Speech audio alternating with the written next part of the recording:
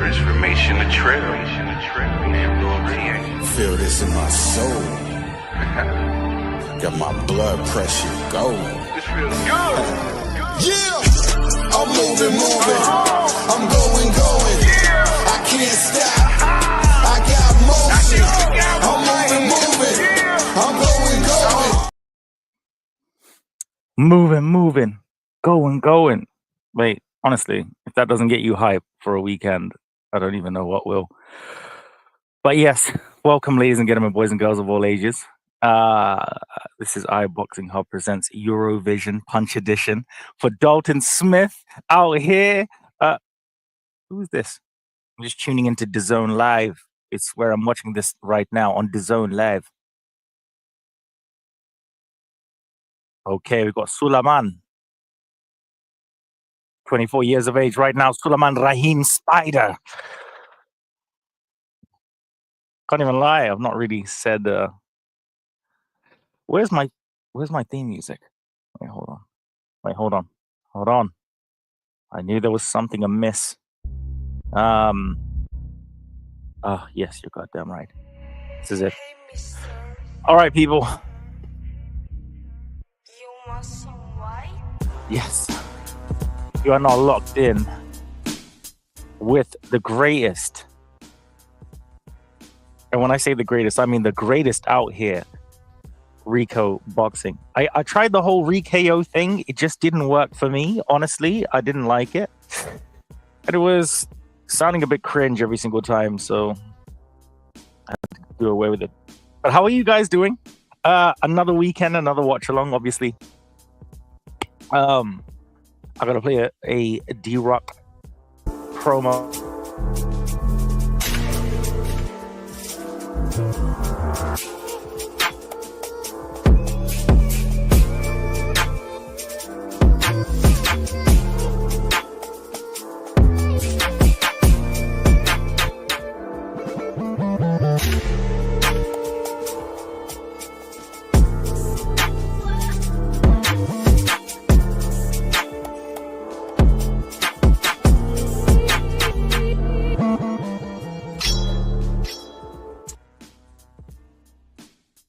Remember, 40% off your total purchase from D-Rock Clothing. Ladies and gentlemen, boys and girls of all ages, we're tuned in right now to Dalton Smith Ouizza. Remember, like, share, subscribe, all that type of good stuff. You know, when I got the England shirt on, excuse me, I can't lie, I've been eating like a lot, so I've had like a lot more indigestion and stuff. Do I look more beefy? Do I look more meaty? Pause. Anyway, Kevin Parker, the referee for this bout right now. I'm not going to lie. I'm a massive fan of Dalton Smith. Everybody knows Dalton Smith is the guy. We've been talking about him for a while right now on the channel. You know, it's Dalton Smith right now. Smith Ouizza. I'm fully expecting Dalton to come through the baptism of fire. Do we want to say baptism of fire for this guy? I don't really know. However, I'm going to shamelessly plug a lot of things. We've got Banter and Boxing Radio every single Monday. We have a complete and full schedule over here on iBoxingHub. I want to shout out the 505 out there right now. They got their own watch party with my guys at Fight and Word, so I just want to big up to them. Much love to the 505. I love you, my lovely. Love you, my lovely. Oh, let's get back to business. This is some serious shit. Fuck it, I'm going to say shit. It's part of my contract. A lot of people are obviously saying that Dalton Smith was running from... not Dalton Smith. Adam Azim has been running from Dalton Smith. A lot of people have been saying that. Not me. Other people have been saying that. We can talk about it if you want. The StreamYard here. Also, guys, 20% off anything over £10 from Odd Body Garments right now. I'm just gonna put that in there. But you lot love my England shirt out here. We represent. I'm just saying. I don't see anybody with a USA shirt on there. So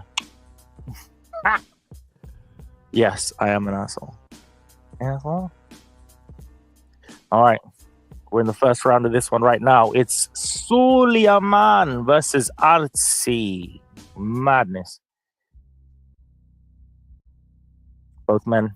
Well, I need to kind of figure out who. Okay, so Suleiman is obviously. So Artsy is it's just a feel around right now, but both men just sort of swinging, not just wildly, but with intent. A couple of jabs there from Suleiman. Nothing really intent. And this is the thing, because every time I've been doing commentary, I've been trying to be like, oh, this punch, it's a bit long in it, really. So, yeah. We got Suleiman.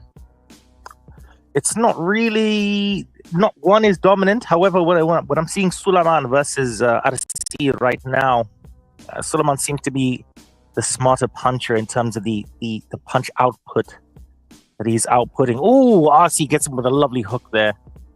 It's good stuff. A couple of jabs, one to the body, one to the face from Suleiman.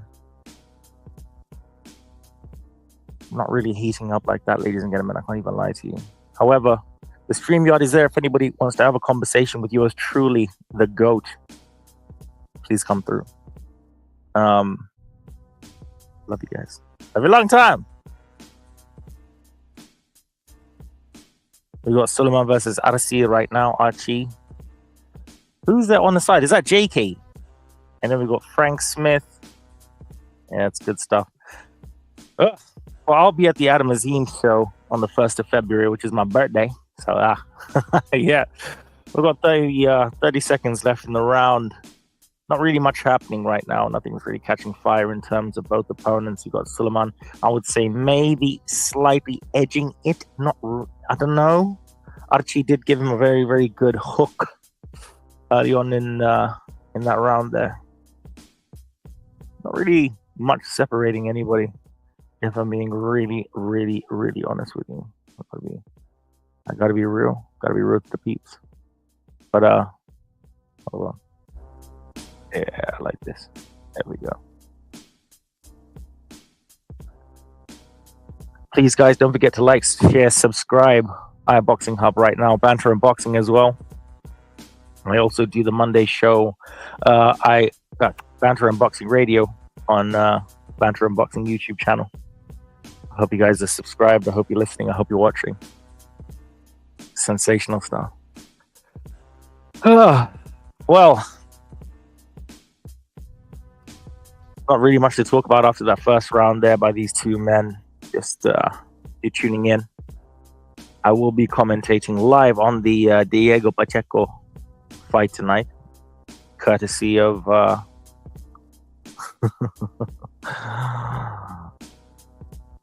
who is Pacheco signed to? I'm like, you know what? People are like, oh, Rico, you're what? Like, you lot tell me, I'm a hardcore casual, man. I don't even know what's happening right now. Well, I can probably tell you. Oh, Artsy actually stepping up the gasolina. Still the smarter counter-punching from Suleiman. Really making the difference there in terms of that charge. He maybe tries to get a little bit... Oh, great hook there by Artsy.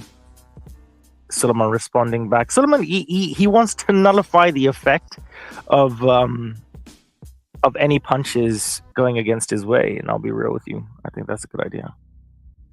Oh, Artsy going for that lower body. He's obviously seeing the height and reach advantage from Suleiman. Suleiman bobbing and weaving, baby. Not too bad, not too good. Ah, damn it. Sorry, private matter. Very good.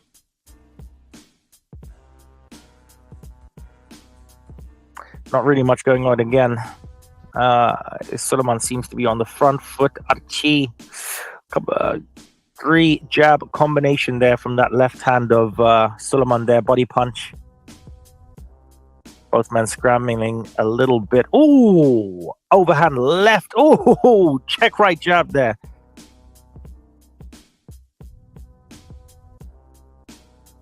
seems to be heating up a bit. Oh, Suleiman's really turning up the heat there, ladies and gentlemen. A couple of body punches with intent.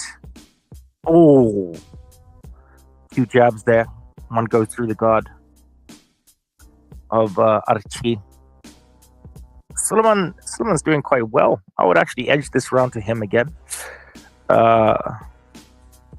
Remember, guys, like, share, subscribe. Hopefully we'll get a couple of people through. Come have a conversation with me if you want to. I don't bite much.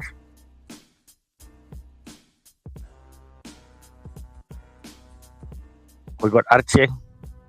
Archie stepping up. Whenever he tries to step up the levels just a little bit, he seems to find himself wanting in terms of the combination punches returned from Suleiman. It's lovely, just direct this jab there from Suleiman. Oh, Archie knows he may be potentially losing this round. 18 seconds left. I still have to give it to Suleiman. I don't know how you guys are scoring it. I don't know if you guys are tuned in, but big up yourselves right now. I love every single one of you. Oh, just hit. Oh, overhand right from Suleiman. And then again, a straight right left jab. The referee calls both men to their corners. It's getting real, I think, as the American compatriots would say. Loving it so far. I'm not gonna lie, you lot, man. I had like a big lunch. And then that's why I'm a little bit slow on the commentary. I'm like, oh God, waiting for this to digest. Massive lunch. Tell me how you guys are. Big up to everybody, man. Thank you guys for tuning in. I'll obviously be calling the Pacheco card, so don't worry.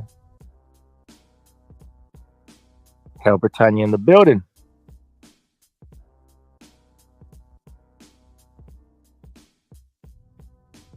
Okay, we got both men running back to the center of the ring.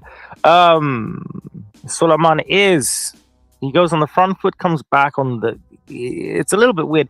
Archie is not utilizing any weaknesses from Suleiman. He leaves himself a little bit exposed when he's got that jab. He should really be capitalizing, but there's not really a lot of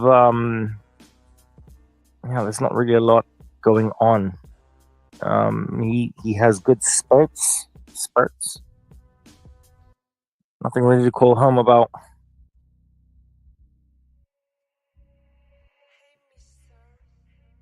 But not a bad fight. Not a bad fight, but a little bit of an average one, I will say. In fact, it actually sucks a little bit. I can't even lie. It's not. This fight's not that great.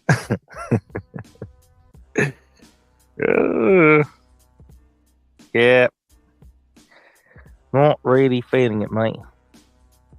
Okay, what have we got over here?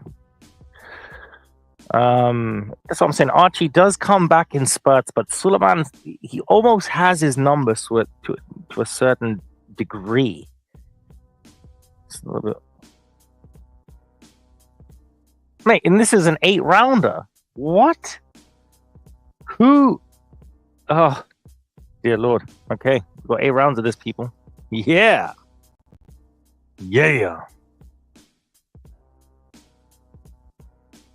I mean, not the greatest, but yeah, whatever. Oh, Suleiman going in there. Oh, Suleiman, a 1-2-3 combination. One does get there. Shaky legs is Archie. Not too sure how to pronounce the name, but I'm pretty close. Archie.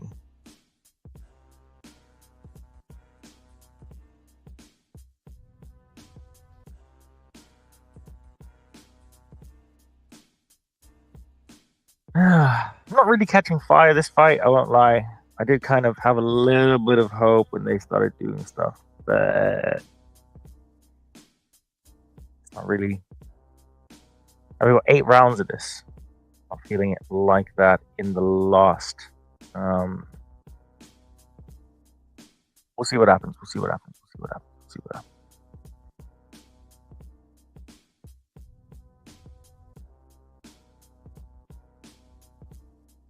Um,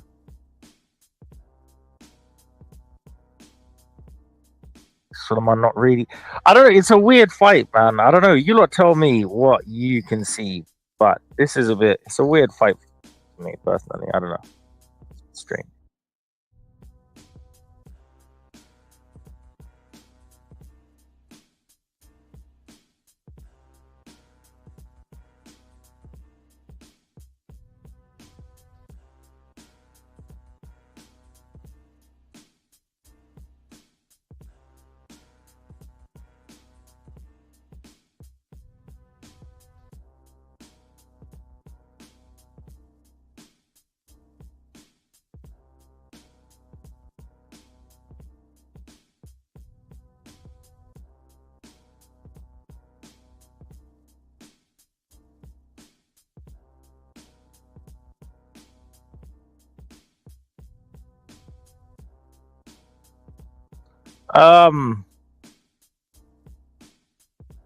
Bear with me, guys. My bad.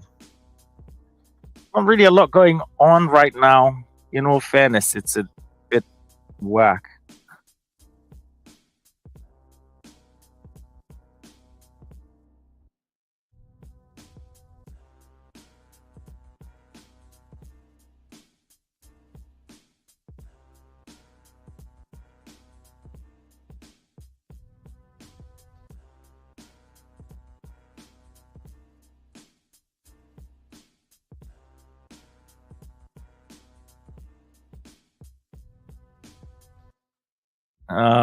Suleiman versus Archie again.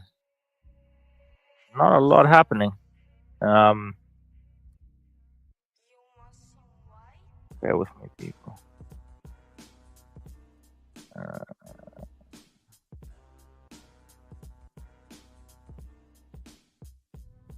Okay, cool. All right, so yeah, let's get this into gear. Archie, Suleiman, I can't believe that we actually have to go through another 4 rounds of this. This is absolutely pathetic, just in terms of the output and you know what I would expect as an actual natural fan. Just not really that great.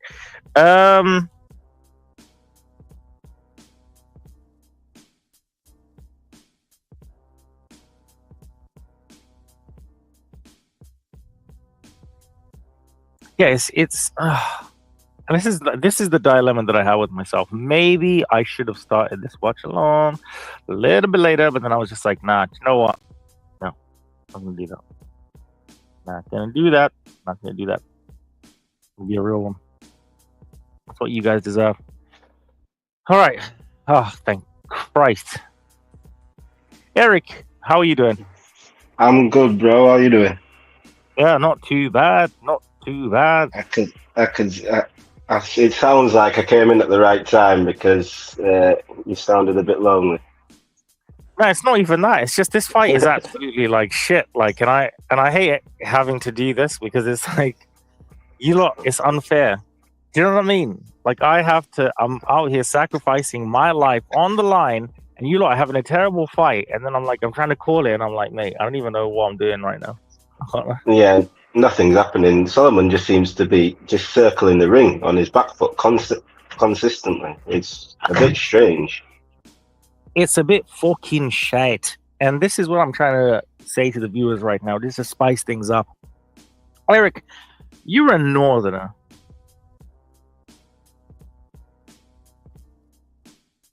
Yes, I am. That's it. There's nothing else I need to say about that. So we're tuning into the fight.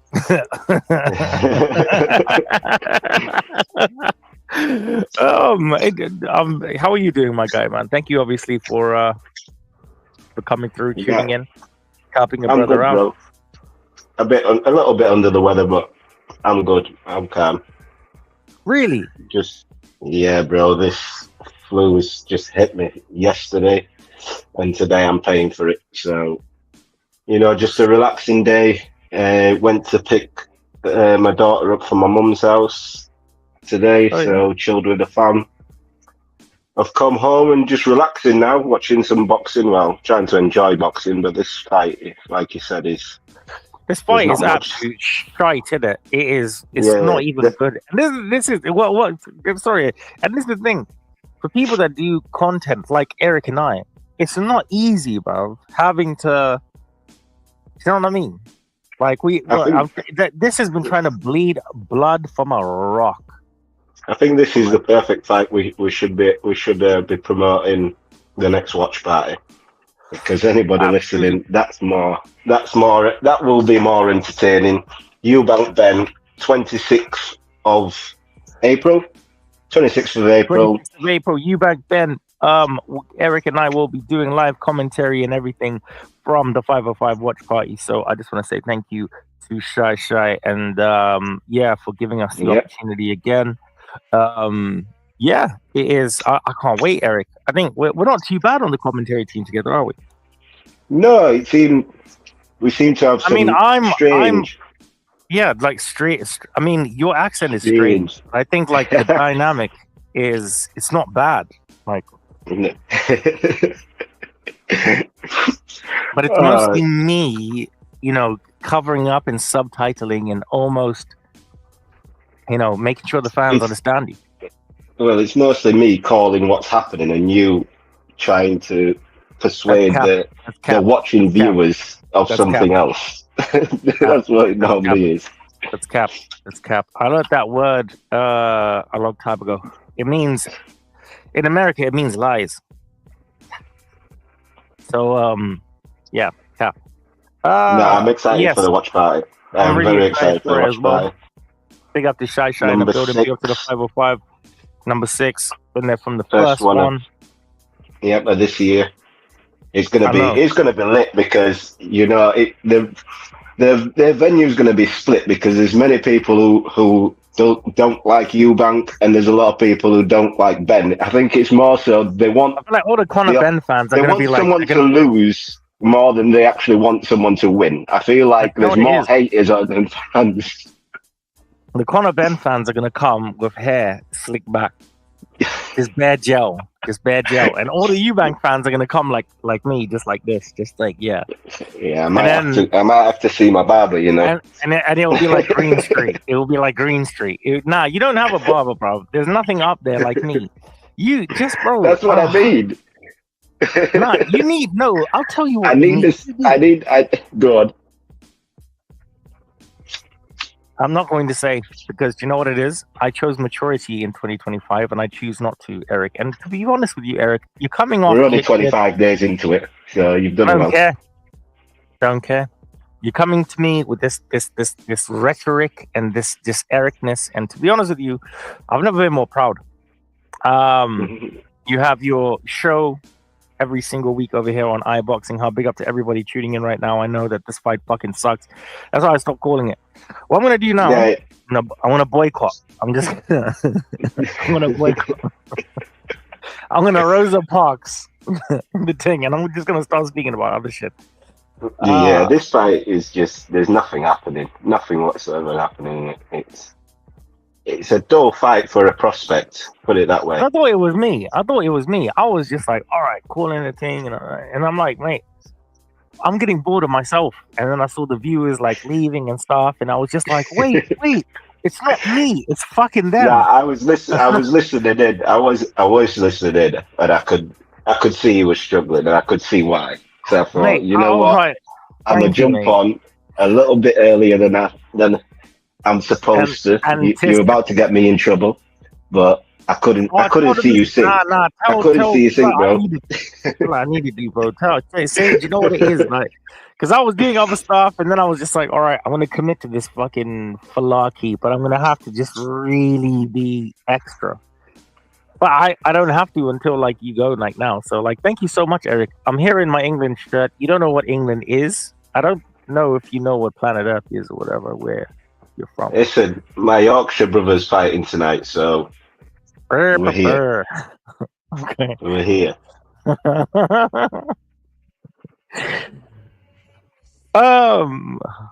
Ladies and gentlemen, boys and girls of all ages, consistently.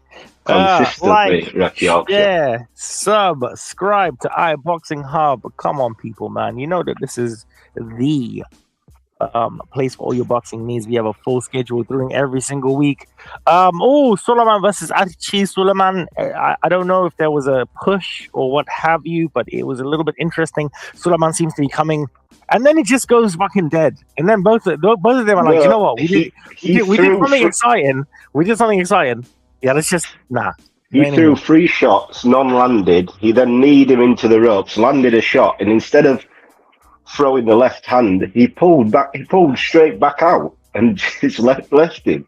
Bro, he needs to wait. He needs to carry on until the referee stops him in that exchange there, because pulling back because the guy's bent over like that and leaving him, especially when nothing's been happening in his fight, nothing exciting's happened. Not many punches have been landed. I mean, it's not. Solomon's not there from Suleiman. Suleiman is not really. He's not really in right now, bro, man. Neither of them are engaging. It seems neither of them are really engaging. Solomon's fainting a lot. That's better. Ladies and gentlemen, that was a nice body shot. Tune in to the Vibesist, the Livesist. You're here with myself, RIKO Boxing. I've decided never to say RIKO Boxing because it sounds cringe and I can't fucking stand it anymore. I can't do it, Eric. I tried and I was like, it's not me in it. It's not. The RIKO Boxing came too late. People was too used to because RIKO, they're like, RIKO, and I'm like, mate, that's just true. Bro, you literally changed one letter out of your name, and you expect people to somehow decipher that. What's wrong with you? Okay, how do you change one letter that sounds the exact same? I need people to understand the real me. Yeah, but bro, you haven't even got like where's the hyphenation in it? Like, what the hyphenation? You know what? Don't make me cuss on this whole rotted right now, because I've had enough of Northerners and their mispronunciations of things. But I've decided, for me personally, I've had enough. This is where I need to go as a human being. This is where I am. My name is RIKO, and this is who I am. And accept me for me. Yeah. Fuck you. Well, it's the best way, bro. It's the best way. No, don't give me that.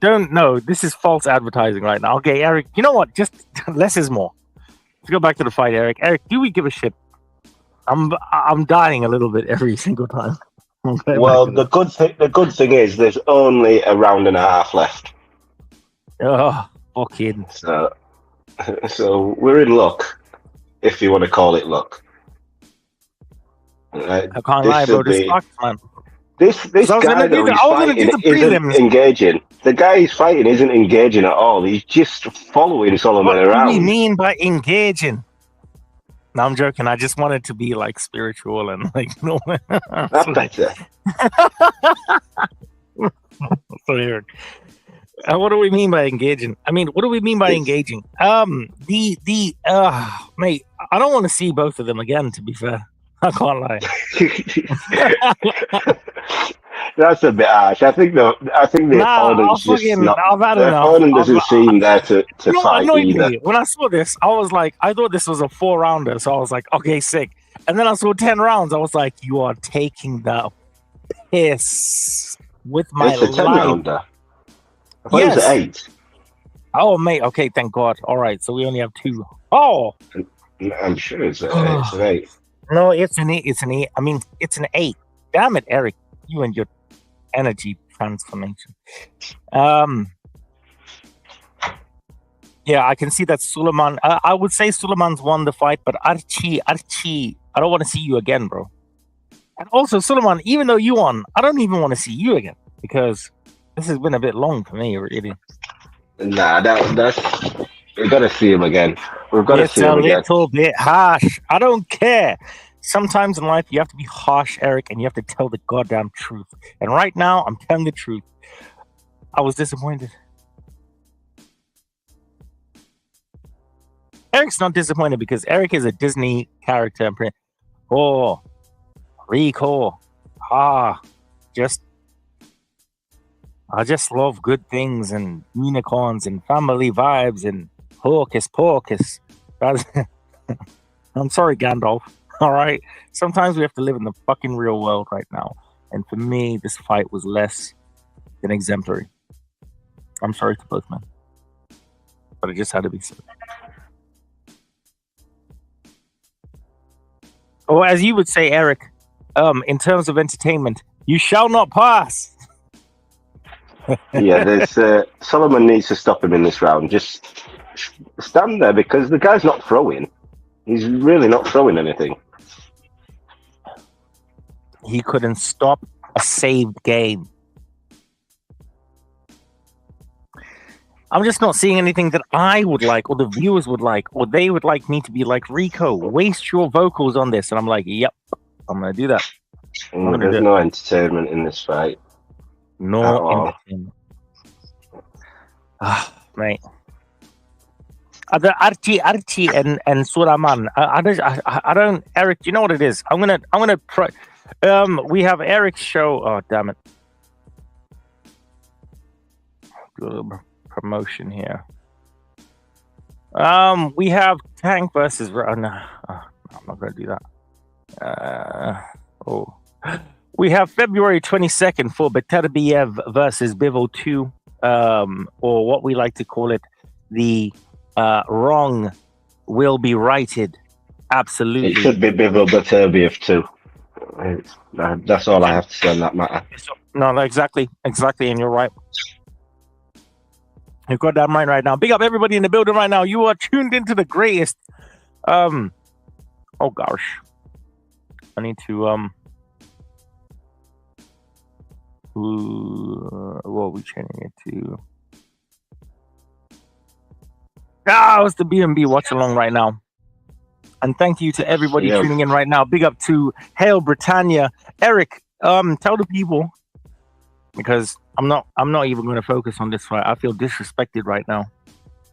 Right? Eric, tell the people about your show every single week. Eric. Damn it, Eric. Yeah, wait, sorry, my son keeps trying to get more food out of the cupboard. Yeah, because he wants to know about your show as well, and it's just like, no, Dad, like you're pissing about a little bit, Dad. Okay, Dad, for fudge cake's sake. Bro, I'm trying to parent at the same time, and it's not working out. Oh mate, yeah. So the show every Thursday, 9 p.m.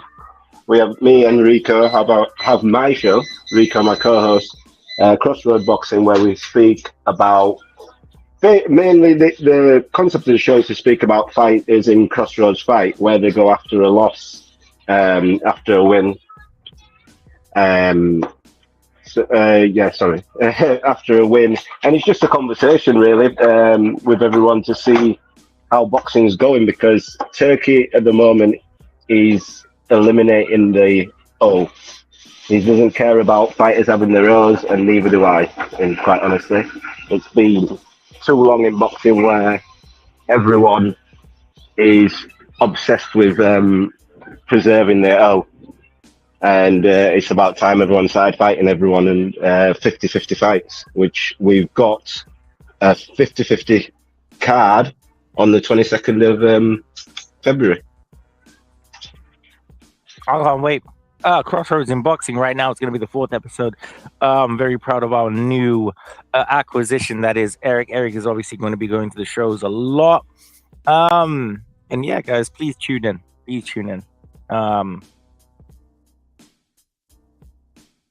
We like Eric, innit? Like I'm almost there for getting subtitles in here, but we're there. We're honestly there. Like the budget is nearly there for that. We've almost got the budget for the subtitles, very right? close, and that's why you're happy to have a guy like me. All right. All right, Eric. You've just been fanning and pissing about this whole live right now. Okay, like what are we saying in terms of this fight with Sulaiman versus Archie? It sucks, but I want to hear what you have to say right now, Eric.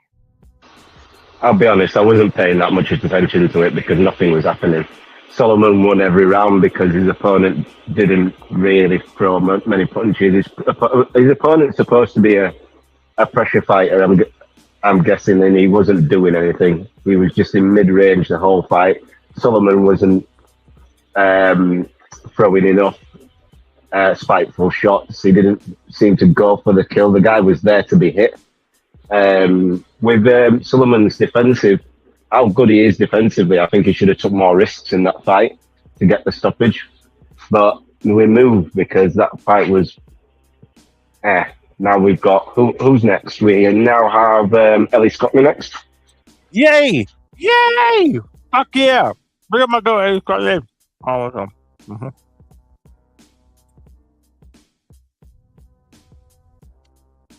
Yeah, Ellie Scotland next, defending a world title. I like and Ellie Scotland. How amazing is Ellie Scotland? Yeah, I like her fighting style. I really like her fighting style. It's spiteful. She's action packed. This fight, we will have action in this fight. You reckon? I hope so, man. I hope Ellie's not gonna just fuck around, bro. I hope we have to get real blood business. As you know, I'm 5% Jamaican, so I like a little bit of I have some bloodlust. That's what I have. So I'm Eric, what do you think that we're gonna get in this next fight, Eric? I haven't seen her opponent, so I can only go off what I've seen from Ellie, which is only half the story. But I could tell you more after the first round, possibly, because I expect Ellie to win. Because I haven't heard any, I don't know anything about Eric. I'd like you to tell me more now, Eric. In fact, Eric, you're fucking annoying me a little bit. Because I don't know anything about this opponent, I expect Ellie to fight her style, very mid-range. You expect Ellie to absolutely punch her up. Well, that's what you expect Ellie to do. I don't know with Ellie I don't know. It's a world title fight. It's a unification fight. It is a unification. Is it unification? I don't know. I'm not too. I'm not sure if it's a unification fight. I don't know if it's unification. I saw this girl had a belt as well. Ellie had a belt and she had a belt. I don't know. You know, there's too many belts in boxing anyway, so you never know. If it's a world championship fight in unifying, then I'm intrigued. If not, I think Ellie probably stops probably round 6 or 7. I don't know, Eric. I feel like you're being very disingenuous. You're not really telling the fans anything right now. In fact, I can't tell the fans anything I don't know. I don't know this opponent. I mean, maybe try and know something, Eric. Because right now you don't know. Oh, okay. All right, we got Dalton Smith rolling into the building right now. You wouldn't know that, Eric, because you know. Really looking forward to this European defense of his European EBU and WBC silver super lightweight titles. Obviously, after mashing up fucking Vargas, he's going to beat a Frenchman into the pulp. Oh my God. Dalton Smith continues to do the Lord's work. Eric, any comment from you? And please, can it be, do you know what I mean? Yeah, he's from Yorkshire. What do you expect for him? Oh my God. Okay, so you have to make the whole thing about you. You have to make the whole thing. Yes, I do. The same way. The reason why you're wearing that England top you're wearing. Right. This is what I'm doing. I'm supporting my own, innit? You're not supporting anything, and to be honest with you, it's very disingenuous what you're doing. Eric, I think you should just chill the fuck out, Eric, if I'm being really... yeah. All right. Well, while Eric tries to find himself, ladies and gentlemen, obviously, we have our next fight, Eric, coming up. It is... I have no idea. However, it is going to be... Ellie Scotney next. It's Ellie Scotney versus a stud. Okay. And now, obviously, stud... Okay, all right, that's cool. So, right now I'm going to show the people who I will be supporting Eric. Not that you care about Britain or anything, Eric. Eric, to be honest with you, Eric. All right. We're just gonna. All right, we're just there. I'm saying who I'm supporting right now. Eric, who are you supporting? This is a unification fight. I am supporting Ellie Scottney, but it is You're not. It's for the IBO and WBO. Okay. So and you're it's just whoa. So you're just gonna sit there and act like you're actually really supporting Britannia, because like a lot of the time I've heard, it's not about where he's from, RIKO. It's about where, like, he's at. It's like a fucking Step Up movie. Eric, are you? Sorry. Carry on. I'm supporting Ellie Scottney in this fight because I know Ellie Scottney.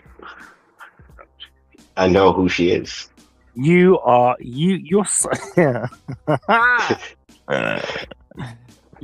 some guy. Okay. What do you mean? All right. Can you see this picture right now in the middle, right here? Okay, because we're calling the Ellie Scottney fight right now. Can you see this picture right here in the middle of the thing? I'm sure your diverse internet is able to pick up the excellence right now of this picture with me, Ellie Scottney, after that last fight, and yours truly. I'm guessing you're supporting Ellie Scottney in this fight. Yes, I'm supporting Ellie Scottney in this fight. Are you supporting? Yeah, I'm supporting Ellie.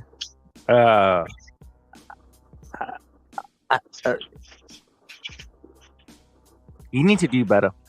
Shout out to everybody in the building, man. This is iBoxingHub presents EUROVISION Punch Edition.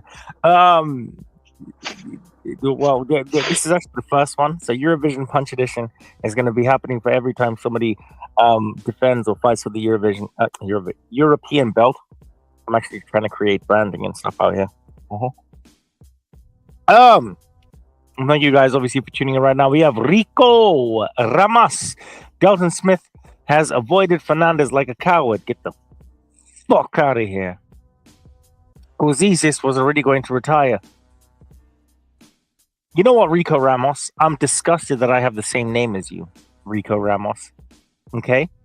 And to be honest with you, RIKO Ramos, I don't like you. I don't like what you stand for. I don't even like anything about you, RIKO Ramos. So, whatever.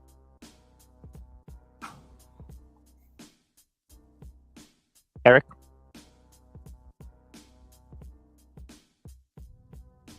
Eric?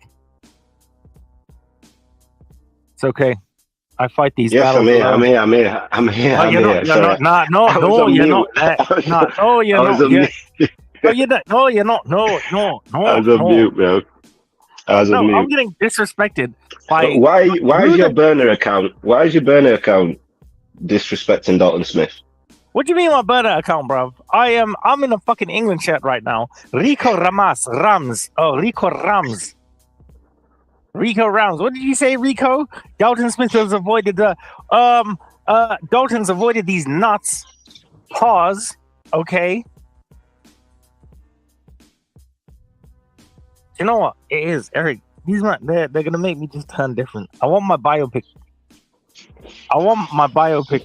Crash out on him. Crash out on him. I'm not gonna do that. I'm not gonna do that because I love the fans. I love the fans. But RIKO Ramos, fuck you. Yeah? Fuck you, RIKO Ramos. And I hope Dalton sends him to the fucking gulag. And not only do I hope Dalton sends him to the gulag, I hope it's the deepest, darkest, the ninth gate. And there's going to be no Cinco de Mayo or Quinceañera to get him out of there. Kiss my ass, RIKO Ramos. Yeah, Dalton's going to put him in the gulags. But punch him up. Just for RIKO Ramos' comment. Dalton's gonna do that. I don't even like RIKO. I hate to hate myself, but certain times when you man are coming against me like this, get out of here, bro. And this is the hard part about fame. You have to hate yourself sometimes. It's okay. Ellie Scottney's coming out now. Ring walk. Wait. Are you watching it on DAZN? I am watching it on DAZN, yes. No, but you're not watching it on DAZN because I'm not saying that's it. What do you mean? Is Ellie not coming out on yours? Yeah, nah, she's coming out on mine. Yeah, she is. Yeah, bro. Don't even watch that. Alice Goodman. Do. Alice Goodman. Do. What did RIKO Ramos say? I hate that he uses my name, bro. Don't use my name, dog. On Jehovah and everything. Look at Ellie. I think she has a partner there ringside. Big up to Ellie. Big up to the partner. Big up to CBS in her corner. She's got Chris Bilal Smith.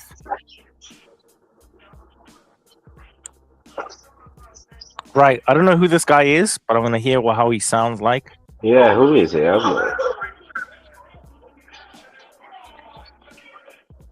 His dress sense is immaculate. He looks like a Peaky Blinder dipped in Barbie. You took the first, bro. That's exactly what I was about to say. He looks like a Peaky Blinder. Okay.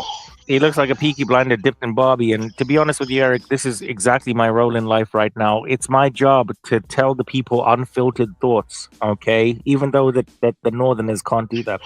It's fine. Is that your attire? Is that going to be your attire for the next watch party?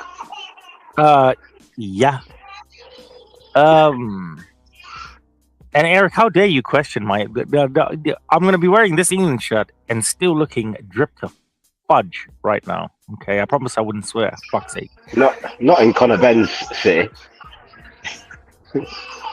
Eric, I don't know what you're trying to allude to, Eric, but back up. Okay, just back up. Not ready for your shit tonight. Who are you spotting? Ben versus Eubank. I am what you call I'm just gonna have a good time. Nah. What do you mean? Bro, Ben or Eubank?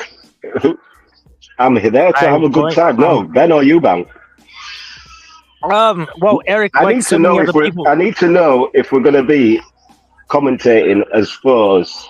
No. Eubank, no. I will be a foe to you every single time, Eric. Okay, it doesn't matter how I do it. Even if we're supporting the same guy, I'm gonna be like, Eric, you're not saying the right type of shit at the right time. For me, Eric, and people like me, you're gonna have to find out. Okay, but what I can say is that I've ate a couple of eggs today, and I feel great. All right, first round. Okay, first round, Scotney Eric. versus All right. Motu. Concentrate on this. Big up to everybody in the building right now. Like, share, subscribe. Big up to RIKO Rams. I'm only joking. Ellie Scottney seems to be just stalking her victim right now. Just the cabarones of Matu. Is Matu from Brazil? She seems Brazilian. I see the green there for Brazil. Eric, as my co-host, can you do some fucking research? I'm sure she Australian or something like that. Okay, that's I'm sure weird. so, like the Australian flag. I literally South Africa flag, something like that. I don't know. Okay, all right. Eric and I are not on the same page as we usually aren't.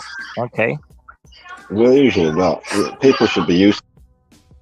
Yeah, Eric, you should. You really. All right, we'll talk after. But you need to respect my gangster.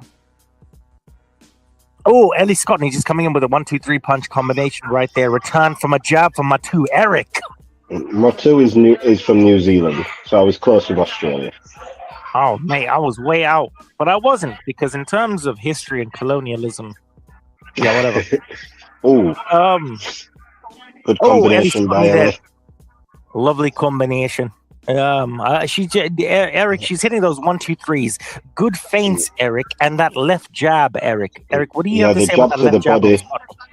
The jab of Ellie's really sharp. The jab downstairs as well is really good from her. I'd like to see her stay at mid-range and keep popping that jab out and go to the body. Now she's as our Americans would say, she's popping that thing. Again, another 1-2-3 punch combination. Ellie's cut. She's cut. She's cut over the left side. I think it's a head clash. I think it's from the head clash. Because I haven't seen Motu land anything. I've not seen her land anything of significance. I think it was the clinch, Eric, within the last exchange there. Ellie's going to need some good corner work, Eric.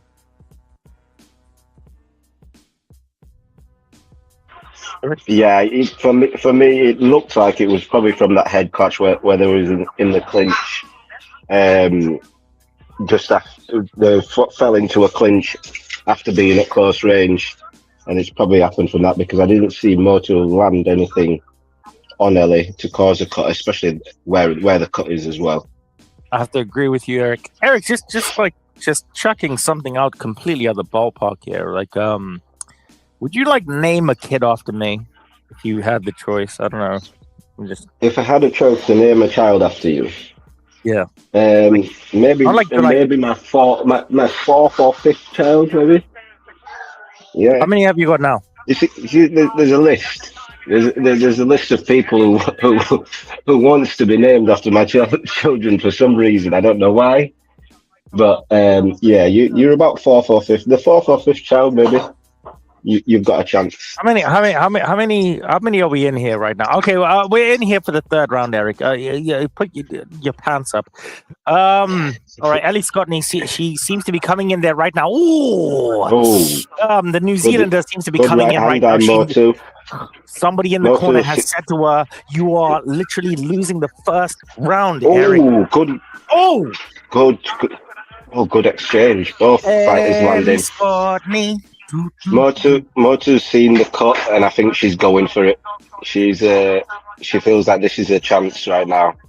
No, 1,000,000%. And obviously, I just to remind you, you're not off the hook for this child naming conversation. With Ellie Scottney and Matu right now, this is what real boxing is. Actually, this is actually some real, dare I say, some real shit. Ellie Scottney. Motu's throwing everything with power, but she doesn't look very athletic. You know what I mean? Her movement's very rigid. She looks really robotic in her movement. How old is the New Zealander? She looks about 37.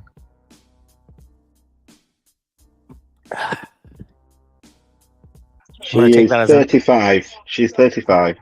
Okay, well, I was very close because I'm very clever. Now, in terms of the just the young youth and agility and ability of Ellie Scottney, there's just no hell Britannia right now, Eric. Eric, do you support the great nation of England? I reside in the great nation of England, so yes. That sounded horrible, and we'll work on it, Eric, throughout our future broadcast. Thank you, guys. Please like, share, subscribe. Eric, what's going on right now? For me, Ellie is doing the right thing. She's got back to her boxing. Stopped standing and trading with Motu because that's the only chance she has. Because her movement, she's very rigid in her movement. Ellie's more fluent.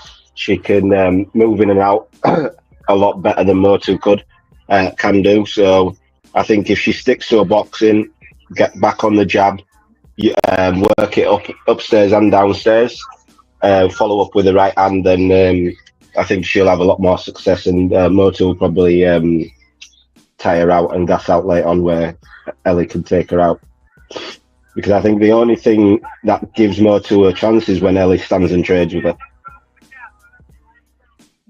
Here on the replay, when Ellie's standing and trading, they're both landing shots. Yeah, Ellie needs to stop trading with her. She needs to get back to her boxing and get her frustrated, and then she can start landing the power shots.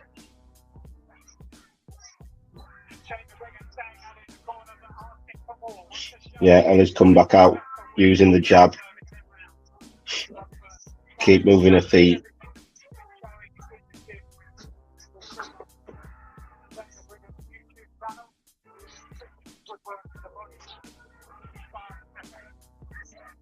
Ooh. Both fighters trading. I don't think anything landed. Then Ellie with a couple of jabs. Oh, lovely Oh. chin check there from Ellie. Lovely hook. Ellie is getting her with the hooks. Yeah. Ellie just landed a straight. Good jab by Ellie. Yeah, she needs to stop standing and trading with her, because every time she stands and trades with Moto's getting the better of the exchange. She seems to be the harder puncher as well.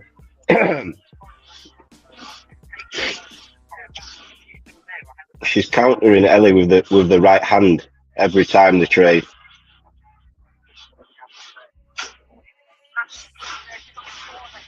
They're both landing in that sequence, but Moto's shot seems to be the heavier shots.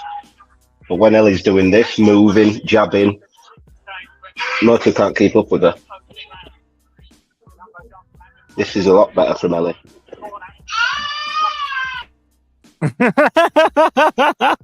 Yeah, he agrees with me. Yeah. Oh wait, love it. Big up to my nephew, man. Shout out to you, little doggy. Well, Ellie Scotney seems to have improved a lot. She's got this dog in her, Eric. Also, you know, when she's facing into, I mean, the transition of the old guard to the new guard, Eric, in terms of women's boxing. Well, what do you think about it? Yeah, the boxers coming up and coming through. You can see they've been in. The Clarissa Shields. Like, nobody's better than Clarissa Shields. Are we going to have this debate now? We can, but nobody's better than the Guo. Yeah, Guo. He's also given me permission to say yeah, Guo on the thing. If it is what you like, because for Clarissa, no, it's not what I like. It's facts. It's fact. Can you just admit it? Damn it. Clarissa's a great fighter, but no, say yeah, Guo. Say yeah, Guo right now. Hell no. Katie Taylor's done better. I believe Katie Taylor is. Yeah, Guo. But hey, I think Savannah Marshall is apart from Miss GB and maybe Amanda Serrano. I think Savannah Marshall's probably the best, probably better than anybody that Katie has on that record. Hashtag apart from Amanda Serrano. Amanda Serrano and Miss GB Tasha Jonas. But that's like two better opponents than Marshall. Like, no. Whoa. Ellie's got rocked. Ellie got rocked. No, Ellie's not rocked. She's not rocked. She got rocked. No, she's not rocked. She needs to stop standing and trading. Okay, can you maybe stop standing and trading? There we go again. She can't miss with it. She's countering Ellie with the right hand every time. Okay, every time Ellie's getting counted. She's coming in with decent hooks, okay, but they're not there. They're Ellie Scotney. Again the clinch. She needs to stop trading. Smart from Ellie Scotney. She needs to stop trading with her. If she stops trading with her, she won't have to clinch. Are you mad? She's literally in. Oh, great right hand by Scotney. Great right hand. Lovely. Oh, lovely again from Scotney. And then the body punches, obviously now Matu thinks that this is ancient Sumeria. This is not ancient Sumeria, this is England. Just sensational right now from Scotney. We're getting a couple of 1-2-3 punch combinations, and also ducking underneath an overheight right hand. Eric, are you going to call this fight the way it should be, or are you just going to hiss about? Is that what you're doing? Are we just calling everything what Ellie's doing right, or are we calling everything? Which one do you want to do? It sounds like you're just pissing about, to be fair. So I'm gonna. Luckily, Ellie needs to stop trading. Ellie needs to stop trading with her. No, lovely overhand right chin check by Ellie Scotney, ending the round. Ellie needs to stop trading with her, because the shots what Moto are landing, they're heavy shots, and they are paying a toll on her. Why didn't you call that? Call what?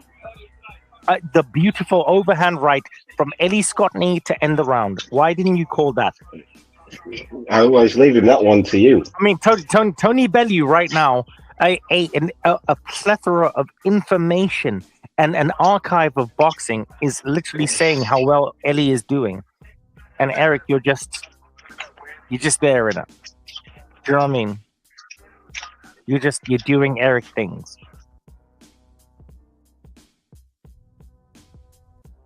You have some nerve. Nah, it's a good fight, but I think Ellie's fighting. Ellie's fighting Motu's fight. I think Ellie's won. Yeah, sure. The first 2 rounds. I think that third round. What round we're on now? Round 3. Is it round 3? Yes, it is. It's round 5. Okay, and my God, can you point towards the satellite? You damn it, Eric. Ellie Scottney, obviously, right now in terms of the clinch, just trying to say, I wish a bitch would. Ellie Scottney coming in there with that 1-2-3 punch combination again, just measuring the distance. Oh, 2-punch combination and ducking underneath, straight right left combination. Okay, this is better from Ellie. Keep moving her feet. When Ellie does this, she keeps moving her feet, throws but I don't a hear 1-2-3 combination, and then moves again. Yeah, I don't know if it's a Northern she's winning the fight. She's winning the fight when she does that. It's when she stands and trades, and those big shots, they're telling shots. Everyone can see the shots landing, and they are causing an effect on Ellie when she stands in there with her. Here we go again. She's standing in the pocket with her. And she's allowing her. She's giving this girl a chance to land those shots. Ellie needs to land the shots and move her feet. Keep her turning because she's slow. Her feet are so slow that Ellie can keep her turning. Lovely uppercut by yes, good left hand. Lovely hook. Oh, lovely body punch there, Eric. Eric, you're great body and good right hand by Ellie. That's better. And again, same right hand. You don't know about the right hand. Yeah, Eric, you seem to be very slow in terms of the goodness of Ellie's work right now. Okay, even me, in terms of Matu, okay? Ellie, I'm looking at Matu and I'm like, yes. Okay, what's that Matu? Oh, get her off you, Ellie. Get her off you. Turner, Ellie, that's it. Turner. There you go. Yeah. 3 hooks. There you go. Come on, move. Ellie, look at her. 3 shots and move. Ellie, look at her and say, I'm going to knock you out. Ellie, look at her and say, I will take your blood. Ellie can do it, if Ellie consistently does this, lands her shots and moves her feet, she wins this fight because she walks this girl onto shots because this girl's feet is slow.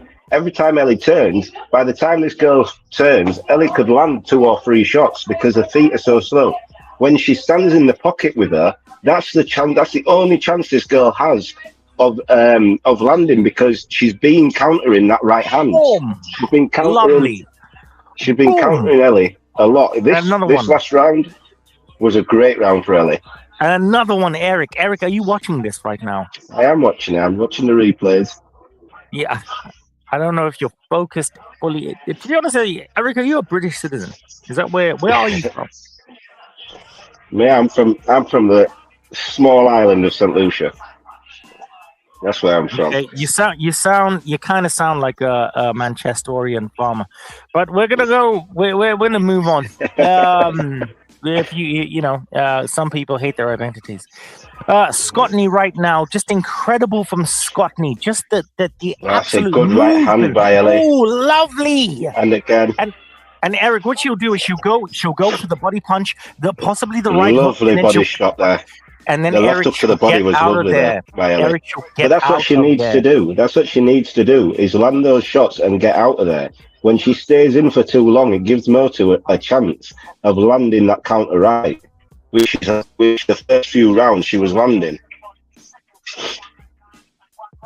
That's better distance from Ellie, a lot better. Ellie's landing the right hand at will now, and to the body. She's got this girl following her now, which is exactly what she wants. Keep pivoting and make this girl follow you because her feet are too slow. Almost like a virgin at a prom night. I'm gonna leave that comment.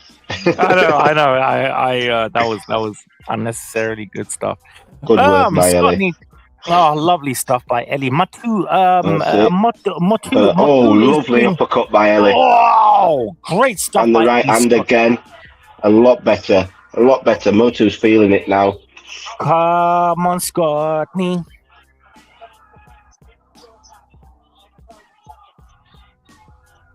Come on, Scotney. Scotney needs to keep going to the body when she's in the clinch like that. When she's in the clinch, keep going to that body. Oh, lovely shots. Better. She needs to stay in that flow. Those last 2 rounds for Scotney was perfect. She boxed very well in those 2 rounds.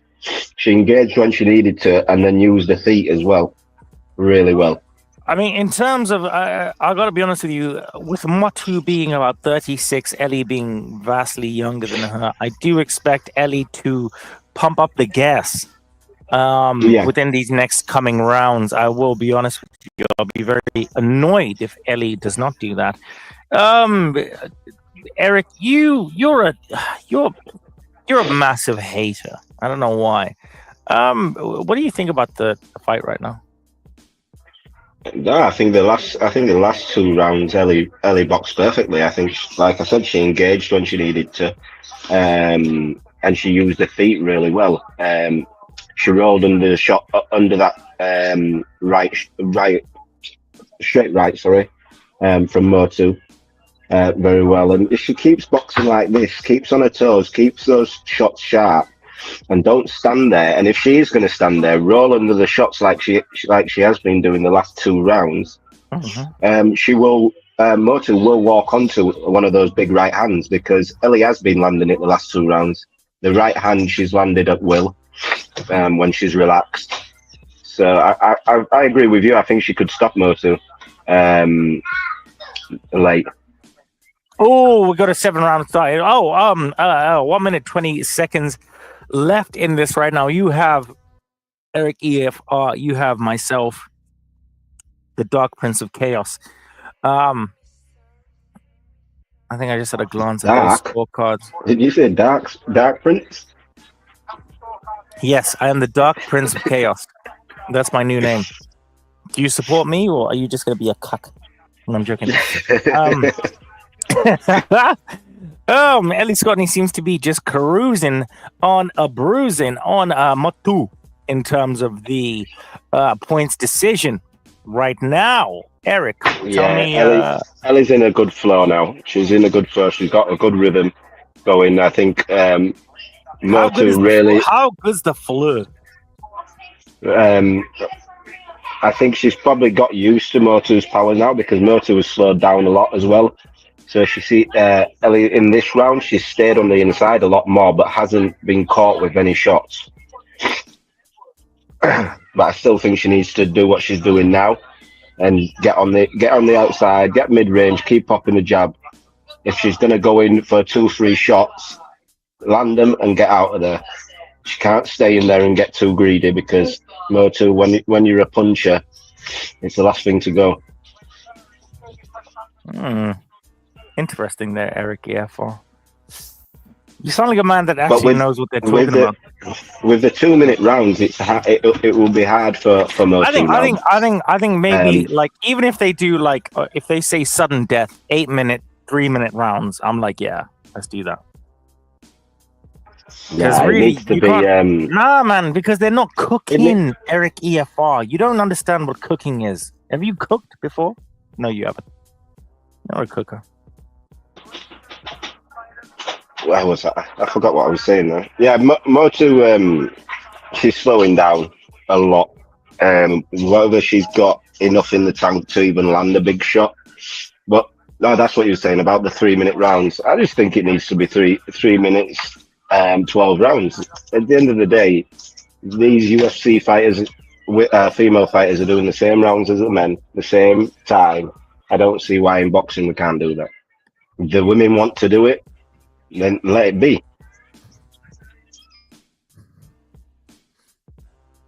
Yeah, same. Fuck it. I can't lie.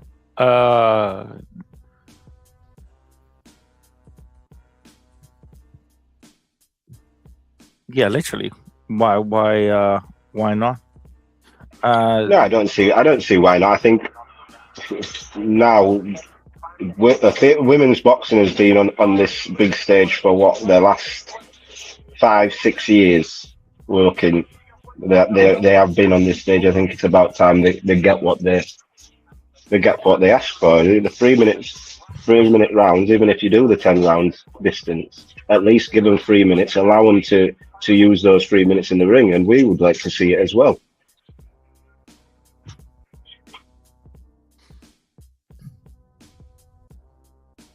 Exactly, Eric. Eric, what is the... Can I ask you a question?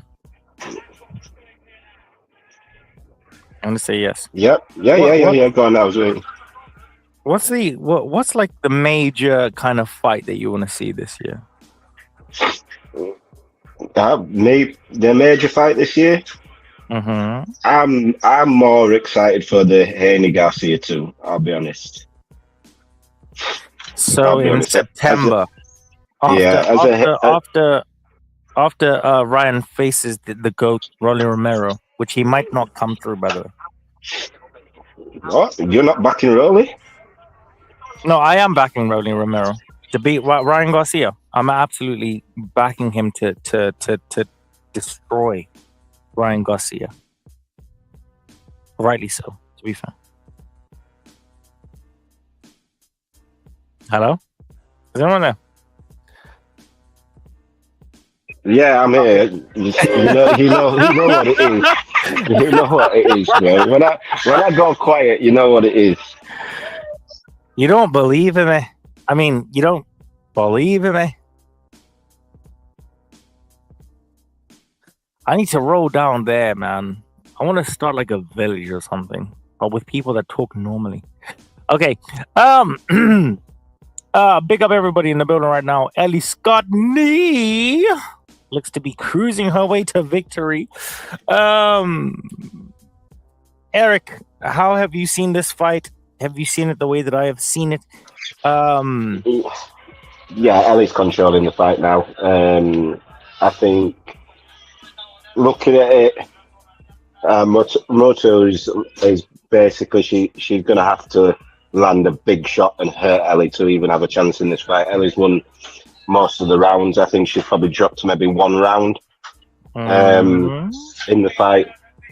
But she's boxing well, Ellie. But I still don't like when she stands and trades with this girl. I prefer when she lets her shots off and moves her feet like she is now. Keep moving her feet, let this girl follow her and walk her onto the shots rather than just trying to pierce through them. Walk her onto them. Oh, we've got a nice round right now. Lovely body shot there by Ellie Scottney. Oh, Matu. Get out of there. Get out of there. Ellie, why are you doing this? Why are you trading with her? This is what I mean. She needs to get out of there. She needs to stop trading with her when she gets on that inside. No, but Ellie's saying F this and a bag of chips. She's saying nah. Ref. Get out. Referee, an absolute fucking vermin. Oh, Ellie slightly on. Did I see it on Buckley? Nah, she didn't get hit there. I think it was just her footing just slipped a little bit.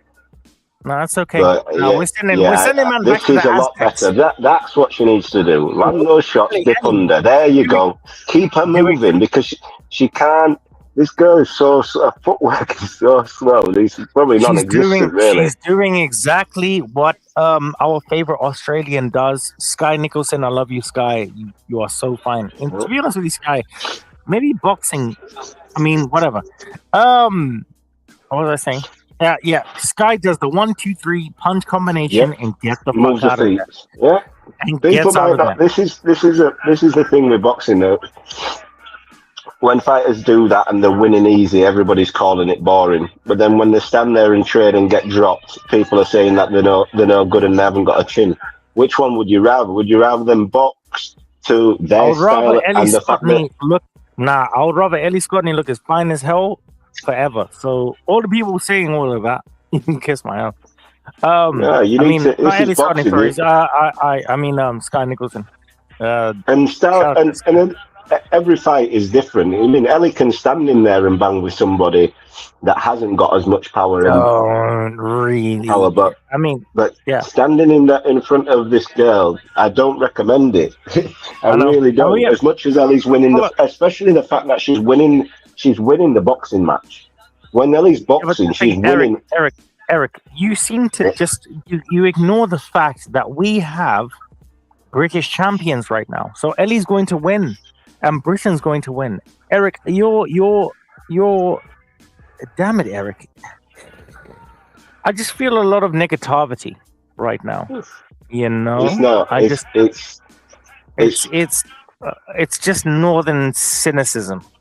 Have you ever heard that phrase? This is the last round. Ellie, just stay on your skates. Get out of there and stay on your skates. I love and walk Ellie. this girl onto shots. Do.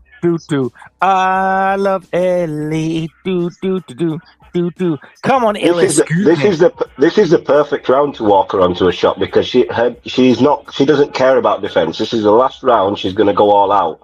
Ellie could walk her onto the shots. Ellie. 1, 2, 3 punch. There we go. And move. You can land. There you go and move. Just land the right hand and move. She's going to walk onto it. She's going to walk onto it. Hook. Okay, Ellie gets mocked up too easily. Damn it, Ellie. Yeah. Ellie. No, great uppercut. Get out of there now. Get out of there. Turn her. There you go. She likes to fight too much, Ellie, sometimes. It's exciting, but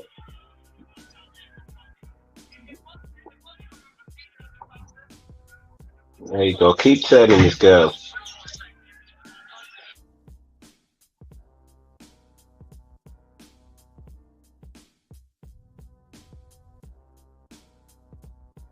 Ellie Scotney. Dun.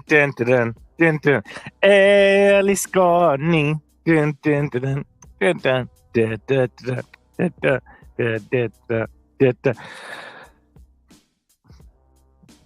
Eric, you don't seem to me like you're very poised in terms of our unification champion that's going to happen right now.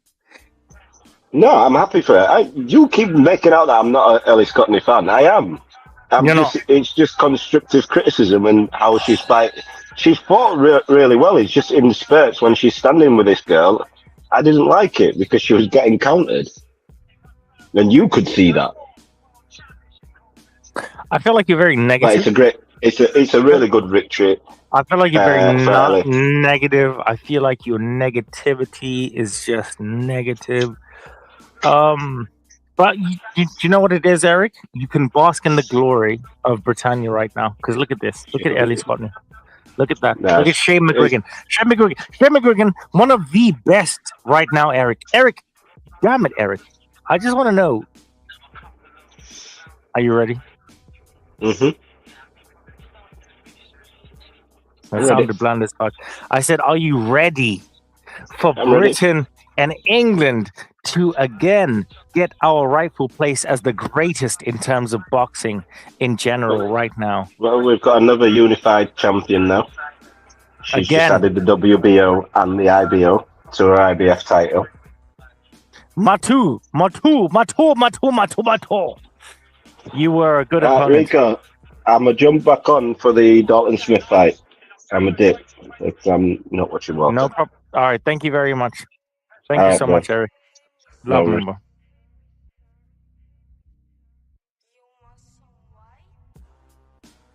Shout out to everybody in the building. Big up all my people right now. Eric said that he's going to be back for the main event, ladies and gentlemen. Can't wait. We have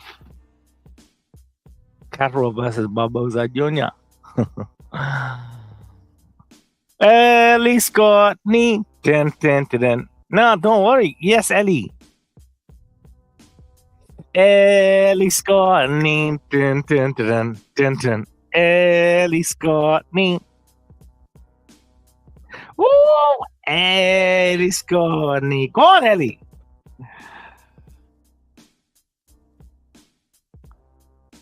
Ellie Scottney. Dun, dun, dun, dun.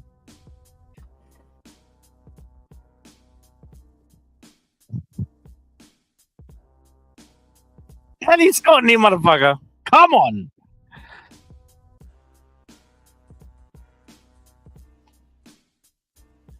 Yes. Of your judges. Ellie Scottney.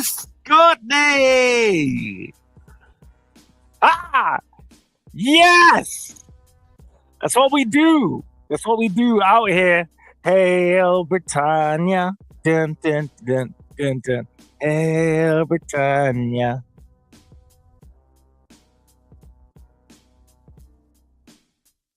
Shout out to Ellie Scottney, man. They punched each other up. It was a lovely thing. Ah! Good stuff. Let's hear Tony Belly.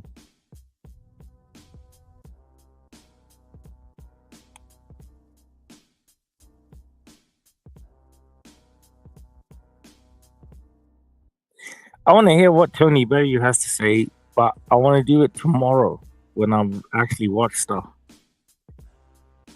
Oh, ladies and gentlemen, boys and girls of all ages, mad ting off of one right now. Let's see how we're doing on those pages.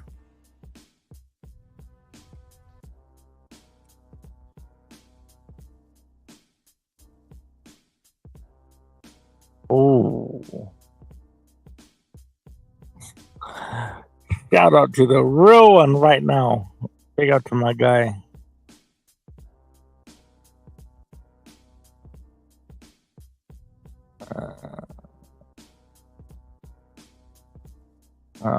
This is a bit of a tough one. 1 second.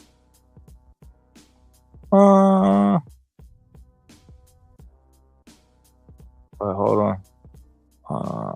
Can I do this? This is jerk.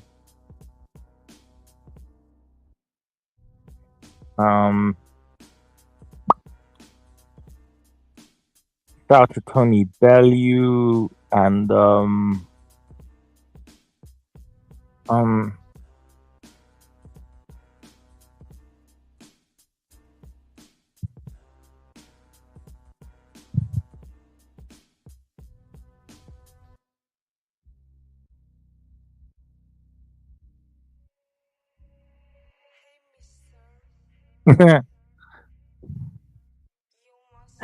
nah, mash her up still.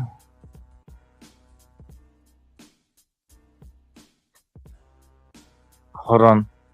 Yeah, I'm tuning into like another show, so I want to see like how they will say like when I'm like saying anything.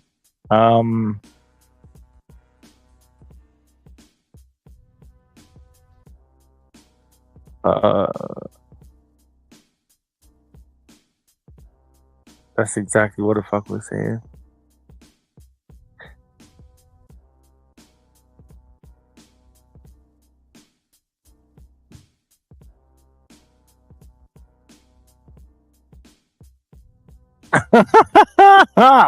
It sure is.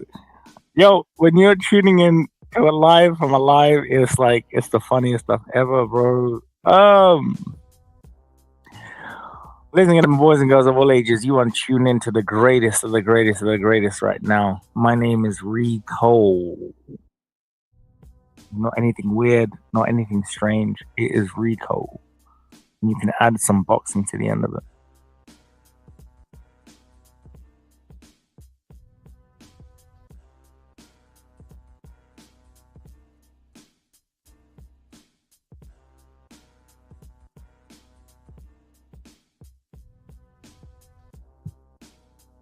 Shout out to my sister Soul, to this rotted out here. You man don't even understand. Big up to Ellie Scottney in the building right now. Go on, Ellie. Yes. Ellie, say, talk your shit, baby girl. Talk your shit. Tell them straight out. Say, yo, I'm about to get this belt. I'm going to get another belt. It's exactly what the fuck I'm talking about. No one can talk to me.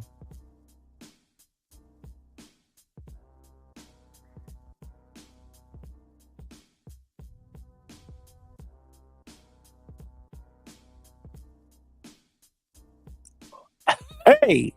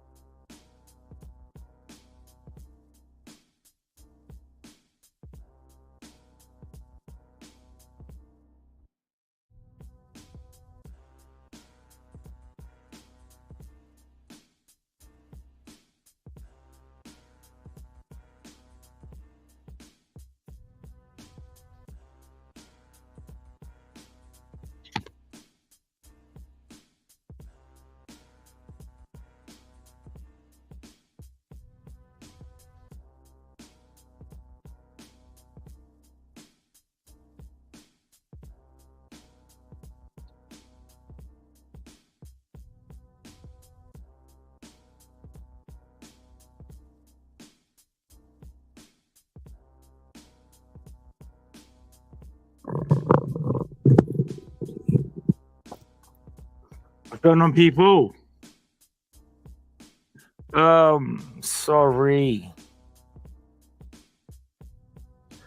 Bro, this is early. This is well early. Wait, hold on. Yeah, what's going on here?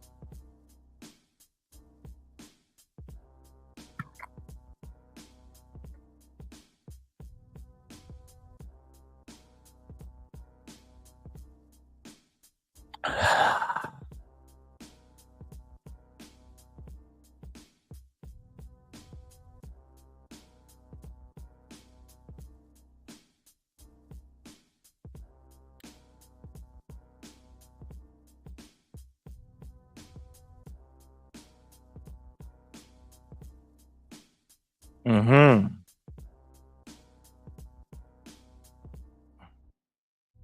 Shout out to Walker. I got Walker winning on points, people. Big up to everybody in the building right now. This is the greatest. And when I say the greatest, I mean like the best. You don't want to hear anybody else's commentary except for mine. They all fucking suck. So yeah. That's exactly what we're gonna be doing out here in this thing.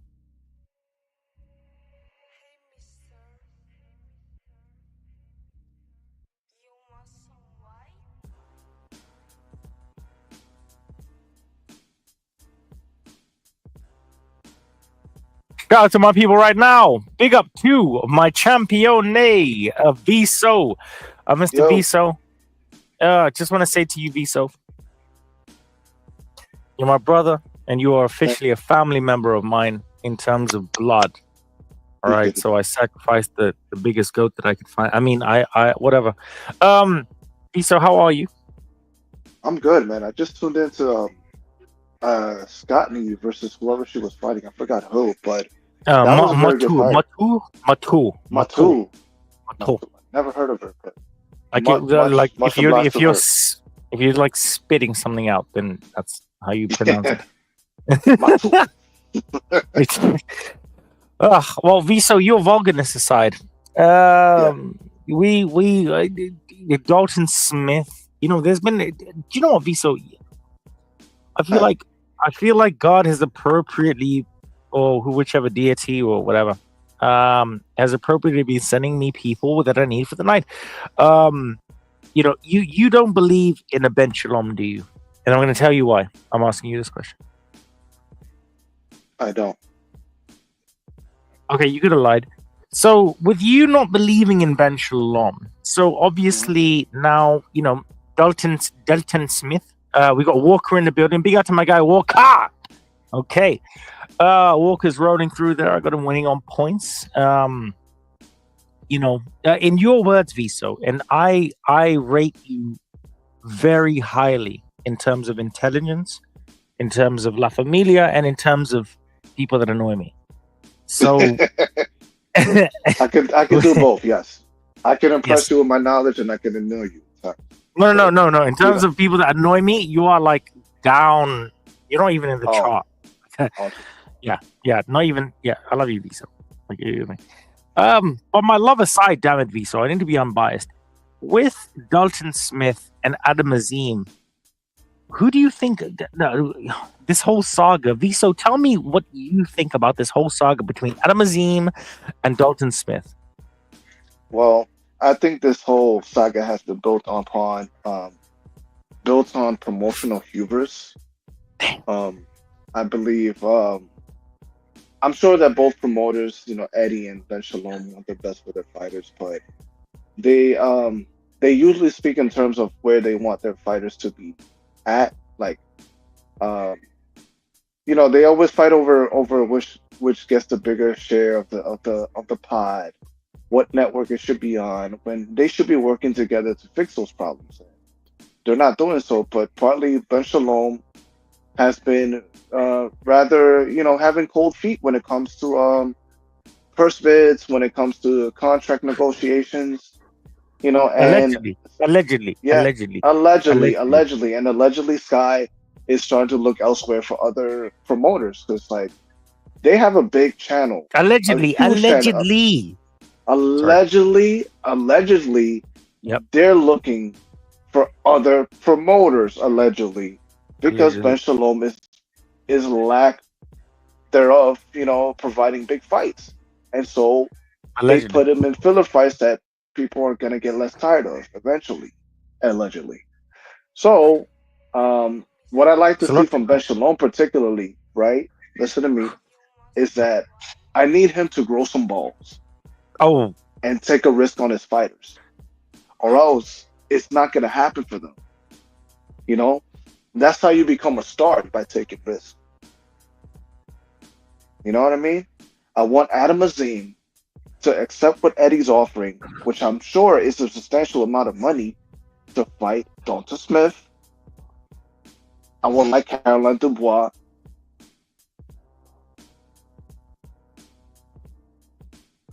Visa, we just had you cut up there right there real quick. It's probably Ben Shalom just not accepting the rhetoric that you were saying. Visa, come back out, come back in, because I need you to be the whole I gotta rock with the O is becoming out of fashion. If you understand. You understand what I'm saying? I do, but I don't know if we're talking about a functional. I just want to listen to our brother here from Peaky Blinders, Jamaican unit. Yeah, done know already. So, okay, Visa. Visa, you said a lot of stuff there. A lot of stuff that I absolutely agree with, and some things that I don't. Okay, your disrespect of Goat Shalom, don't like it. It's not. It's not disrespect. It's like, yo, it's no. Don't call it disrespect. Just call it tough love, Rico. You know what I mean? Because listen, Frank and Eddie, they're the ones who are being way disrespectful to him. They kind of listen. They're trying to little bro him, and they should, because they got that dude acting out here like, yo, he running shit. And you're not, bro. Not yet. Not when they're around. Okay. It's a lot to digest. But I'm just asking for. All I'm asking for is for belief in his fighters. That's all I'm asking for. And with that belief, you can take on challenges. You know what I mean? I just want him to do that. It's not that hard. Don't like your rhetoric. Don't like your rhetoric. Don't like the way you're coming. Don't like the way you're coming. Don't like the way you are entering. So whenever you find things, unflattering, unsavory, you don't agree with it, it's rhetoric. I see. It's just a catch-all term for like, opinions that I don't like. I get it. Don't like your rhetoric right now, to be honest with you. So, Visa, I don't like your counter rhetoric. Fuck you. Okay, Visa, we're getting into the fight. Can you just fucking sort yourself out now, Visa? Okay, Jesus. I have sorted. Oh, my life. Okay, wait, aren't you supposed to have a debate with Matt today? Or did Matt pull out? Pause. Visa, we're going into this fight right now. We got Scarf versus Walker. What happened? We got Scarf versus Walker. We will talk about all the other Matt MVO things and what have you. And stop calling him MVO, bro. That's why he doesn't want to be friends with you, bro. He wants to distance himself from that brand name. Nah, we're mates. It's Brunch Boxing. Get it right. It's a fucking listen, whatever. Okay, I'm out here. I'm me like an early noughties preteen comedy. Okay, I'm me. All right. Yeah. And Brunch from shout out to Matthew MVO from Brunch Boxing. Shout out to Ezra, the real talent over there.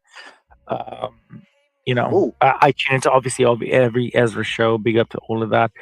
Matthew and I will be doing the show, I believe, tomorrow. So it's gonna be great. Tune in. Walker is just not leaving anything to the imagination right now. Viso, what can you see from Walker right now? He was denied in the last fight. Viso, give me something unparalleled, damn it. Give me the real. Wait. Now you have to introduce me to these guys. Which one is Walker? Okay, Walker. Damn it, they're both wearing white shorts.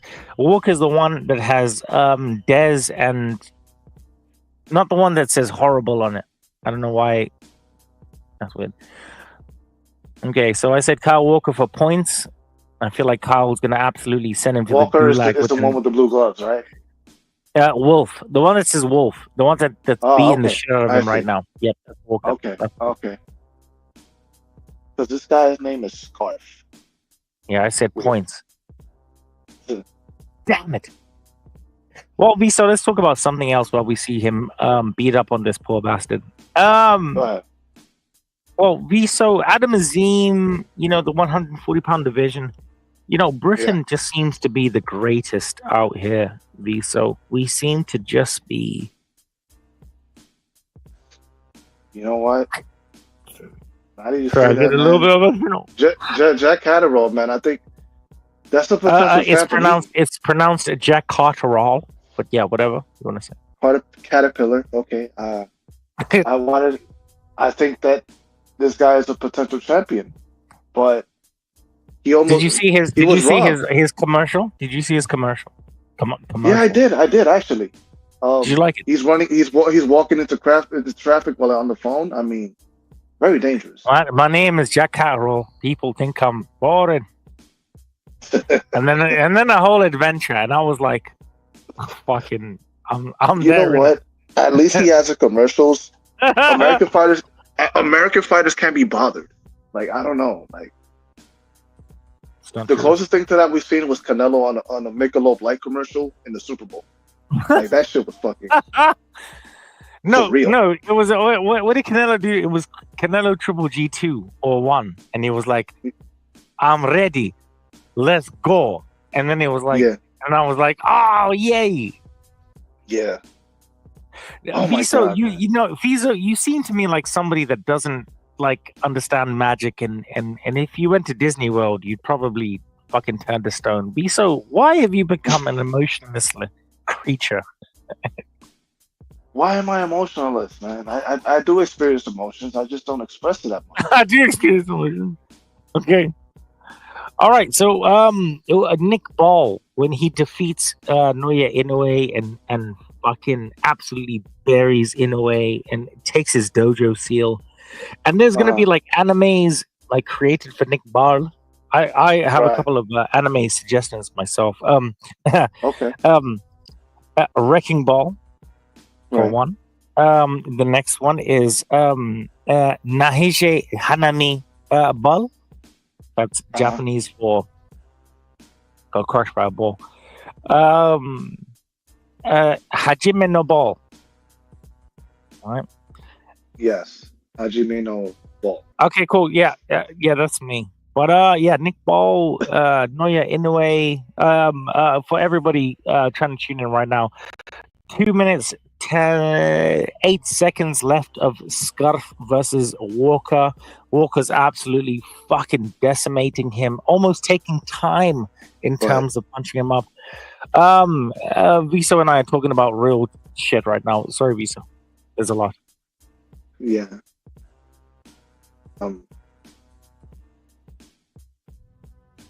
Whenever you're ready, Viso. Jesus. There's unfinished business to do at Superman weight, and that's just to fight MJ and potentially fight Junto Nakatani. Both good fights, very good fights. I think featherweight will probably be his ceiling right there. So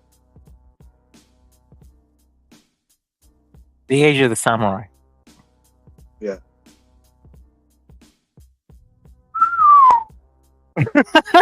That is not. Listen, man. Just reconsider it. Like, I know his dad does not want to go, but like, no way, it's just such a competitor, man. Like, you saw him like yesterday, like how he took those shots flush. Did you see that fight? RIKO. Wait, what happened? I was there. Did you see that fight yesterday between Inoue and Kim? Yes, I did. We had a watch party. Actually, Viso, I sent you the link for that watch party. We're gonna talk about all of this stuff and stuff after. But yes, Viso. Yeah. Yo, so I was thinking. Damn it, man, Viso. listen, Tell me how much. Okay, I'm sorry, Viso. I'm sorry to be. I don't want to be that guy. I don't want to be that guy. However, I'm fucking. I've fudging had enough. Naoya Inoue is going to get destroyed, put in the dirt. This is what I'm gonna get to. Nick this is what I'm trying. This is what I'm trying to This is what I'm trying to say here is that you cannot like I saw yesterday, right? You cannot take like 3 punches to the head flush at featherweight. You're done. I just think there are bigger hitters over there than he does have in super bantamweight. That's just it. Like Nate Paul would probably be his first loss. You're right about that. But I don't know about Cynthia Gulak, but I know he can punch too. And Nick Ball, like, say what you will about his chin, he wears it a lot on his face. He blocks punches with his face. Don't know about that. Can you give me because I knew you were just gonna be like, Viso. Let me just interpret to everybody. Viso's a massive hater right now. Where are we? Are we still looking into this fight? We're third round, and there's a lot of holding. Viso, can I be honest with you? These cards are fucking unentertaining. I can't even lie. Nah, I wasn't really looking forward to this one, to be honest with you. I just want to see the main event. I want to see how Dalton Smith looks. Like, I barely see him on the ring, bro. How many fights did he had last year? 1? No, 2. I think he had 2. 2, right? No, Walker had 2. Walker definitely had 2. Okay. Oh, damn it, Viso. No, Viso, don't do that. No, because you have that OG-ness about you. Because I've been trying to sign you for years, but you're like, I'm a serious and whatever. All right. Yeah. So, yeah, this kind of sucks a little bit. But that doesn't show the whole thing of Britannia, damn it. No, don't do that. What did you say? I didn't say anything. No, you went.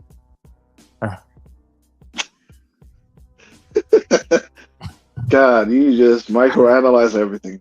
I do. I'm not gonna lie. No, because you're like, no, because attention to detail.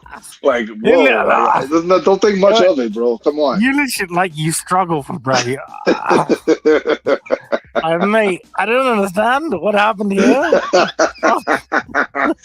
It's like, I don't want to hear this shit. Ladies and gentlemen, boys and girls of all ages, you are tuned into iBoxingHub presents Eurovision Punch Edition. Dalton Smith, obviously the main event. We have Walker versus Scarf. Ooh. Yeah, it's getting chippy here, but like I'm tired of the holding, man. That's what really holds, like really ruins the fucking box. It's like rap. Clinch. All right. Some people saying that I have Frank Warren in my ear. I think you have Ben Shalom in your ear. Nah, definitely. That's cap. That's cap. That's cap. No, that's true. That's true.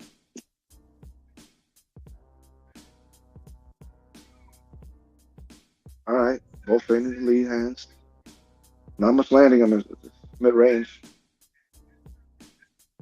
Walker trying to walk him down. Scarf escaping the pocket. Misses the fucking left hand. And they're back to holding. Ref separates them. Trust me, this is going to be a wrist lather repeat. Oh, he got him good at the end of the round. How do you have it? Because I'm not even scoring this fight.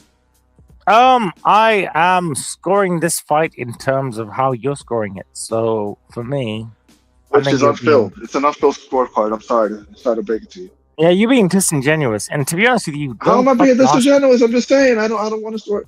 I'm not scoring the fight. Stop asking me stuff, Viso. Like I feel like the more stuff you're asking me, I'm like, mate, you're not being interrogated, bro. Relax. I feel very attacked right now. Like yes. Well, you should just end the stream now. If you're feeling attacked. No, whoa. Okay, maybe that's where you are in your dynamic. We are not pussies. Maybe I should be hosting it. You should be gone. Probably, to be fair, but that's not going to happen because I know. No pussies out here. No. Oz. Viso. Damn it, Viso. All right, can we? Listen, Dalton Smith is fighting a guy whose last name is a cross between pizza and Ouija. Remember the Ouija board? Yeah, I mean, say what? Oh, well, Walker. I always knew that Walker was going to win. He's been cheated in a lot of fights. Look at that 1-2-3 punch body combination to the midsection and the chin area. I have him on points. I just want everything to be a cruise control right now, Viso. Viso, do you know? Viso, do you understand what's going on right now, Viso? Viso, his punch. I do. It's like sorry, he's Viso. really walking him down. He's really put it hard into his body. This is a classic small man versus tall man fight. Okay, I hear you.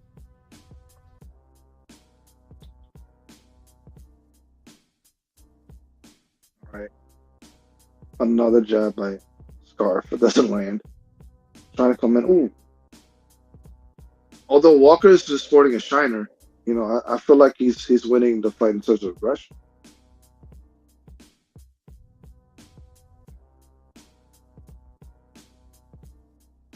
Oh, another feint lead hand, and then throws the left over top. Walker still chasing him down. Scarf trying to fight him off with the 1-2. That's how you do it. You fight a smaller guy by extending your hands. No point in hooking with a hooker. Partially blocked. Right hand partially blocked by Scarf. Scarf fades. Throws left hand.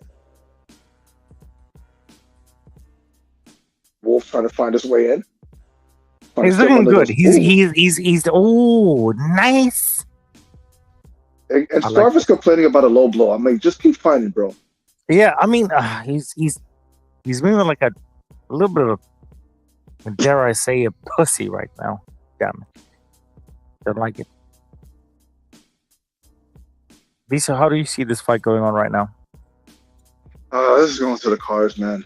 And I know people are going to be restless over there, bro.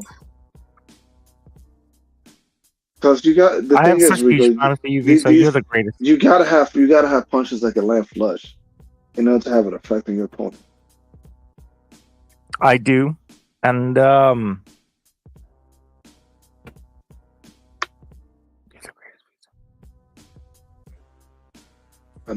on. What are we reckon about Dalton Smith and just him being just fucking amazing?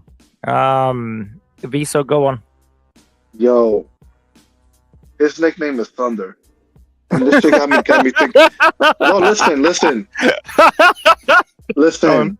When I hear that, Rico, listen, I get flashbacks to when Arturo Gatti was getting drummed up, being like a drum by Mayweather. Because that used to be Arturo Gatti's, moniker was Thunder Gatti, because he always brought it to the fight, man. Even though he wasn't like the best boxer out there, he always made fights entertaining, with his mix of boxing and brawling. But he became too much of a brawler, and that caught up to him. But let me ask you a question, Rico. Let me ask you, Rico. Do you think Dalton Smith can be world level? Can he compete? Absolutely. I think he's world level right now. I think when he beat Vargas, I was like, yeah, he can fuck up anyone. Right. Why? What are you saying? I think we need to see it because although what was the last fight? Was it? I remember he fought Cepeda, right? Yeah, Zepeda. Sorry, Zepeda. No, not Zepeda. He fucked up Zepeda. Sent him to the gulag, and then I know. Horny. And I think he was a contender. So yeah, I think he can be. Yeah, because Adam Azim, Adam Azim was supposed to fight him, and then. But they had the thing, where I don't know. Yeah, I don't let's know. bring out Harlem Eubank. No, Viso, I don't want to talk. No, Viso, I don't want to talk about it. Viso, maybe shut up, Viso. That's okay. All right. I'm sorry. No, yeah. Ooh. Let's just focus on this fight. Being a bit of a dick, Viso. All right, so we're Scarf versus Walker. All right, we're unbiased right now. We're almost halfway through, guys. We're almost done. I did have Walker winning on points. That's why I'm not really invested in it right now. I just thought that Visa was going to give me. I don't know, man. The way you're talking about it, it's just like you actually are invested in it. You have a no. I mean, you giving the best boxing news and all the type of stuff and yeah, whatever. All right. No, don't do that. And what? All right, man. Why do you all of you? Okay, all right. I don't want to discriminate. Americans, make sure that you anyway. All right. So we got Scarf versus Walker right now. So Walker is absolutely walking him down. Okay, probably the first 3 rounds we almost saw a walking knockout. Okay. Yeah. So watching British excellence right now, how do you feel? I mean, electrified. I mean, you feel great. I'm not saying. Listen, I'm not saying British excellence right now. At least not yet. Okay, not until Dalton Smith enters the ring. Will I see? Yeah, whatever. Okay, yeah, cool. All right, I hear that. Okay, fine. I'm watching mid-level excellence. Does that make you feel happy? No, it doesn't. And to be honest with there you go. It's a bit disingenuous. All right, you don't need my disingenuous ass here, then. No, Rico, no. For real. Listen, I gotta eat. I need something to eat real quick. Oh, and just before I say that, this guy gets hit with a fucking leader. You can eat the depression of America while you're tuning in right now. Big up to everybody. Like, share, subscribe. iBoxingHub presents Eurovision Punch Edition. Myself, Viso, in the building. These guys obviously follow Viso. We have again just a great display of English. Oh my god. I don't want to be weird, but I'm going to say wet. And I'm going to say wet in terms of the fact that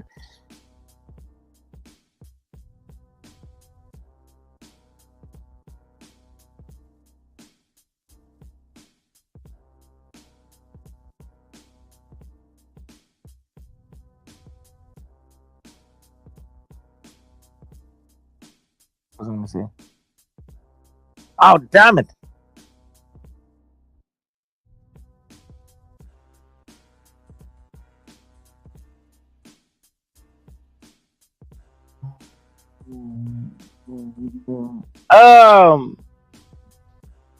I will lie.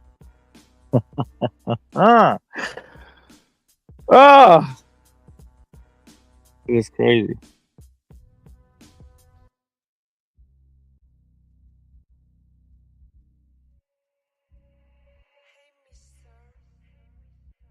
Shout out to everybody in the building right now. We are watching a Scarf versus Walker. Oh, it is really, really real.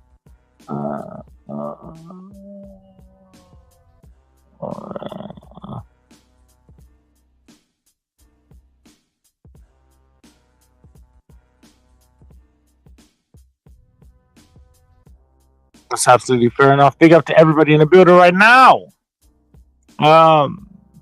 We are watching Scarf versus. I'll be back right now. Big up to Viso in the building. Viso starving. On the chat. Viso is hungry. Viso, you fatty. We're watching Walker versus Scarf Written. Big up to everybody in the building right now. If you are not subscribed or like to.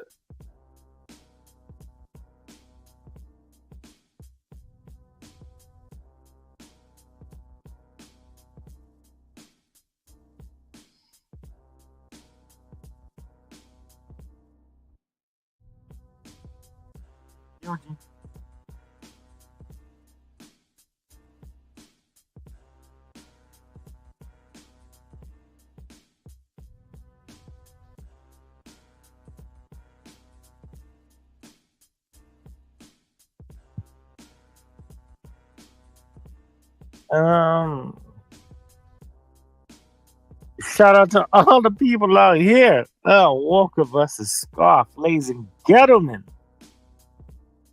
I'm scarfing down the spaghetti V, so you think you're funny.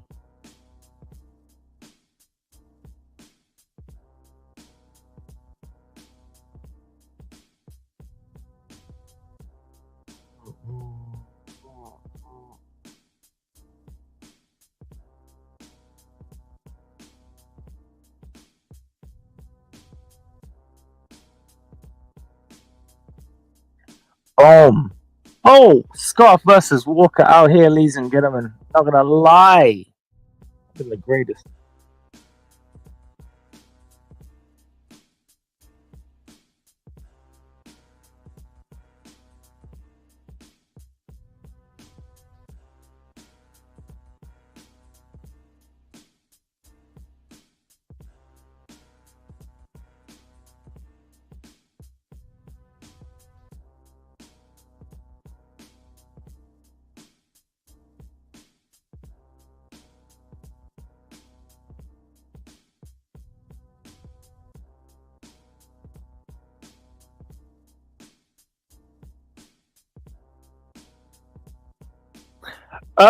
Big up everybody right now. We got Tony Bellew. Shout out to my doggy right now. I can't actually remember his name.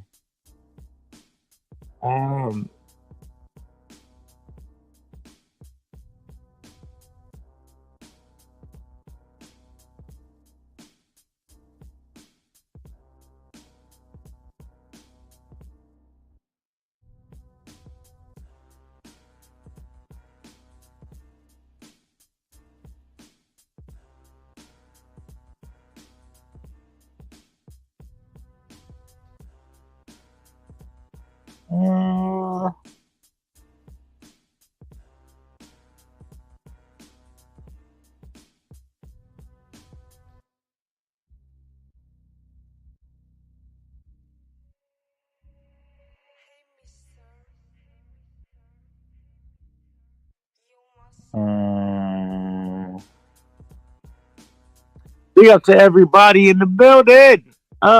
Scarf versus Walker, man. I can't lie, this fight isn't exactly exciting. I'll be real, kind of sucks a little bit.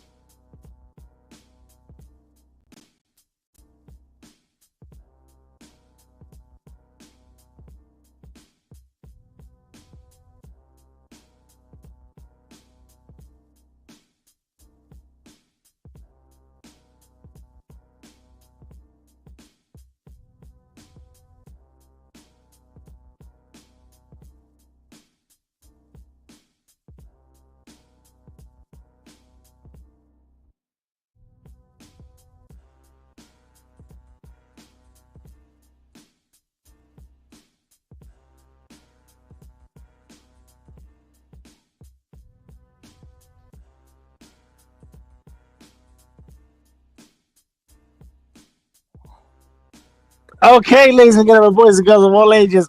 Oi! Big up to I can't even lie you lot, man. How hilarious is this?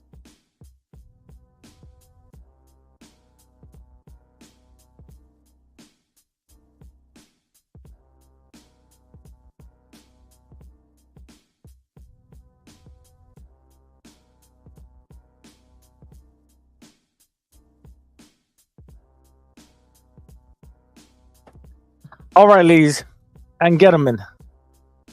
I will be calling the Diego Pacheco fight. Actually, I'm gonna be doing a one whole time live because this is hilarious. Hilarious.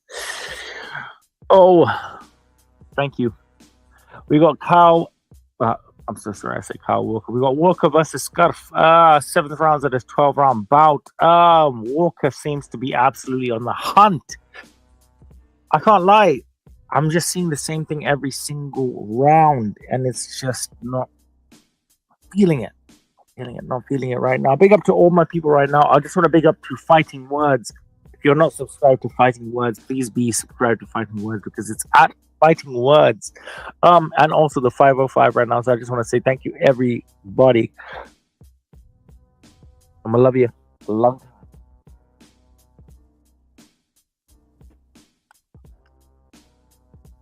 I'm gonna love you long time.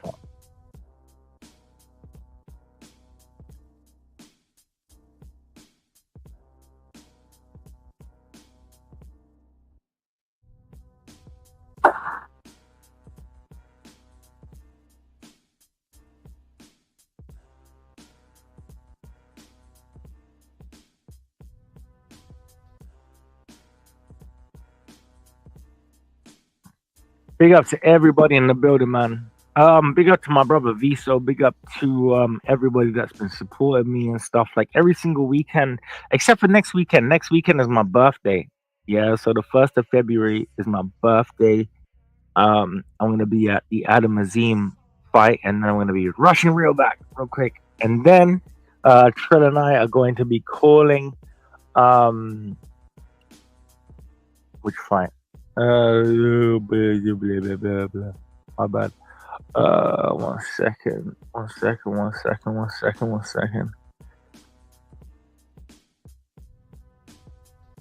Yo, come through, guys. Much love to everybody that's always been. Do I sound like a stuck record? I do, in it. I sound like I'm just like repeating the same shit like over and over and over again. It's only because Walker versus this guy is not really like that good.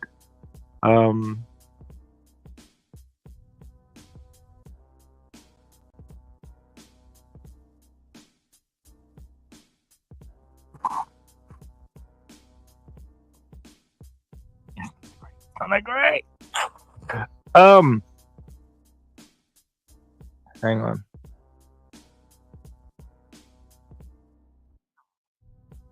Yeah, Noya Inoue is absolutely going to get leathered by Nick Bard.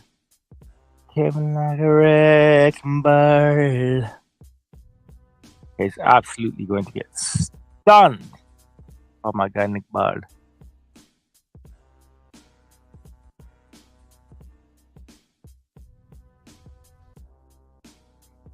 YOLO.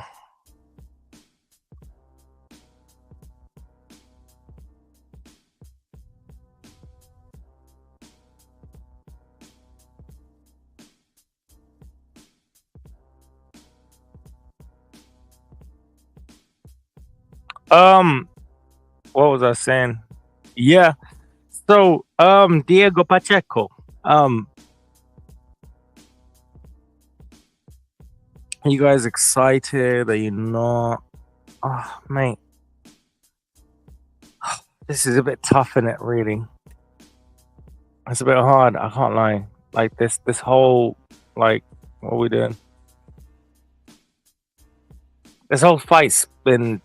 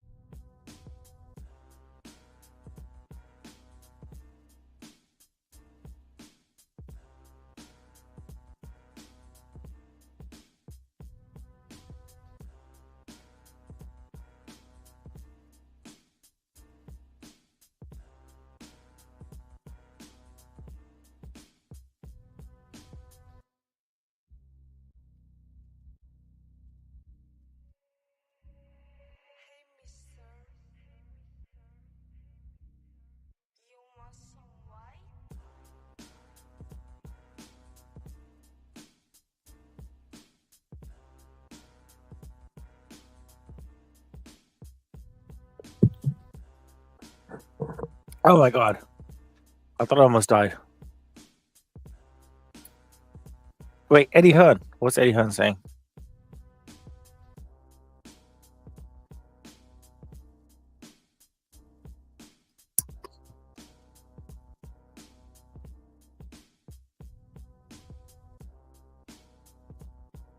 Yeah, Conor Walker is going to win on points, and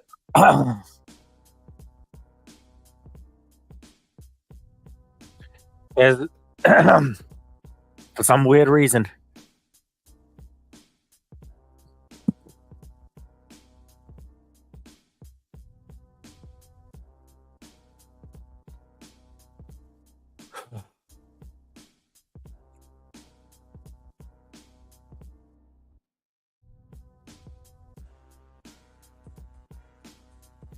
Got a visa in the building, you fat bastard. Shout out to everybody out here in the building.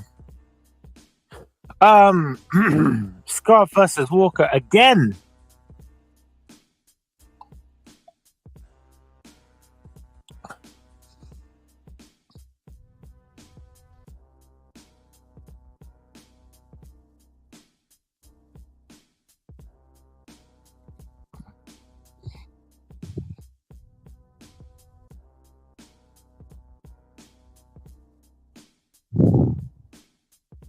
Thing is that I can't even look at Walker and be like, oh yeah, this is the thing, because genuinely speaking, ladies and gentlemen,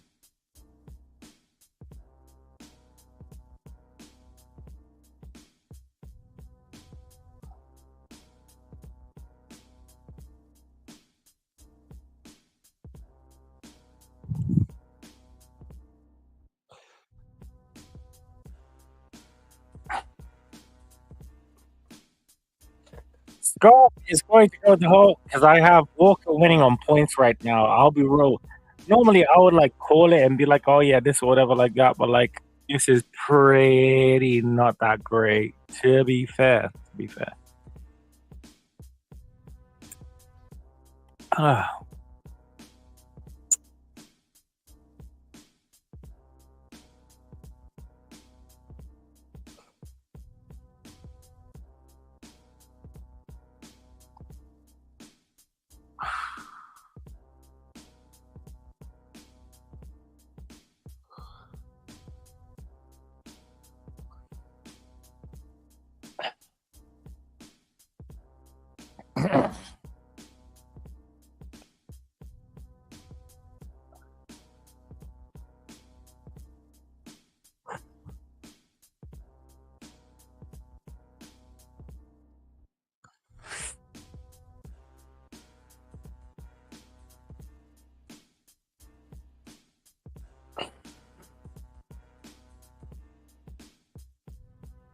With the waterline. There's only one Kyle Walker.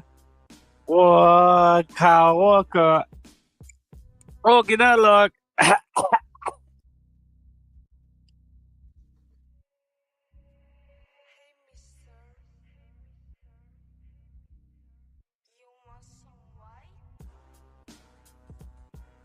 Eva Desire.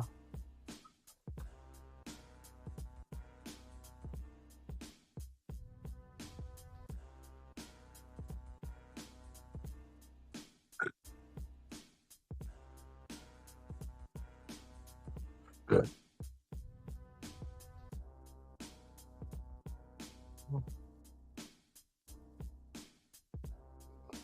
It's a good song. It's not bad.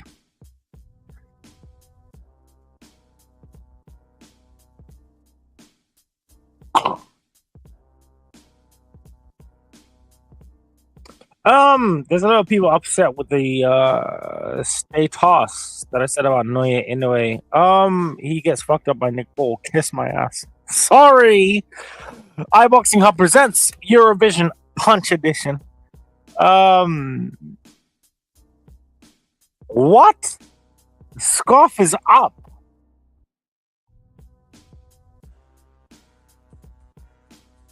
How is Scarf up? Tony Bellew couldn't score his way out of a fucking, like, I don't even know.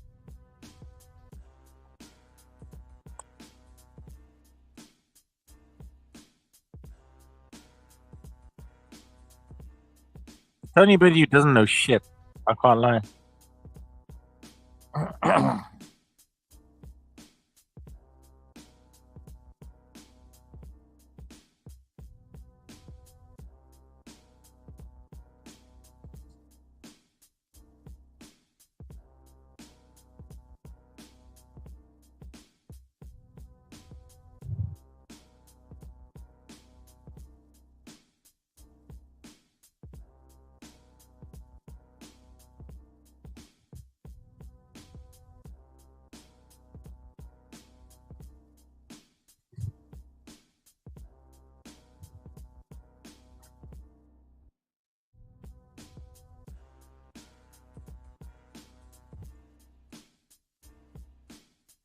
Shout out to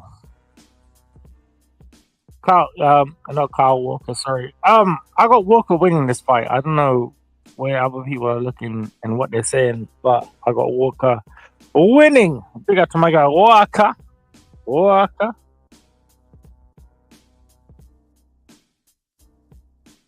Thank you, Crest.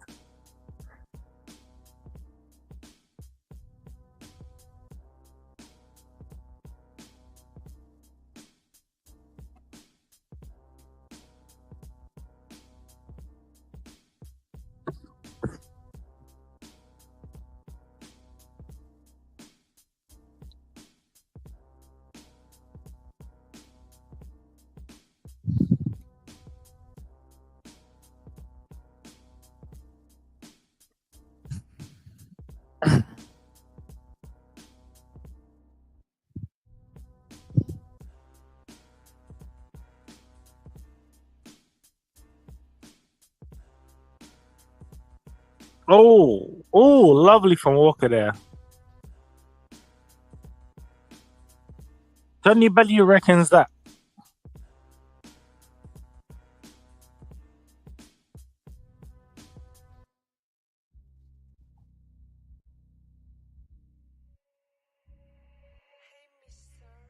How is it? Another good run by Irish Scarf. These guys, they couldn't fucking just their way out of a pick.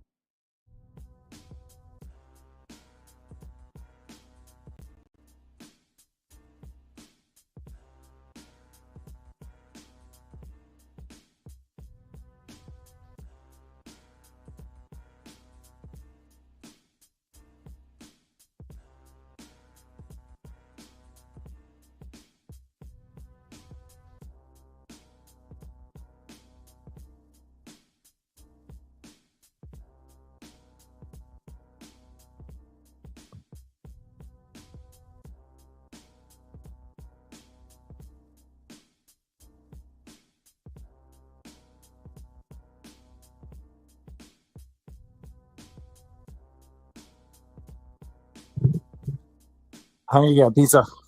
Oh no! Scarf!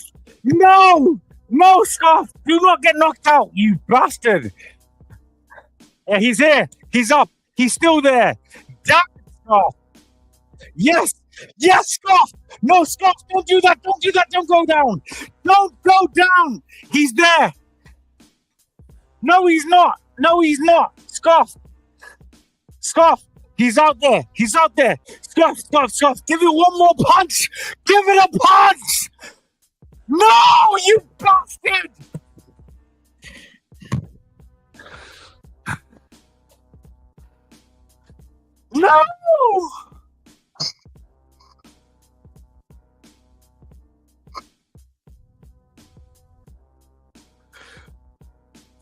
Fuck!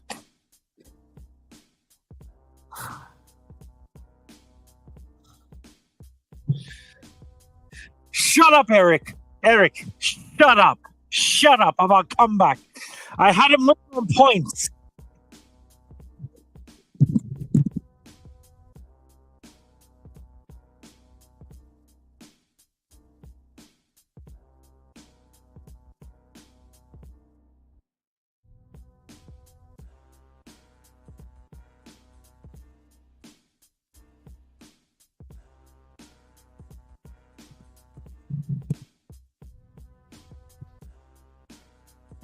Yeah, we won. Yeah, fucking, yeah, well done. Oh!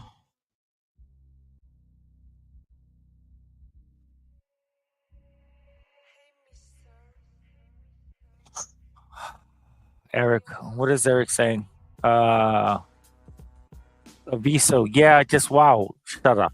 Eric, that's just boxing. Get out of here. Did you see that awful scorecard? I don't care. If it suits my agenda, then yes.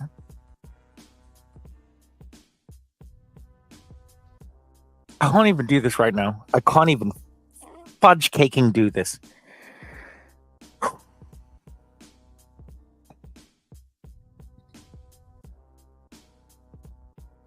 I feel like this is something against me as an individual.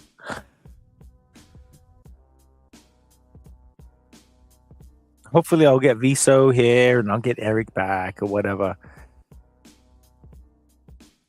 It's bullshit. It's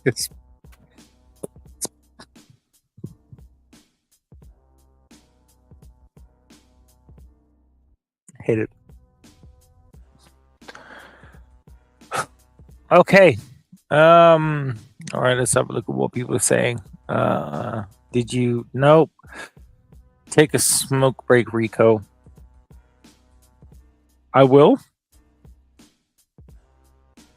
But this is what happens when you're just by yourself and you just don't care about everything because chaos lost. All right. Chaos lost, and I hate it. I hate the fact that Chaos did actually lose.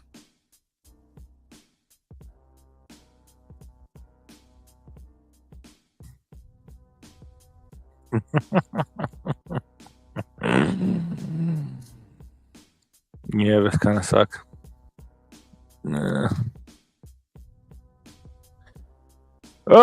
Waiting for a couple of co-hosts out here. Big up to Viso in the building. Big up to Eric. Big up to iBoxingHub. Like I said, ladies and gentlemen, have a promo vid right now.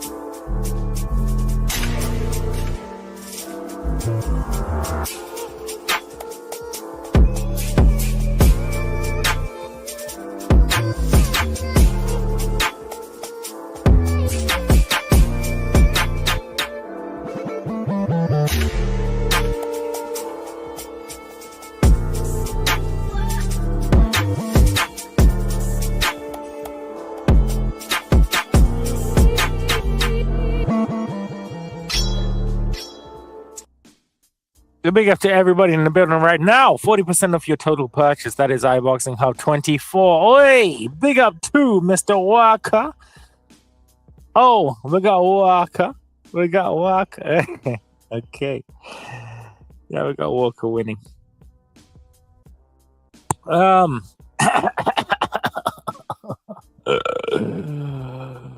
Shout out to everybody right now. Following iBoxingHub, the journey, everything. We love you. We love you long time.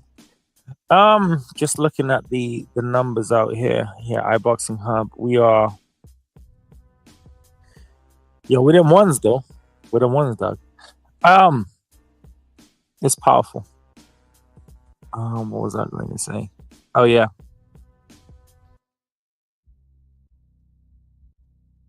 We are finally at the main event. We are finally at the main rotted event in the building. Alrighty, Piety. Like I said, if I do this, 1 second.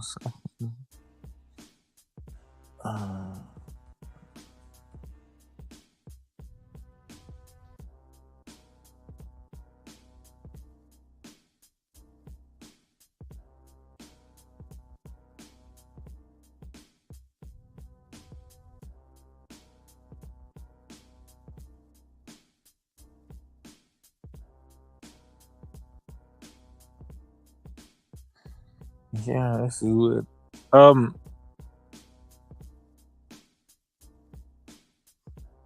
I cannot wait right now for the main event, ladies and gentlemen. For the main event. Oh, we have Eric ERF. I've not really struggled this much, like during any lives and stuff. But yeah, bro, this one was a tough show. Eric ERF, is that you? Eric? Yeah, mate, it's tough in it. It's tough in these streets.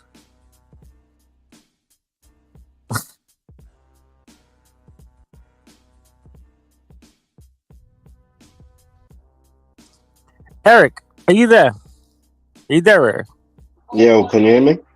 Yeah, we can hear you, Eric. We can hear you. Yeah, yo. What a finish to that fight. Well, Kyle beat him by stoppage. The referee wouldn't let it go another round like a pussy. So yeah, whatever. Bro, the guy wasn't throwing back. He was done. I'm surprised the referee let him carry on after he got dropped, to be honest, because even his reaction then wasn't great. I don't even know what you're talking about right now. You sound like a hater. It sounds like you wanted Scarf to win this fight. No, I didn't. I wanted Kyle to win, but by points, and fucked up my whole shit. So thank you. Did you have an acca? Maybe. I don't do betting. But if I did, yeah, If you did. it's not good. He wasn't winning on points anyway. He wasn't going to win on points. Wasn't winning on points, yes he.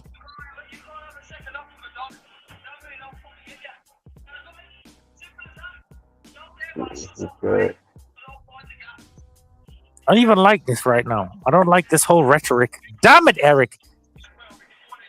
Where have you been? And why have I had to do all this stuff by myself? And also, how are you? I've been chilling, bro. I've been chilling through that fight, relaxing. Ordering food. So hopefully this Dalton Smith fight can get on the way so I can eat.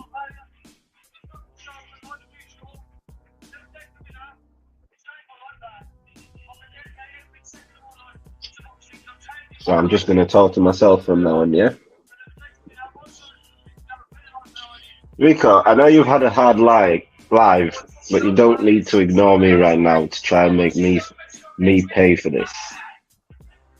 But I'm sorry about your bet. But he wasn't going to win on points anyway. It's a good thing he got the knockout. Now time for the Yorkshire man to put on a show and finish this.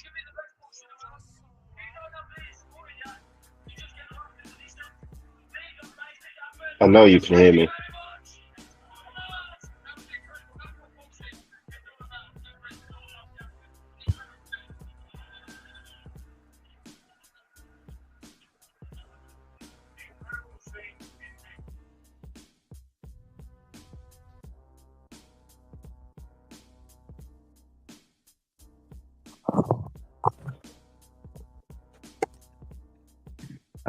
Yeah, my bad. I heard everything you said. What did you say?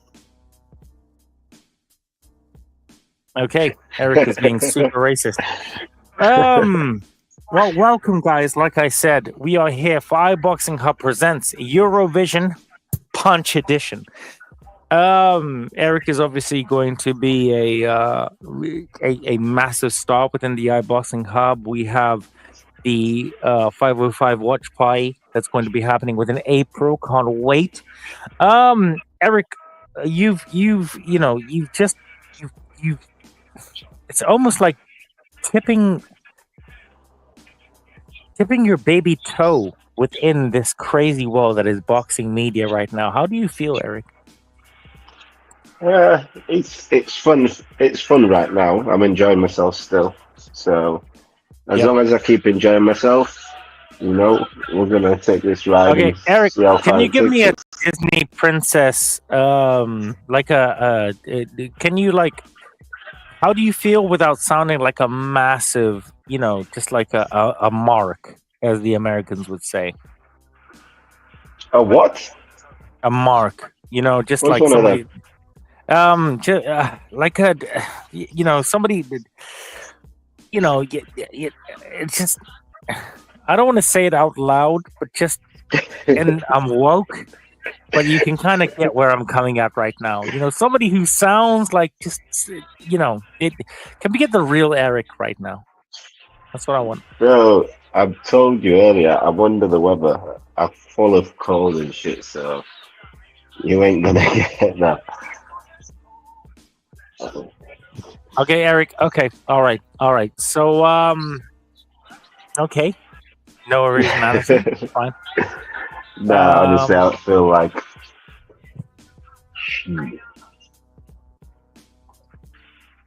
Anyway, they need to get this fight on the way. Honestly, I feel like. Oh, okay. All right. They need to get this fight on the way. Yep. Shout out to everybody in the building right now. We have. Should I say we have? I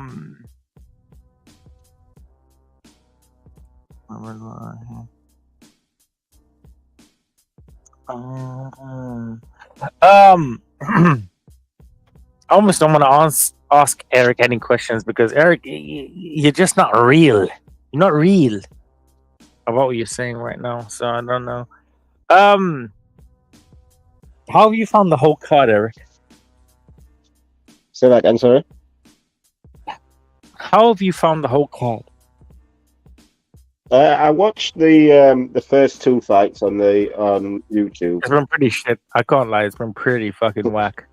Yeah, I watched the first two fights. Then I think the Solomon fight was after that. I didn't pay any attention. Oh fuck me. The Ellie Scottney fight, obviously, me and you, we watched that. That was exciting. At least there's been one really fight that's exciting. And this, to be honest with you, the Scarf Walker fight, I was just in and out of watching that. I saw the knockout. Thing is though, I'm almost afraid to tweet.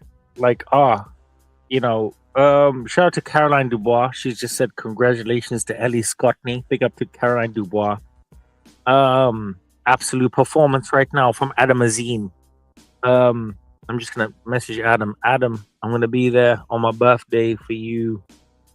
So don't talk about. Wait, I'm not gonna do that. Oh damn it. Okay. Well, you're obviously enjoying everything, Eric. I'm looking at people like you, Eric, and I'm looking at, the enjoyingness of just everything. It's What's going on? Can you hear me? I can hear you. It's just an emotional time for me right now because it's so close to my birthday. Hopefully Dalton Smith can put on a show. Close. No, it's not all about you, Eric. Okay, shut up. It's very close to my birthday, Eric. So I just want everybody to know that you can be who you want to be. You can love within reason who you want to love without being looked at weirdly. I think on my birthday, Eric, I'm going to give a super speech. Is that okay with you? I think it doesn't matter. What do you think about the whole night tonight, Eric? I think the card's been underwhelming. I think the Scottney fight was good. This last fight, I didn't pay much attention to it, so I can't really comment on it. Obviously, the knockout at the end was exciting. Hopefully, Dalton can put on a show and get this guy out of here within 2 or 3 rounds. That's what I want to see from Dalton Smith. Defend that ABU title and move on. Hopefully, he can get a big fight this year. Because that 140 mix, there's a lot of fighters in there who he can fight. The champions at the moment, they're not really big names, as in you've got Tio obviously, but if him and Hitchens fight, the player Gary Russell, no one really cares about those two. That's for a championship, and then who else is fighting? Is it Rio? It's Rio versus Gary Russell. Rio versus Gary Russell, right? And Pueyo's fighting someone else.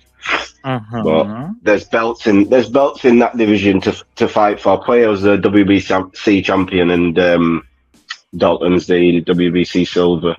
So hopefully he can go after Pueyo. That's absolutely correct. There's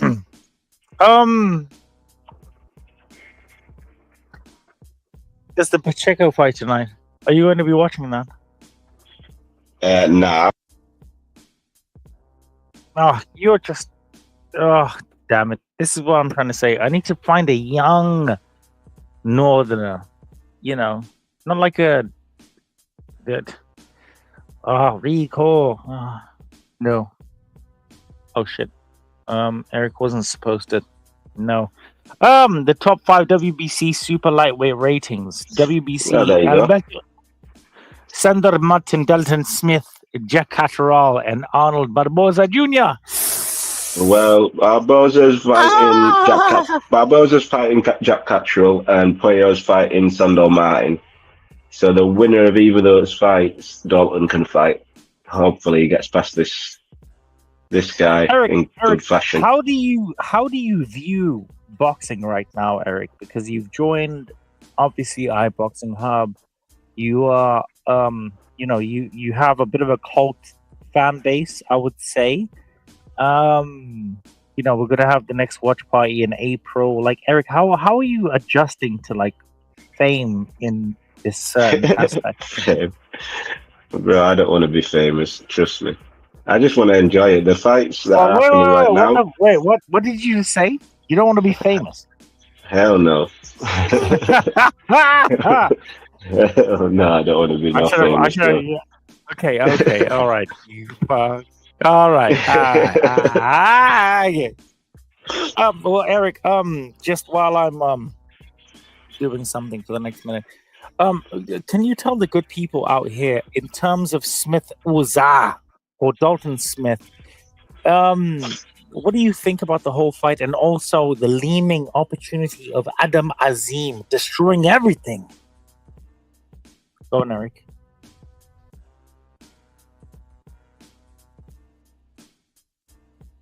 Eric, Eric, I gave you like a massive... What the fuck? Yeah, but, bro, you said a whole load of things. I'm going to remember the last thing you said, and that was Adam Azim, so I'm going to go that way. Then after you can't do a whole speech and expect me to remember everything in order. That ain't going to happen. You're my apprentice, and you're supposed to be better than me. How are you supposed to... Okay, all right, for fuck's sake. All right, let me just... One question at a time, bro. One question at a time. One question at a time. This is why I need your offspring to just grow quickly. So, in terms of the what I was trying to say to everybody right now, this is iBoxingHub, obviously represented by myself, RIKO. It's not RIKO Boxing because it sounds super sounds a bit shit, anyway.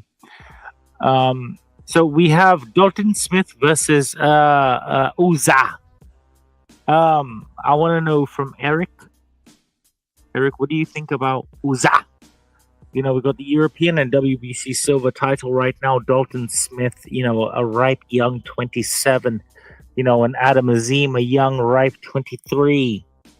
Adam has personally told me that he's going to fucking punch up this guy on my birthday, which is going to be next week Saturday.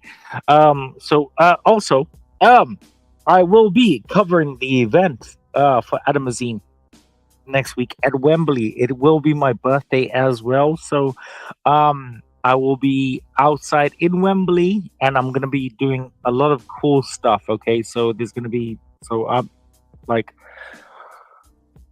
gonna be really, really fucking cool.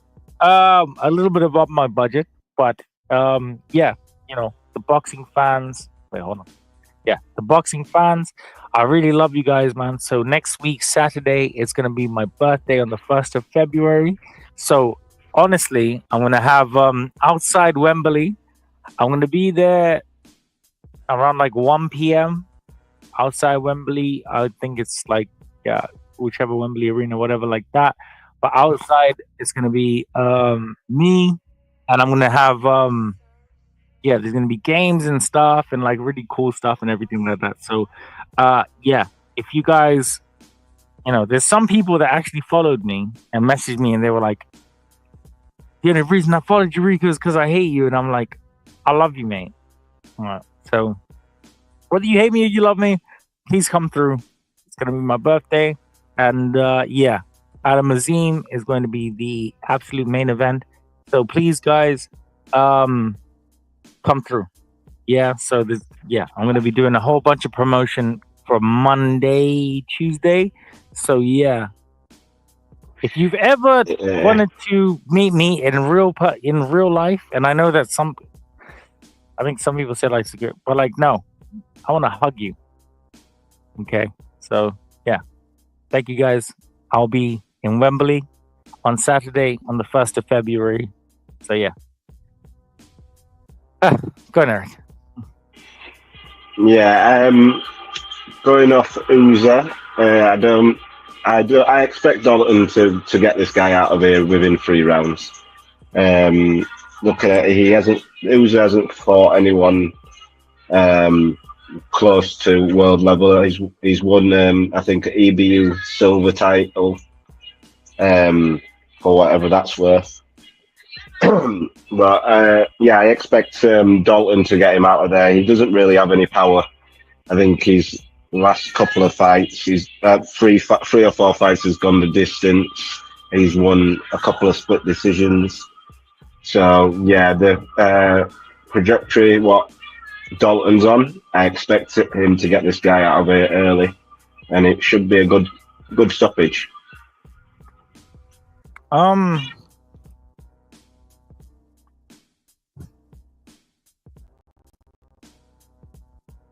Eric, since you know that it's going to be my birthday next week, it's going to be an extravaganza. What have you like built that shrine for me yet, or like what are you saying? A shrine of you? Where?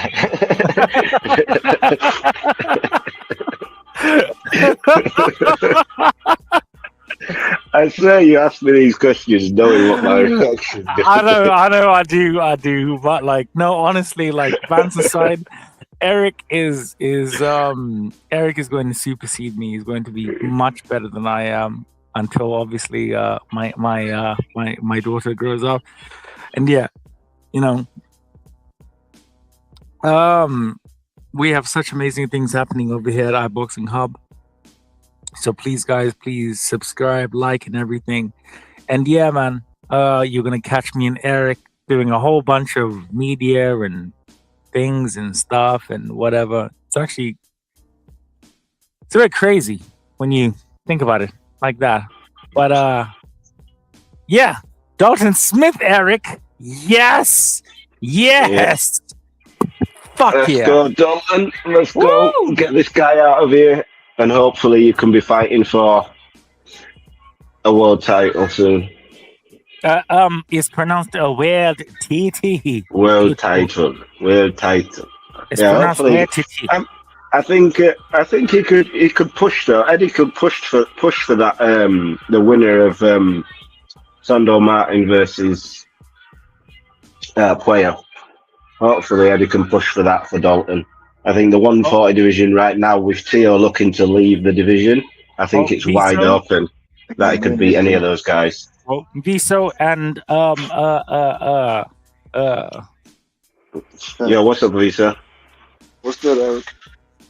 I'm good, bro. Shout out to my guy Chris right now. Chris Whitehead. Chris said Chris is my boy. Over quick. Shout out to my guy Chris Whitebeard. Big up everybody in the building right now. We love everybody. Big up, Chris. Can the both of you because the both of you are right on top of me right now. Pause.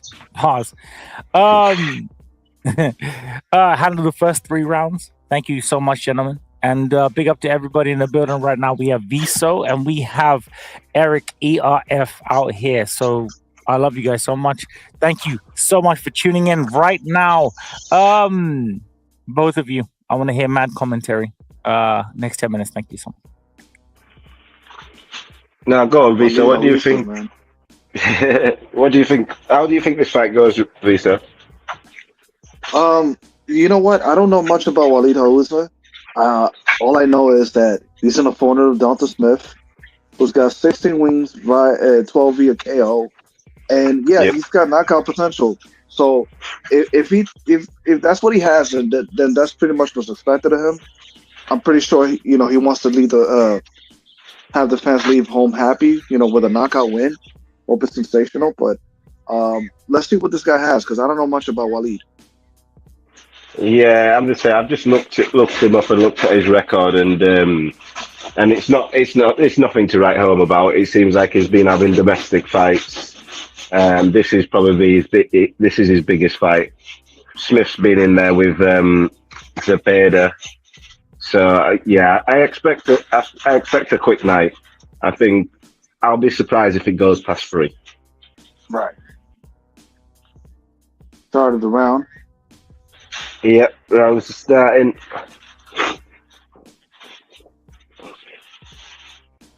And I'm not sure if we're on the same. Yeah, it's just starting now for me. Yeah, 2:52 on my end. Yeah, you're a few seconds in front of me, maybe about 2 or 3 seconds, but we're good. Yeah. Dalton Smith just circling. Well, combination straight away. Ouizza opening up with the right hand. Oh. Yeah. Overhand right. It's wide. Oh, Dalton Smith for 1-2 straight down the pipe. Yeah. Another one. Uso's looks like he's come to fight. He's not come to lay down, but that might be his downfall because Dalton Smith has heavy hands. Yeah, and he can counter. Yeah, he's quick. He's very quick. Good body shot. Yeah, the way this is going, I can see Ouizza walking onto a big shot because he's just walking forward. He's straight forward and he's straight up as well. There's not much dip in him. He's standing quite tall. Yeah, he's very upright. And you can see his hooks like go around the guard. Yeah, they're wide. Yep. Oh. See, a guy like that who's long-limbed, he should not be opening up on the inside. Yeah, he's just following. He's also following Smith as well. Smith is just allowing him to follow him. And yeah, the way this fight is going, I foresee a stoppage quite soon. Because every time Smith throws, Ouizza either jumps back straight into a straight line or gets caught. And that was a jab that pushed him back just now. Yep. Yeah, just now, yep. Good overhand right. Oh, yeah, he's done. Well, no, he was down, right? He went down. No. Did you see the glove touch the canvas? I thought his knee touched the canvas. Nah, I didn't see that. I was thinking maybe there was a glove, but I don't know. Yeah, the ref separated. Yeah. No, Smith is doing whatever he wants at this moment. Yeah, Ouizza's done. Big overhand right again. And that hurt him, and that he actually caught that on the glove. Oh, another one, and another. Yeah. Oh, he's out. There he is. He's out. That's it. Yeah, I didn't expect this to go long. Like I said, I would be surprised if it went 3 rounds, and it is exactly what I expect from Dalton Smith. Right, and he's down on, ref. With the hook, and that's it. That's all she knows. There we go. Yeah, it's exactly what I expected. I called it. I had a look at this guy. It was nice being here.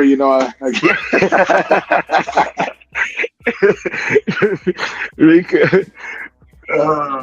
Oh man, where you at, man? What are your thoughts on this? The one fight.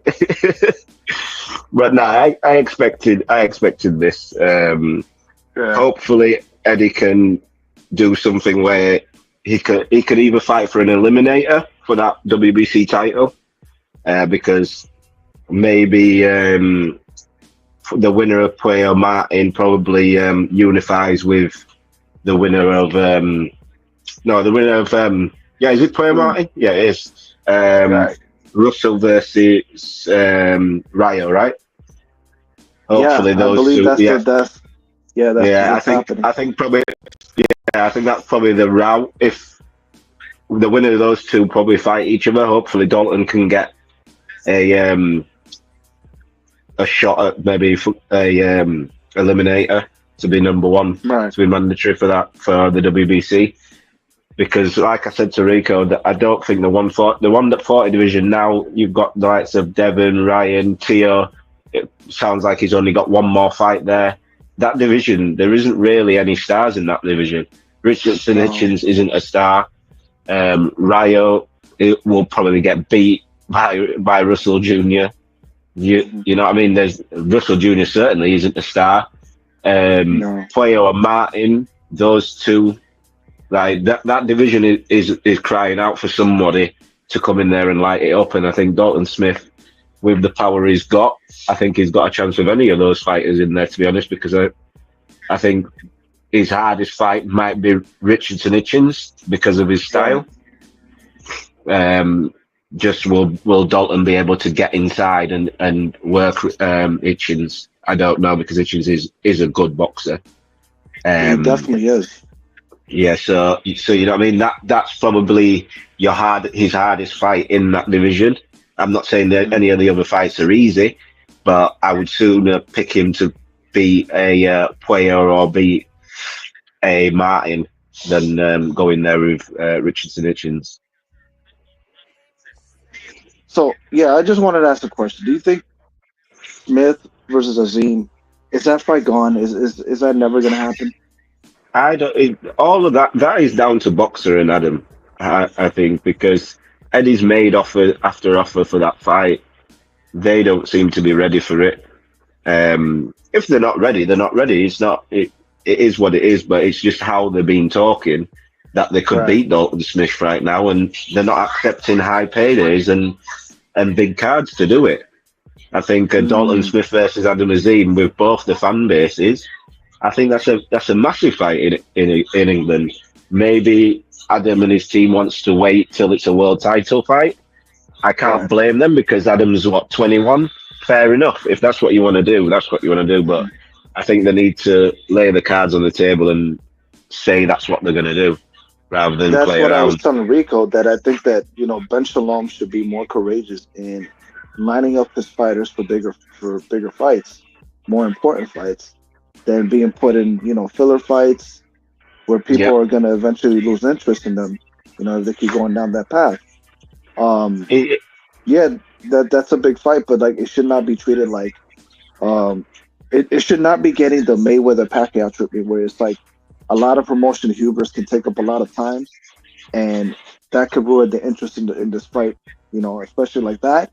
They haven't been established as stars just yet, but I see Dalton Smith, like, he's progressed at least more advanced than Azim. Well, I felt like he's being covered. He's been put. That's because he's been put in fights where against the better fighters. I think Adam Azim, he gets put. You can't say if he gets put in those bigger fights he wouldn't win. It's just the problem is how it looks. It looks like your team don't believe in you. That's how it looks. Yeah, like he's being held back. Yeah, I feel like Adam believes in himself, but the way boxers moving. But I don't think it's just with Adam. They've done it with a few of the guys. They did it with Fraser. They're messing about with Ben Whittaker at this moment in time. You know what I mean? Like, even the Caroline Dubois thing. They're after Terry. Like, you might want Terry, but Terry's saying no because she's got her reasons for saying no. You've got Beatrice Ferreira calling you out, who's a champion in the exact same division. Like, Ben is making Caroline look bad, not accepting those fights.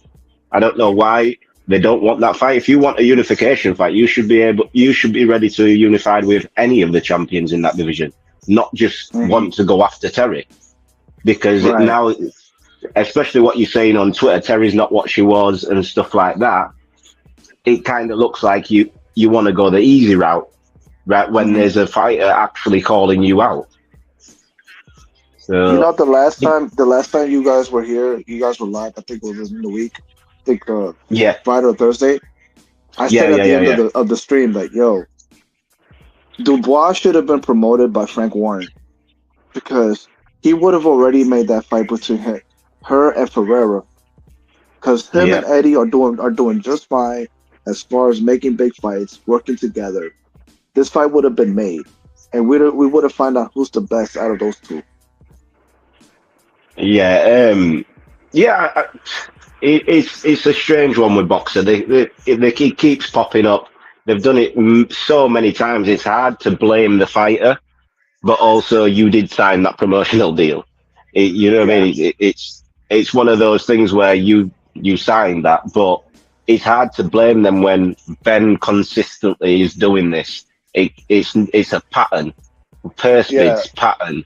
Every time I just told Rico this. name, Listen, while you're saying this, Rico is on mute, trashing his whole room, because he's pissed that we're talking like this about Mitch alone. Yo, what's up, motherfucker? yeah, What I missed? you sound like you're underwater. Oh wait, hold on. Am I underwater now? Nah, you better. Yeah, Yeah, am I under? Wait, hold on. I've just come back. What's what? Shout out to Chris Whitehead. Okay, all right. Them punches that kid. Okay. Sling it. Do you want me to read that? Because it's Yorkshire. It sounds new. Yeah, it sounds. Yeah. Oh, yeah. Okay. Okay. Yeah, for fuck's sake, sort it out. Okay. Thank you. Jesus Christ. Them punches that kid's slinging are awful. Make you wince. He was doing his best to this guy sucking in air from Harbour after that body shot. Okay. It sounds. Yeah, that's true. Yeah, he was an awful opponent, to be quite honest with you. I think was it his first event of the EBU title? Was he mandatory? No. I think that guy had it wasn't. It wasn't. What was it? It was his second. It's his defense. Wait, hold on. We have somebody. Was here. it a mandatory defense? Aladdin. Hello? I love you. What? What's up? What's Hey, going Aladdin. on? What's going on, guys? Aladdin, I just want to say you are one of the most amazing people I've ever met in my life, and I just because I troll people. I'm not gonna troll you for like a bit, so I just want to say thank you for everything. Bro, you've your done. troll, if your troll is talking about Shakur Stevenson and showing the crowd it's the weakest troll ever. Anybody in a professional industry would be like, that's the best you got? I'm like Royce 5'9". Okay, Aladdin. Okay, all right. Maybe just shut up. Okay, sorry. I want to, just showing That's some if that's your massive. troll and me doing my job, then Yeah. Okay. Yeah. It sucks. The way you do your job sucks. Okay. Sorry. I mean, I never said that. Nope. What's up? Okay, so what are y'all getting into? Yeah, we are getting into Dalton Smith just being amazing. What do you think? Yeah. Okay. I don't want to hear what Inouye or something. No. No. Inouye is going to get fucked up by Nick Ball. Okay, so these nuts are here. Okay, so let's go into obviously Dalton Smith. I missed absolutely everything, but I didn't because I'm the GOAT. Let's go with Eric. Eric, are you there? Yeah, Eric? I'm there. Okay, what happened? And then we can go with whatever Aladdin's talking about. What happened is basically what me and Viso predicted, that couldn't see this fight going past 3 rounds if it went that long. Dalton hurt him every time he landed. Ouizza was just stood up straight the whole fight. His guard was leaky. It was a demolition job like it was always going to be. looking at Ouizza's record. He hadn't fought anybody near the level of Dalton Smith. Okay, all right. So you can see me now. Big up to Aladdin and myself because we are handsome and light skinned and we're just like showing ourselves right now. I mean, more me because I'm super handsome right now. Aladdin, you there's been a lot of people. I'm so sorry. There's been a lot of people. We have to go after hours. There's been a lot of people, Aladdin, that have been saying to me, Rico, you know, why isn't Aladdin coming onto your shows as much? Rico, it seems like Aladdin is pissed at you over there. Rico, fuck you. And I'm like, whoa, hold on. Wait, whoa. All of you, back the fuck up. Okay. First of all, Aladdin is family to me. I'm actually going to name my future son Allah. Like not the last bit. But in terms of obviously Aladdin and everybody, you know, loving Aladdin in terms of, you know, like the whole ESPN thing and him screwing fighters and him just being like, oh no, excuse me. Aladdin, okay, basically, I'm not going to sugarcoat it. You have a cult following of people that like you for no reason. And I want to know why. So with obviously, you know, the one guy that you try to screw over. Okay. I don't know if you know who I'm talking about, Aladdin. I don't want to be that guy or whatever. But Shakur Stevenson, the guy that left Top Rank because You left ESPN on purpose because of Aladdin. That's what I heard. Anyway. No one asked you about everything. But what you're saying is absolutely right. Okay, I didn't want to be that guy. Aladdin has just recently got married to a lovely, amazing, lovely lady. He's doing so well. Aladdin is I would say a mentor to me.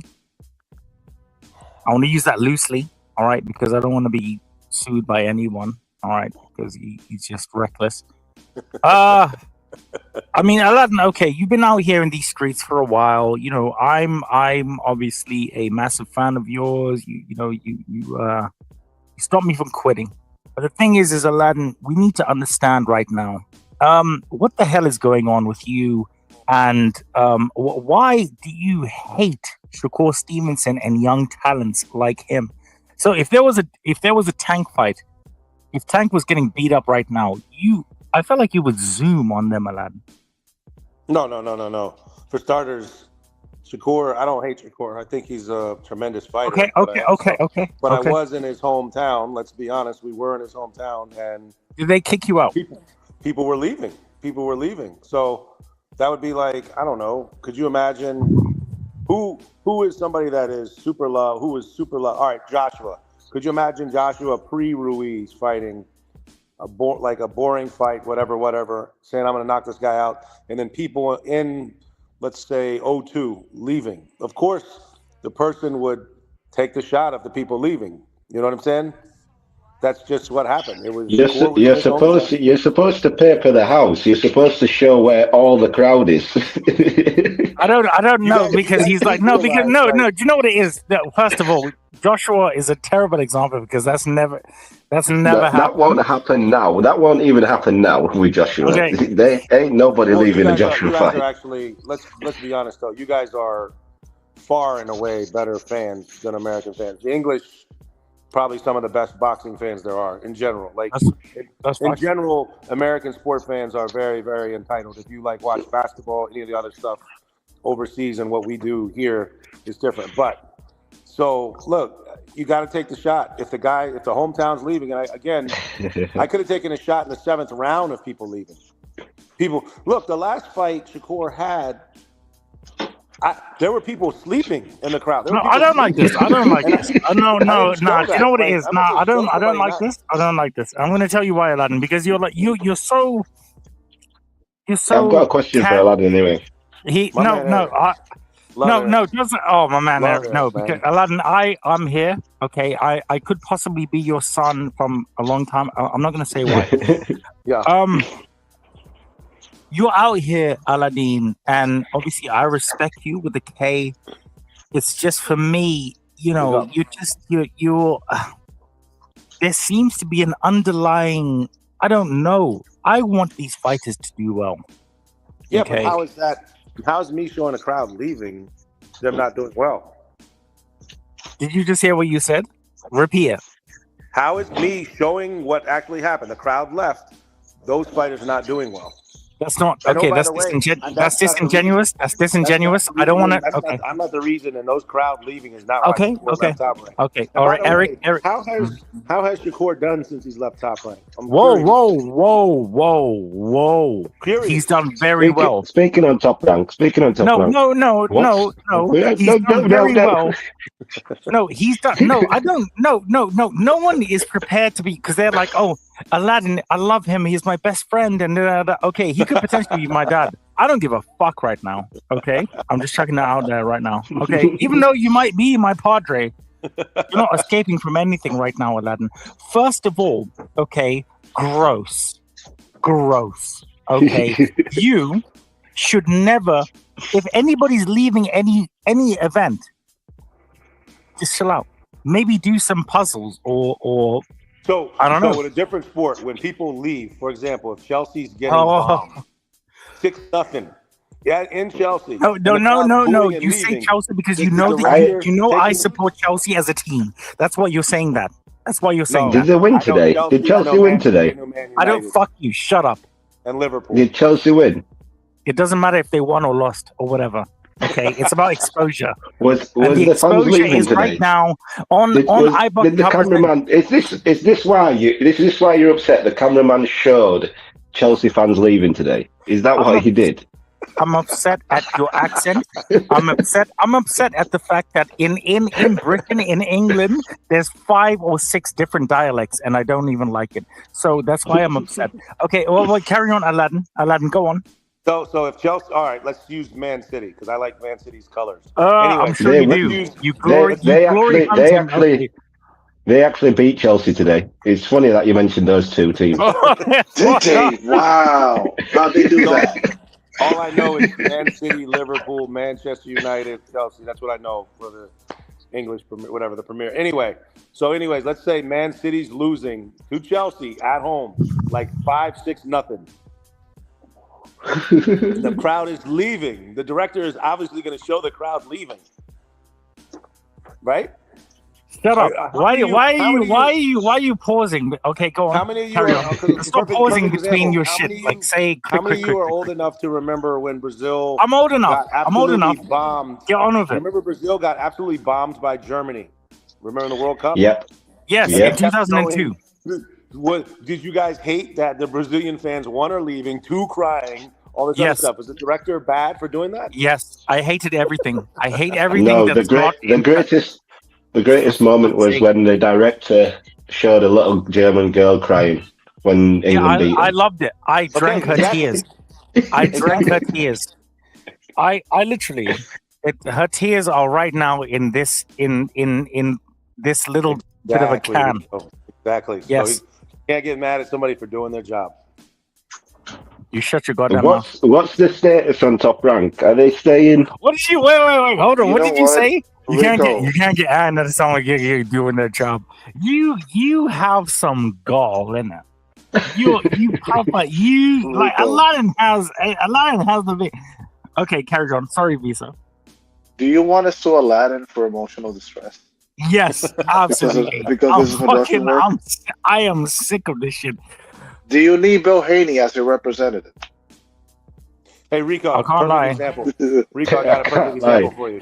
Rico, was it a bad cut when after Josue Vargas fought Jose Zepeda and got knocked out in the first round? The first cut after whatever was his brother crying. Was that a bad cut? I don't know, but one thing that I look at Turned him continuously. into a meme or gif. Wait, or wait, whatever. Aladdin. If you're looking, Aladdin, I don't know what device you're looking at right now, but you can probably see you and I like within this frame, and then obviously Viso and Eric, they're too scared and ugly to show themselves. Viso's a good-looking dude. I don't know why he's scared to show himself. I don't understand what I don't know what you're talking about right now, but you are my father. And the thing is that right now, Viso, I don't understand what you're saying. I'm trying to Maury this person right now to me. Maury. Okay, all right, whatever. Rico, before you go on, I'm bouncing because my food is here. So later, guys. Eric, big up, brother. Eric, big up, my man. Big up, Eric. Hey, Eric, we love you, Eric. You're the greatest, Eric. Eric, give me a high five. Oh, bye. Oh, no way. Well, Rico, how's the family, brother? Very well, thank you, Padre. I mean, very well, thank you, Aladdin. Good. I would love to say, like, bants and jokes aside, Aladdin is one of the, if not the greatest person that I've ever met in my life. Like, Aladdin, like, jokes and bants aside, Aladdin has helped me so much. So I just want to say, like, this year is going to be massive for the channel, for iBoxingHub, for Banter About everything. So I just want to say, guys, please. I'm going to be in America soon, so I'm going to meet Aladdin. When you coming through? It's going to be a little bit weird. It's going to be a surprise, okay? You got to let me know, because if we got to fight, you got to come. No. It's not going to be a surprise to you in terms of, like, the thing, but, like, it's going to be I'm going to be there. I need somewhere to stay anyway, so, like, if your garage is there, like, whatever. When are you coming to America? Like, that's what I need to know. I will be in America May, June. We got plenty of fights May, June. Come holler at me. I will, because I'm going to be whatever. So basically, I'm going to be going to America, and it's going to be incredible. And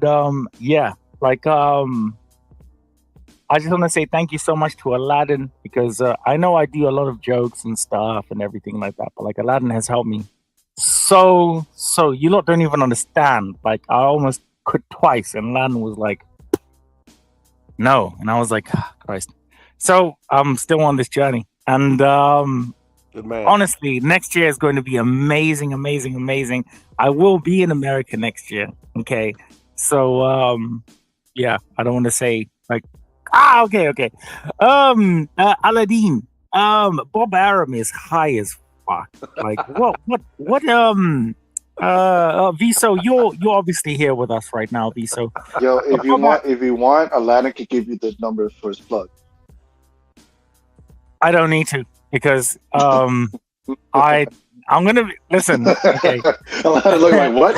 How do I know this? Hey, wait, Viso.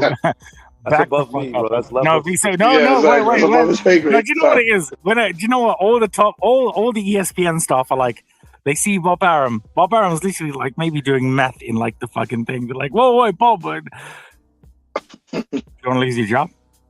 How'd you feel, big guy? You good? Bob Arum's just there, meth and everything.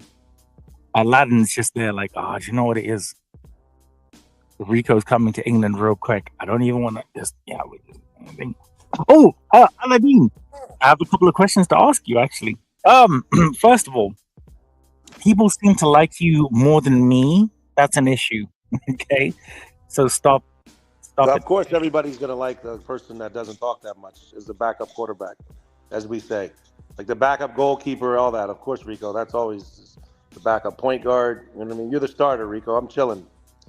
So they don't, the more I would talk and the more I would be around, the less they would like me and the more they would like you. That's just the way everything works in life. Okay, so Americans prove to us why they're backwards in every single sense of the word. Good stuff. As I was saying, I was trying to be polite, but yeah. As was I. Aladdin, yes. Everybody's like, every single space that I'm in, Rico, Aladdin, wait, and I'm like, getting a little bit pissed off here, guys. You want me to be here and whatever. I'm not jealous. Completely unrelated, Aladdin. The ESPN is, it's a golden oldie. The zone is obviously coming through. You guys don't have much in terms of sports that other people in other countries and across the world, because you guys are flat earthers. Obviously, you don't know this other. Whatever. How is is there a question in this? Yeah, yes. How is ESPN going to adapt to the current climate, Of Aladdin? what? Which current climate? I mean, you can't screw fighters as much as you've been doing anymore. And the thing is that with ESPN and it not growing as a global leader within sports like it used to grow, because you guys don't have real sports like, was it the NFL? I don't understand. Can you explain to him real quick that 33? Yeah. Explain to RIKO. I don't think he understands. 33 million people just watched ESPN's coverage on an NFL game. The Zone doesn't even have 33 million clients. You understand that? So let's take the Zone for example as an entity. They probably have 25 million subscribers. No, they don't. Those subscribers? They don't. Well, they probably have less. But how many of those subscribers are boxing fans? I would say most of the people who subscribe to the Zone are soccer fans, right? Football, as you call it. No, that's not true. No? That's not true? Mate, well, first I of would all, push back and say they would probably be more interested for describe for like boxing. Well, first of all, I mean, go on, Viso, and try and be unbiased. I'm just saying that I think, in my opinion, I think most subscribers of the Zone are boxing. Okay, so if that's the case, Viso, then they have even less subscribers than I thought. So I was being nice by saying 25 million. So, but anyway. But to my point, RIKO, you saying, and I'm with you, RIKO. I'm a boxing. No, you're not with me. Don't lie. No, I'm with you as far as loving boxing, but I can't help that. There's nothing. Football is king here. Like 50 to 60 to 75 million. So people. A fake sport in a country of how many 100 million? Boxing is obviously thriving when they're choosing a fake sport over boxing, which is a real sport created within England. Is there a question with that? Is my Wi-Fi? Is it a delay? Is there a question with that, or was that was there a question? That's what I'm wondering. Yeah. So the question is, Aladdin, you're a legend, okay? And I'm not going to repeat this. Not really, but whatever. Okay. Yeah, you've been in the business a very long time. A lot of people don't know who you are. You're going to be on my biopic because I'm going to be super fucking famous. With this being said, why is America declining with the talent and with just the overall because we got Diego Pacheco right now, and for you the camera angles might not be great, but I think they're going to be pretty good, to be fair, with the Zone and whoever's doing that there, or what you are doing within ESPN. I think that person's doing a great job within the Zone. But for you, and you being a little bit of a hater, how do you feel Pacheco and the fight is going to be displayed tonight? Like, are you excited? Like, are you going to be staying on the stream with me? Like, what are you doing? Like Aladdin, where are you in life? So it's date night. I'll watch the fight when I get back to it because I don't know who's doing it. I know the guy who's not any good did a Golden Boy fight the other day. So we'll see with Diego Pacheco. But I think your real question was, where's American boxing? It's not good. Yes. It's not good. I mean, let's be honest. The most important division for American boxing in general is the heavyweights, and we're not good. So that's literally the heartbeat of boxing, is the heavyweight division. We don't have any heavyweights. We don't have any good ones right now. Jared Anderson, obviously, as you saw what happened to him. And it's right now, after Canelo, if you look at all the real stars in boxing, so take the American stars. I'd put Bam in that. I'm talking young guys. Bam, Ryan Garcia, and probably, I'm going to say Jake Paul. Those are the three. And Jake Paul's not a real even fighter. Those are the three biggest American quote-unquote stars right now. Everyone else, Crawford's on the way out. Canelo's on the way out. Hell, in a way, Whoa. Back up right Can now. I interject real quick? Listen, Rico, I know you're interested in doing a biopic about yourself, but I'm gonna be doing a No, I'm not documentary. interested. It's going to happen. Hold on. Okay. Okay, And kiss cool. my ass. That's great. I'm gonna be doing a documentary called "In Search of the American Moses Atama." That's what I'm gonna do. I'm gonna look for the next American heavyweight somewhere. Must be somewhere. I don't know. That's what I'm looking for. Can I play you guys a you guys know somebody by the name of That Ain't It? Oh, right. You guys know who that is? Here. Yes. He frequents our spaces, banter boxing spaces, you know. Oh, VC. Being a contrarian. I'm gonna load up something real quick. Obviously, I want to, because this is an Please intellectual conversation, and I really want, to warn. I'm not going to lie. It's not even about that. I really want to enjoy myself today. But one thing is that obviously we have Aladdin right now. Aladdin, I had 3 wishes, like I usually do. I'm not going to tell you the first 2. But obviously the last one. Now there's been a rumor and a rhetoric in terms of ESPN leaving the boxing game. Here, let's put it into that. ESPN, if they end the Top Rank contract, they're not going to leave the boxing game. The contract with Top Rank might expire, maybe. I don't know.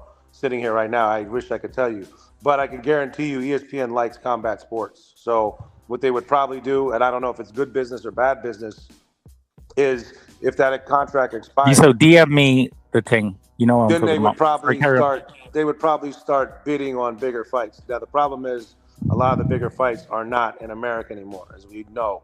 Thanks to your boy Turkey, who you love. But what I would tell you is that's what ESPN would probably start doing is we want boxing, just big fights, and they bid on it. Well, why don't you love Turkey? I think like everything, those guys do everything in excess. To be honest with you, and I know it's going to sound crazy, at some point he's putting on so many cards that are giant cards, you're going to burn the sport out. And I worry that they're going to get sick of boxing once the World Cup comes and all the other stuff, and they'll just be like, all right, on to the next one. And then there's going to be a huge reset, because a lot of fighters will have, they'll have used to these ridiculous salaries and all this other stuff. So I do worry. No, it's not even about. You asked why I didn't like it. Here's why I don't like about it. I feel like, for example, this card, 222, February 22nd, it's a dynamite card. It is a dynamite card. There's nothing wrong with that. However, in my mind, you got 4, maybe 5 fights that could be main events. And if you keep doing that, you're just going to burn out. You're just going to burn out all those fights. Each fight in itself deserves a lot of talk, a lot of the flowers, as the kids say, the flowers, and they won't get that. And I do worry that once he's done, they're going to burn out all these fights. You're not going to build any prospects, because Turkey's not building any prospects. I tell you, the only guy who I could say maybe they're building, and Viso had already said it, is maybe Moses Atamu. Outside of that, they're not building anybody. They're just taking stars and being plugging them in and putting them there. So that's going to leave room for somebody to build stars, because they're not really into that. And 2, I really legit worry, and I don't sound dumb, but all right, all these great fights happens, then what? Then it's there's nothing left to fight. Who's fighting? That's why we're I feel like I just want to add to that. It's I've been looking at Top Rank more. I've been looking at Top Rank more and more as a farm system when it comes to building young fighters. Whoa. But the way they're matchmaking them, it's well, when are there going to be a big fight? When are there going to be a unification? I know they're being brought up well. They know what they're doing, but as far as what they're being put through, it feels like they're staying in their own lane. You have 2 very, talented lightweights, but they're like stay in their lane. They're fighting their own fighters, but they're not fighting each other. 100%. And I feel like that has to become more and more possible. So I'm with you 100%. For example, so basically when we started this contract, I'm looking at guys like, how come Keyshawn, think about how many good 135-pound prospects they have, and those guys haven't fought. Like, there's no reason Murataya and Keyshawn shouldn't have fought already. Absolutely. And think about what they had just 3 years ago at 126. They had the Alberto Lopez guy. They had Robesi. They had another guy. How come those guys, Navarrete, basically have a thinning of the herd, and then let somebody and let me just add also, I think they interviewed I don't know, Adivino, Rafael Espinosa, right? Him possibly moving up to 130, right? And then possibly fighting Navarrete. And he, although I feel like he hasn't ruled that out, he said he's not interested in that because he's interested in unifying, 126, which I also think is possible. You know what's funny, Biso, real quick? He wants Inoue. Like, he sees Inoue. Inoue wants to come to 126. Okay. And I'm telling you right now. Because of the value that fight brings. Exactly. But and he's all a fight against a Mexican, another Mexican. Just look back at the days of Marquez versus Barrera versus Morales, how they fought each other, and they fought for the to be the best out of all of them, right? Mm-hmm. We're not seeing that as much as that now. And in order for the sport to survive here in this country, you need more of that. Yeah, to engage the fans' interest into this thing. Exactly, and it's sad because they for a while they had everybody at 126 stagnant. They had basically, Viso, you could say they had everybody from 122 for a while to 140, and nothing really got done. Nothing really got done. They had Shakur. They had all these guys. The fact that even Shakur and Navarrete didn't fight, they were both. You know what it is? A travesty. I apologize to your viewers, but it's like, imagine you want the girl to give you a blowjob, and I'm sorry, Rico, but imagine you want that, and they kiss all around. Why are you sorry? Why are you sorry to me? I'm I don't know the viewers or whatever, but like I like that. They kiss. They kiss all around you, but they never kiss where you want to kiss, and it's like, dude, just I get it. Get in and fucking. It's a cock tease. It's a cock tease. I know what you're talking about. I guess. Okay, go on, Aladdin. So anyway, like, that's been my problem with Top Rank. That's ESPN's problem with Top Rank. Like, sometimes there's nerds out here, Aladdin. Sometimes it's not all about you. I just want to shout that out there. Okay, Karen. But anyway, you know what I'm saying? Like, that's the problem. Like, that I forget one of the belts. There's one belt that they've never, it was like, I don't know if it's the WBO or one of them, like the 126 one. It's like, dude, just unify this belt. At some point, have that guy fight the WBC. You have everyone. At one point, they had all the guys, and they did nothing. What was the stuff mean? The like, problem also, Viso, is like we haven't had. I guess the last pick'em fight we had was Komatov Ford. Honestly, like, you look at it on paper, and that was fight of the year.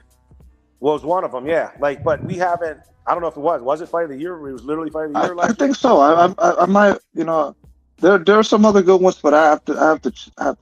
Yeah, but if you look at what Top Rank's given ESPN, that's been their issue. Like, it was 2023, we had one pick'em fight. It was Haney Loma. 2024, we had Komatov Ford. 2022, I forget if it was Crawford Porter. I didn't think that was a pick'em fight, but you know what I mean. Like, there's not enough. That's been the problem in general. You want pick'em fights. Like, for example, like we brought it up in the space. I know I'm on the wrong side of it, but like, I would love to see Bam versus Junto, or I would love to see Junto versus Inoue, or Inoue versus Bam. All those. There are pick'em fights, and I feel like a lot of those are going to Saudi Arabia. Like, for example, this one coming up better be at Bivol. I know how Rico feels and whatever. That's a pick'em fight. Right. Shakur Tank. I know how I feel. I know how some of you feel. Still a pick'em fight. Those are the fights we need. Not where, put it like this. We don't need the fights where we know an A-level fighter is getting ready to fight a C-level fighter. Just like what Rico was talking about earlier, whoever the guy, Smith. Like that dude he beat, it was a C or D level fighter, and he's a B level fighter. It's not. Inoue the other day, for example, the guy he beat, yeah, he's all right, but it's like A versus C. Of course, eventually Inoue is going to figure him out, and here comes a highlight reel knockout. So we need A versus A or B versus B, and that's what. Look, some of the best fight, and it always doesn't got to be A versus A, but just have the same level. Arturo Gatti, Mickey Ward, those weren't A-level fighters. However, they were on the same level, which led to a tremendous trilogy. So that's what we need more of. Absolutely. Like, not every fighter that you see is going to be A level, but the ones that are C class, if you match them up, evenly, right? Mhm. They're going to give you like a back and forth. It's not going to be just one dominating the other. And when you have mismatches, well, then that creates a problem. Exactly. And fans are going to find out soon enough that, you have a padded record. You're not really fighting the best out there. You're really just making up hype, out of your success, which is like kind of fake. Yeah, and look, I'm not going to say that they didn't have this problem back in the day because we were just discussing this not too long ago. For example, it was Ray Mancini. Ray Mancini's a hell of a fighter, like all heart, did everything the right way. But when he fought Alexis Arguello, you kind of knew this is a matter of time. Now, that didn't stop Ray from trying, displaying his greatness and still trying to go for the win. But you kind of knew these two guys aren't on the same level. So, and I'm not saying that they didn't have these issues back in the day. Look at half of the guys Roy Jones fought. We all wanted the Mikushevsky fight, just like we all wanted for a while before they were Kovalev versus Adonis Stevenson. We never got those kind of fights. So some of those, both of those guys had some padded fights on there. So, and we all wanted Kovalev, for example. We all wanted Ward Kovalev early. And I give credit, like a lot of people hate Andre Ward, and I understand whatever, he moves the way he moves, but there was nothing padded, that Super 6, that was a great tournament for me because there was really that's the favorite. That's the guy. It was like, I could see each guy. The only one I thought the guy was like all wrong was Kessler Ward. I thought Kessler was just all wrong. Like Ward was gonna, do basically what he did, but yeah, Kessler was underrated. Kessler was underrated. He just didn't have the feet for Ward. You know what I mean? Like he never had the footwork for Ward. And there's guys like that. Like you could tell straight up. Like remember, was it Felix Trinidad? When you saw Oscar give him that boxing lesson, you knew, okay, dude, you're getting ready to get in with a middleweight who can do everything, who's seen everything. Right. I know you walked down. What's his name? What was his name? The William Joppy. But bro, you're about to fight Bernard Hopkins, who's seen and done everything. Like, come on, man. And see, that right there is what concerns me about Crawford versus Canelo. That in spite of Crawford's greatness and his accolades, it's like you're going to a heavier weight class and fighting a dude that is very acclimated to it. 2 weight classes, right? And it's like, damn, that's putting it all on the line. But it's like, dude, you're gonna get hurt. Vito ain't gonna lie, man. I know I'll be in the minority with this. Crawford has to be very careful because, like, whoa. Hang on. Crawford has to be very careful. What I'm gonna say. Let me finish. Like, had he gone to 160 and fought Janabek, had he gone to 160 and fought Janabek and got hit the same way he did against Madrimov, bro, Crawford might be going to sleep. I'm not bullshitting you. The one Janabek, especially catches you on the range, dude can flat out punch. So like, I like Crawford.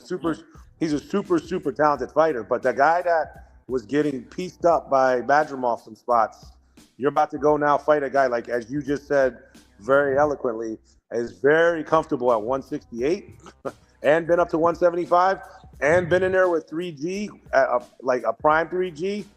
I don't remember, like, you can hit Canelo with a bat. I don't ever really remember Canelo hurt. I remember, what was it?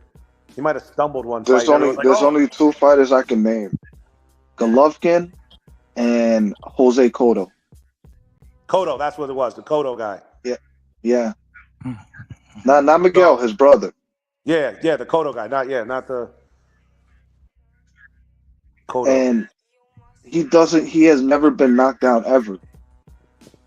So you gotta, dude. I don't know, man. I don't know. I just feel like to me, it's just a matter of how much can he take a punch from a super middleweight versus. Well, I mean, the thing is, like him. I've seen Crawford spar with bigger guys, Steve Nelson, those guys, but that's a whole different thing. That's sparring. The punch. You've been in there and sparred with Steve Nelson, and now you're about to get in with Cotto is a totally different thing. I think where Crawford's, like, if we're talking that fight, it's going to be work rate, but Crawford's never had a super high work rate. You know what I'm saying? Like, he's always been methodical. Right. Like in his best fight, look how he went. I think that's how I feel like. That's probably why. What the hell does methodical mean? What the fuck is that? Methodical at RIKO is somewhere between 30 and 50 punches in a round. He's not coming out there, but like just a buzzsaw and just let me throw 1,000 punches. He's got a methodical. So he's cool, calm, collected, and he's acting like the real champion that he is behind it. You know what I mean? It's being elaborate. He's calculated. He makes great fight adjustments, and he has great timing. That's not a guy. That's not a guy that's like, I'm going to go throw 100 punches in this round. No. I mean, if I had 3 wishes, Canelo does that as well. That's probably why he feels like he has a chance. Because like Canelo can be economical too with his punches. Canelo absolutely is economical. He's like, I don't know about economics with Canelo Alvarez. Well, you think he's a pressure fighter? You think he throws a lot? I think we give a lot of excuses for Canelo. Really? Yes. Go on. The reason why I say this is because, and actually, I'm glad that you're here, Aladdin, because you are you're one of the goats at screwing fighters. So in terms of like what we're talking about, in terms of what should not be happening, this is exactly what it is. Were we talking about Tank? I don't think we were talking about Tank, but I'm just going to check it out there. Do you want to say Tank Davis right now is backflipping his way into every home? Okay, for fuck's sake. Okay, all right. So Canelo has said, oh my fucking, okay. Canelo has said, and I asked about 5 people this, and they told me the same thing, and I almost deleted their numbers. They said to me that Canelo is going to be fighting during the year 2029. Yes. No. He says he's going to be retiring at age 39. No, it's not allegedly. He's not fucking about. Aladdin, this is where I want everything in terms of ESPN and them just destroying everything in terms of Canelo right now. You guys have a plan. Like what's going on there? What do you think about, this rhetoric of Canelo just fucking up everything? Aladdin, give me something good, please.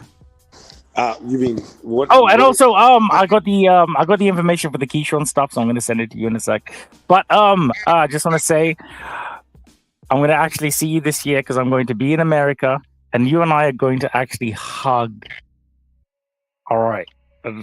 So, all right, carry on. Sorry. This is Groundhog Day. All right. Anyway, my mind is rattled. We were talking about Canelo, right? And yes. What was your point about Canelo with Crawford in the matchup? You guys, so Bob Arum is he doesn't know what does he know what day it is? I don't think. What's happening? Now because he's coming back from Japan, so he's probably on jet lag. Okay, so Bob Arum has gone to Japan to try and get every single type of illegal remedy that he possibly can. He's been unsuccessful, so he's coming back to America. With this being said, I just hope he doesn't get caught. He doesn't get caught with like bags of like marijuana. When he I'm not gonna be so. Bob, be honest with you, Bob's not carrying anything. If somebody did get caught, it wouldn't be. They might get caught for Bob, but Bob's not touching anything. Bob, I'm not being funny, but they've probably got experimental. No. They probably got experimental drugs slipped into his fucking stomach right now without him even knowing. So, you with think that, Bob would get that close to anything? Come on, man. yes, absolutely. That's because I don't believe in ESPN. So, with ESPN coming out of boxing, Aladdin, what's going to happen to you? Like, do you want to be roomies or like what's up? If ESPN leaves boxing, I'd probably, I don't know, I'd either start doing football or I'd just go wherever the boxing is. Thankfully, a lot of people like my work and they like seeing Shakur leave. So there's a lot of networks would probably hire somebody who's that smart to take that shot, Rico. And be smart enough to get that shot. Turn Josue Vargas's brother into a meme. Yo. Okay, all right, okay. Visa, do you wanna speak? Because me, if I have to talk, Bro, I'm not listen. gonna lie, I'm gonna be not nice. I got only one earpiece working right now, and they're about to die. So listen, I'm gonna make like a tank and backflip out of this chat. All right, man. My man. Yo, My listen, man. Rico, I love you, man. Thank you for love putting you me too, my on to brother. this, man. No, Viso, Viso, you are man. my brother from another mother. Viso, if you know, within the next 2-3 years, I will conquer Yeah. America, like I've promised Vito, everybody holla at out me this here. week, brother, because I know you want to come. All right, man. All right, cool. Yo, Valentine's. later, guys. Later. Much love to you, Viso. Aladdin. It's obviously always great to speak to you right now. Hopefully, I have you for a good few minutes. So I'm going to ask you a couple of questions. Go for it. First one is no wait, I'm going to leave that till the end. The second one is, how did you feel watching Matchroom and a real incredible show where you're not screwing any fighters? All of them feel happy within everything that they're doing. So it's Smith versus Ouizza. Okay. So we're going to obviously transition to the Pacheco fight. I don't know how long I have you here. I didn't see the match. Congratulations to you and also to my future La Familia in terms of the misses and everything. You know, I love you long time. I didn't see the Yeah, match that's card. good. You're talking about the one, was it 2 days ago or the one today? No, today. Uno, how do you say uno teneus? Let me check the box. Let me check the zone. What do you mean check your zone? You don't need to do that because I'm literally saying to you right now, it's Smith versus Ouizza. I know I'm going to check to see what is it on the zone. It's going to be on the zone, just like you are almost going to be on the zone with Bob Arum. Okay, do you know what? Apparently, what they've done is they've dropped little Percocets like Hansel and Gretel to honestly, like, it's not even me saying this, or like they built a whole dome called Bob Aramazonia. So okay. Well, apart from the jokes and stuff, how have you been? Are you okay? I've been good, man. I've been good. I've been busy. Obviously, with the whole like the culture, the political climate here, I kind of just been laying back. Sad, isn't it? A little bit sad, isn't it? You've been a bit sad, isn't it? You don't need to be sad. I've been sad, but I've also been, thankfully, been pretty. Who was it? Smith versus Ouizza? Yep. Let me see this fight. I've been busy, I've been good, but been busy. And thankfully. Has Chris Mannix messaged you? Chris Mannix. I'm actually friends with his wife. To be honest, I didn't even realize that was his wife, though. I had no clue. I work with his wife. I didn't know they were even dating. How did you not? And if you did know, would you have stopped it like me? Because one, we're professional. She's very professional about it and very discreet. And I don't even think I would be discreet as well, because if you're going out with Chris Mannix, I would lie. I would lie out my fucking teeth right now. I he swear doesn't to God. show up to any of the fights, so I had no clue. Understandably so. I hear that. But I don't think I even saw him I thought he was going to be at the Valle fight, and I didn't see him at that one either. Nah, he wasn't going to be at that one as well, Padre, man. How do I come across right now without being an absolute? Wait, you're saying this is good coverage? I'm watching this. Oh, what from? Wait, So the DAZN fight's obviously finished. You I'm saying this is good coverage, Rico? That's what you said? I'm transitioning to the to you guys. No, wait, actually no. Which is the Pacheco fight? Where's Pacheco? It's the zone. Okay. It's the zone later. It's DAZN as well. It is DAZN. Yeah. Where was I? Smith Oza. Oh, we're gonna go for the prelims right now. You're saying this is good coverage. This is what you're telling me, that this is all the fights you've seen that I've given you, and you've seen. Clearly, you haven't watched our work. I have. I've watched all And your you're work. saying this right I know here exactly. that I'm watching. I know You're saying this exactly. right here Okay, that do you I'm want watching to? with this- Do you want me to be honest, or do you just want to Wait, just? Rico, you're telling me this right here is good coverage with these high ass ropes and these bad camera cuts. You're telling me that's good I coverage? don't understand why you have to be such a hateful person. Well, for starters, like I wish the ref had some sponsorship on his back, because I've seen the back I wish of the the ref Reddit. at least So out of all 6 the times that you and I have back spoken of the about ref again. referees, out of Oh, all the the times that you and I have spoken about referees, for fuck's sake, The back you of the literally. referee, I'm shocked. You understand that's one of the that is the equivalent of, let's say, missing Roger Federer serving. You understand? Is seeing the back No, of I the ref. don't. I don't understand any of that type There's of shit. nothing worse because you could do. Nah. There's nothing worse you could do in boxing coverage than see the back of a ref. Like, it happens, but to stay on it for like 2, 3, 4, and 5 seconds is awful. You can, if you're on that handheld, slide to the left 2 times, slide to the right. No, 2 times. don't do that. Clap, Don't do that. No, right, stop it. Oh, back of the ref again. Shock.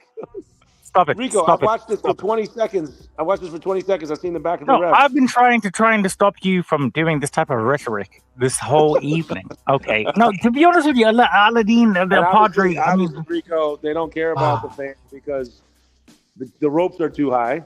So to slow everything down, so you don't have to see the ref so much, you just bring your camera up a little bit higher. Hey, there's Nick Ball. Hi, Nick Ball. Oh my guy, the one that's supposed to destroy Inoue. How do you feel about that? They have a shot.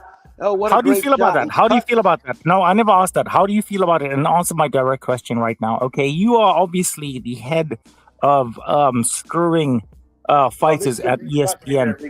Do I want to see the ropes or do I want to see the fighter? That's a great cut. Bat Freed. What is Bat Freed? Bet Fred. Bet Fred.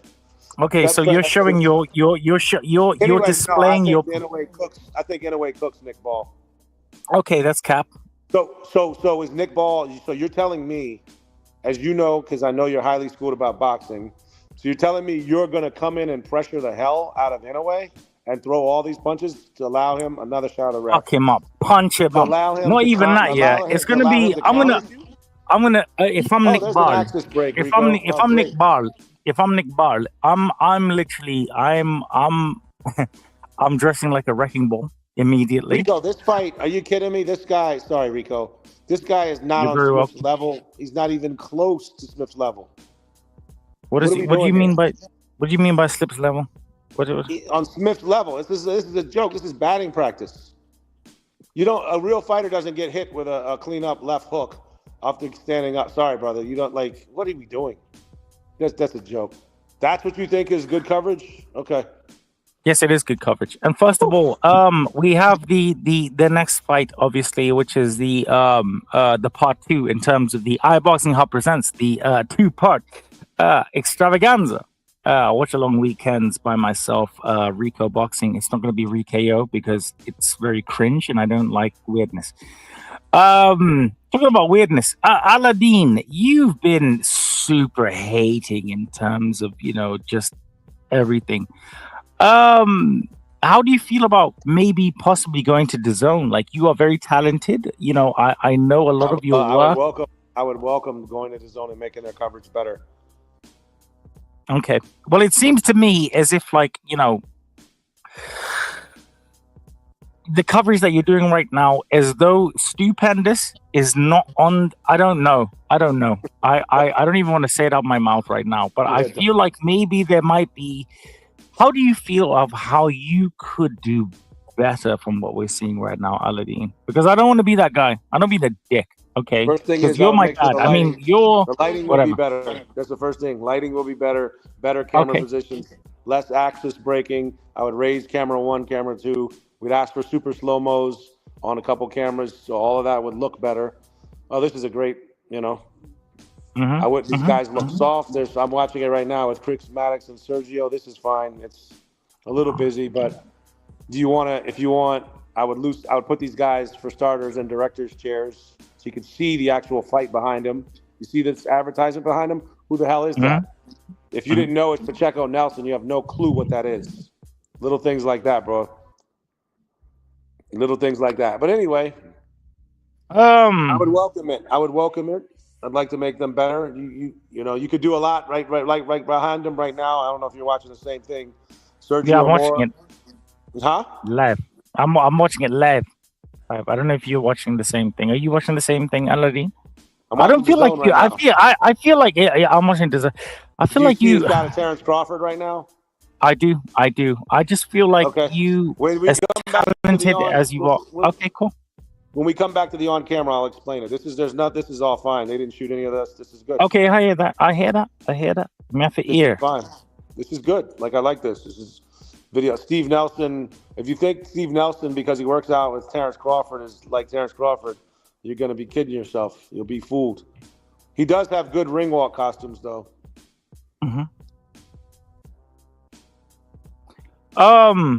Actually, I need to ask the fans right now, to be honest with you. Like, to be honest with you guys, yeah. I'm going to be doing the watch-alongs and the commentary and stuff like that. Because there's 2 fights. And obviously, we just had Dalton Smith. And I've given you guys Aladdin, the one person who has always supported me. And I love him. And he might be my dad. And I'm trying to sue him, maybe, if that's the case. But I don't want to end this live, because I'm going to have to start another one within an hour. So we're going to go just straight to the Pacheco fight, because it's all DAZN. Okay, that's what I'm going to do. I'm going to change the commentary. And okay, so right now, guys, we have Aladdin, who is, you know, I have some of the best jokes like ever, but I'm not going to do that because Aladdin will be upset. So Aladdin, in terms of you know, Bob Arum, you watching on camera right now with the 3-shot? I'm mate. Okay, can we? Do you see a 3-shot right now on camera if you're watching? I see Chris Mannix, and I want to just Chris Mannix. So what would be cool behind them is to have a little bit of moving lights, something sweeping instead of just flat. I can't do what you do, because I would absolutely just, like, if I had a squirt gun, just real quick, just not even. So Aladdin, have you? Wait, let me ask you some real questions right now, because you're just being really, you know, like, by the book and ESPN and stuff like that. You know, we don't even know. Nothing to do with ESPN right here. Okay, cool. Well, we don't know if ESPN is going to be in the business right there. But Aladdin, you are such a veteran right now. What's the weirdest shit that you've been involved in? The weirdest thing I've ever been involved with as far as TV is yes. Oh my God, yes. Give us a good one, man. X Games. I was doing X Games, and it was for Disney. So they called it the Ghetto Games, but it was like these kids, and I'll never forget. Like, so all the kids, everyone's like 14 and under, and the amount of drugs being consumed while they were doing the skateboarding and the bikes by these kids, it was alarming. I remember taking a cut of a kid. He had just won. Smart kid. But so he had a Coke, like, imagine a Coke, a plastic bottle wrapper. Yeah, I can hear that. Wrapped around a Heineken, and he's drinking. I'm like, what the hell is that? I was like, I've never seen a Coke bottle. So I had to look at it. Like, I kept looking at it. I'm like, what is that? And I'm like, oh shit, that's. And the kid was like 12. And then I remember we go, and so it's all kids.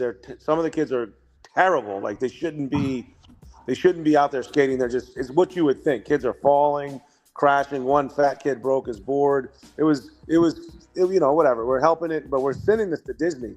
And then I remember, so the women come in, and now they're starting to skate and do all their tricks. And we go to interview this one girl, and like, so the people don't see this, but we're like, hey, get her ready. She just won. We got to interview her. She's smoking a cigarette not a joint. She's smoking a cigarette. She spits and we're like, you got to put it out. So she spits in one hand and then puts the cigarette out. Then she starts talking. She starts talking. And I kid you not, again, everyone we thought was like 14 under. The lady was like 30 years old. She's missing like 3 teeth. We didn't know this. It was just like, I'm like, what is happening right now? It was amazing. So that was one of the weirder things I did. And again, the fact that it was all we covered the whole thing. It was like 4 hours, 5 hours. We covered the whole thing, and we sent everything to Disney. I'm like, what is Disney going to do with this thing? Wait, what did Disney do? Like, what Disney like? I don't know, bro. I don't know. After we sent it, I was like, it was out of our hand. We packaged we get it to them, and I'm like, there was RIKO. You know how you make fun of me about Shakur, and I'm like all the time, yeah. People were leaving. Remember, I told you people were leaving in the 7th round. I had to literally whatever. I had to literally try and cut around the kids that were doing drugs and smoking weed. It was that bad. And it was in LA. It was at the Staples Center parking lot. That's what I remember. And I'm like, oh wow. When we first started, I'm like, man, this is a really good crowd. There's a lot of kids. Good DJ. The DJ was really good. Super talented at the time. I think this was 2008. So like, you know, the hip hop. Which is the thing? It's Pacheco versus Nelson. Yeah. Nelson. No, because well, my bad. Like, Aladdin, this is the most hilarious story ever, and you're gonna finish it. The only reason is that I'm incorporating both watch-alongs into this one because I got you. You didn't want to end the live. Whenever I do like 2 separate ones, it's just so long, and I have to do like a thing. But like, guys, honestly, please like, share, subscribe. I always try and bring you the best of the best of the best, and I'm telling you, lot, like Aladdin is, you know, I joke and stuff like that and say, yeah, he's my padre and this, whatever like that. But like, honestly, if it wasn't for Aladdin, you would not like. I can honestly say, like, you would never ever get any type of content, any type of shit like that. So like, yeah, Aladdin, I just want to thank you so much. And also, carry on saying what you were gonna say because I'm fucking dying. No, I literally had, as I was saying, I had to cut around the amount of kids that were smoking weed, drinking beer, like, and they were creative. Like, these kids, I got to give them credit. Like, I was like, this was 2007, 2008. I was like, I have hope for the future if these kids want to do something, because if they want to commit to something, at this point they were committing to drinking beer and smoking weed. They were literally coming up with ways to do it. As, like I said, plastic Coke bottle wrappers, as like any sort of wrapper you could get for a plastic soda, they would have, and they would put it around a beer and just be drinking. And it was amazing. And I remember like walking out after that event and seeing the amount of inebriated kids. I'm talking like 14 and under. It was just, I'm like, oh God. I was like, I would have bet the farm back then. That was 2007. Like I said, I would have bet the farm that we would legalize marijuana after that event. I was like, oh, do you reckon these kids now, like, they're a bit different in it now, really? Like, I can't lie. Like, they're all a bit. I don't know now. I think like, it's all our fault, isn't it? But like, I don't know. Because obviously, like, every Sunday I spend it with my Lulu pie. So I'm like, you know, I'm obviously don't want to kind of. We're going obviously into Pacheco versus Nelson in terms of the watch along, guys. Please, thank you so much for obviously tuning in. But from Aladdin's my family member, so in terms of you know, just your opinion on how boxing is in terms of maybe the youth aspect, Aladdin. How is it? I want to hear your honest opinion. This is just me. You mean by youth, like the kids who? I think it's dying. We got to get more kids into it, like young kids. I don't think it's dying though. I knew you were going to say that, but I don't think. Now, there, you guys have good programs. You actually have programs. I don't know. Like when I see the Olympic stuff, I'm not really excited. No one's here really excites me when I see that. And the fact that what's going to hurt boxing is now that it's not going to be an Olympic sport the next time. That's going to have to make people really work together and be like, hey, we have to figure out a way to bring this back. I've heard from the grapevine, I think that in terms of the Olympic sports stuff, I think it's going to sort itself. But with I hope you're right. I hope you're right because we need it. No, We it need will. It will definitely sort itself. Like if you look, if people actually watch the Olympics, you would see, you know, the last Olympic squad. We had Ben Whittaker, your favorite, obviously, Eleni. we had Your boxer in brother new from promotion. another mother, right? You shut your goddamn mouth. We are the ones out here. God damn it! Shout out to my brother from another mother. But Aladdin's just hating this aside. We're seeing, you know, an amazing surgence within boxing, Aladdin. England. You're talking about, because we're not seeing that same No, thing here. I mean no, because no. Do you know what it is? But why? All right, so and this is the thing. I'm actually going to say this to people. Aladdin, you know me. You know, for a number of years, I've tried to build a platform. You know, whatever. But like, I like being undercover and in disguise, going to other people's like spaces who like, you know, like the ones that have started in MySpace, for example. Like you have there's so many of them now doing like their own thing, and I'm so proud. But I went to. Are you proud? Are you proud of them, or are you like? I am absolutely. You got that idea from me. What, me being proud of people? No. I have not got that idea from you. And actually, I think you're a bit of a dick to be Not saying. me. I'm saying not me. I'm not saying. I'm saying, are you proud of them? Or are you saying no? You got that. That sounds an awful like banter. I'm very proud of them. Okay. I'm very proud of them. I'm very proud of them. I'm very proud of. You're not like James Brown then. When everybody tried to copy Hell James no. Brown, he was like, "Oh, just tell him you got it from Aladdin, me." how many people copy me? Like Aladdin, you've seen this. How many people copy like what I've like done? A lot. Like how many? You know, A lot. Have I ever been? I'm not on Twitter. I'm not on X and Twitter and all that, but a lot. Have I ever been mad at anybody for doing anything?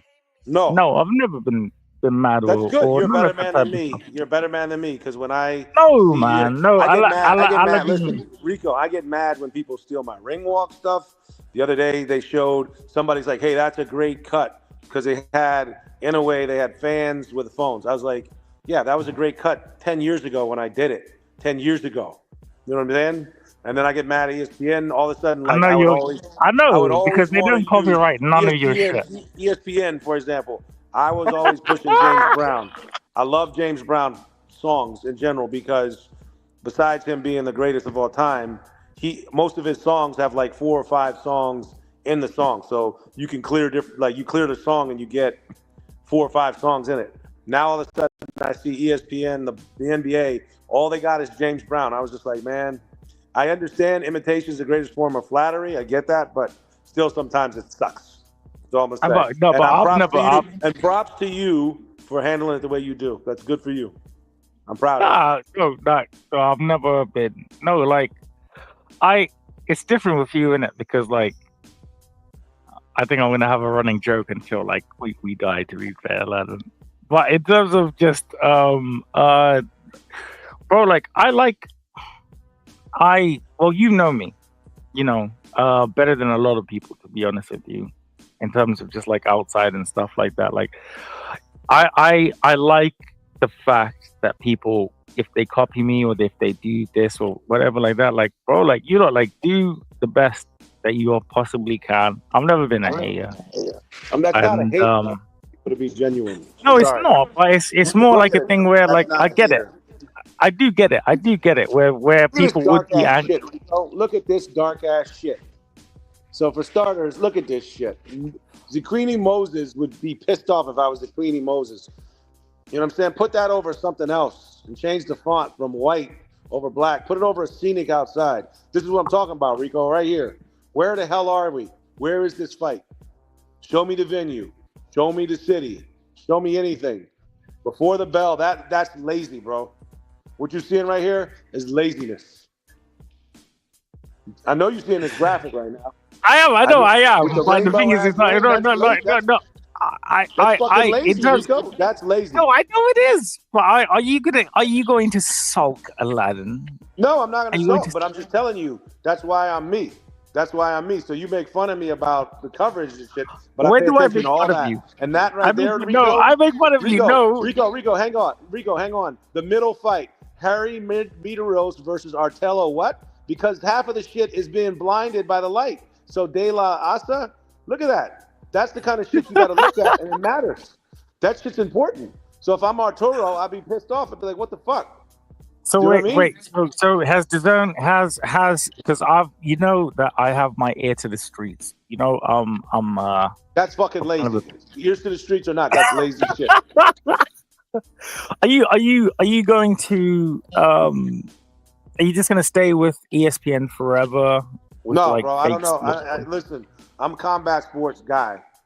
You know what I'm saying? And the guy Aladdin, that you brought me- the are guy that like brought me- jokes and the guy banter that- aside, you are one of the best ever to The do guy it. that brought like, me up genuinely. is one of the best football directors ever, and he even recognized. He's like, "You're one of the best boxing directors I've ever seen." And I was a young man when he said that. You know what I'm saying? So like, no, I'm a combat sports guy for real. So I'm gonna that at the end of the day, that's where I think I'm going. We'll see. I want to actually know Aladdin, because obviously in terms of we look a lot of. All right, we'll save that for another You look discussion. better than me, bro. Don't say I look like Yeah, I know. I don't know. Yeah, like whatever. You like what's the part? You seen the movie when we were kings? You understand this movie? When we were young.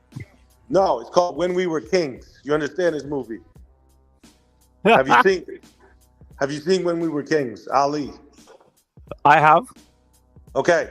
So the whole thing about it is they were youth, they were young. You a king right now. You what's the song, the Coldplay song? I used to rule the world, blah, blah, blah, blah, all that stuff. The streets I used to own. So I'm old, man. Exactly. Okay. Oh, That was Aladdin. yeah. So that's what I'm saying. You are young, brother. Take advantage of it while you can. That's why I don't want you to see you. Oh mate, Put on I'm these- not. on these things. It's my birthday. Obviously, next week Saturday. I think as my possible When you party. turn 22. I will be way older than that. To be fair. Shit, brother. You have no idea about old. Hit me when you're 40 and tell me how you feel at 40.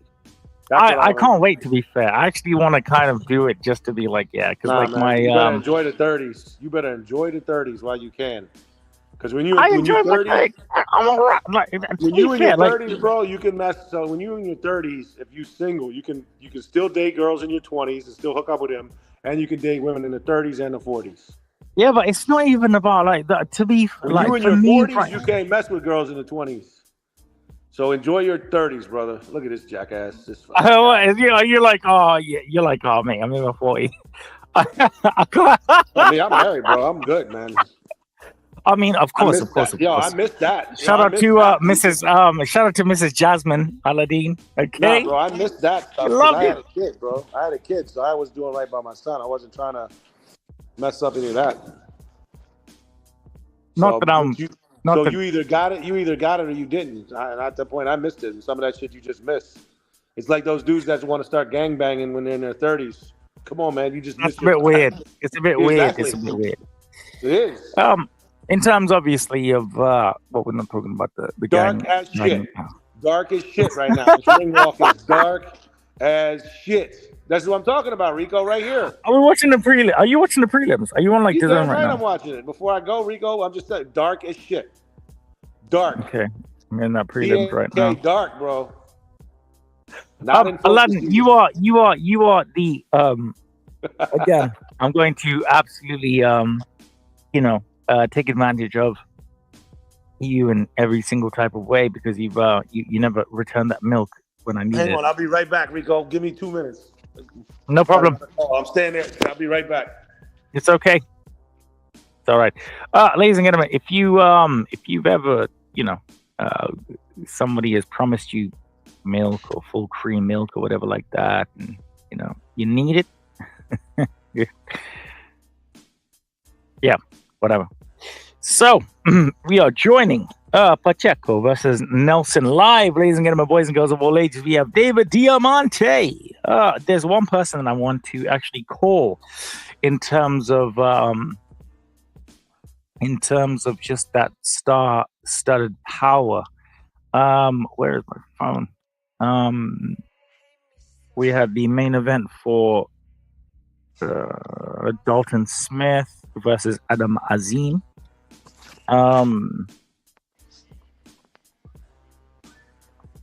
There was, but he was followed everywhere by you get me.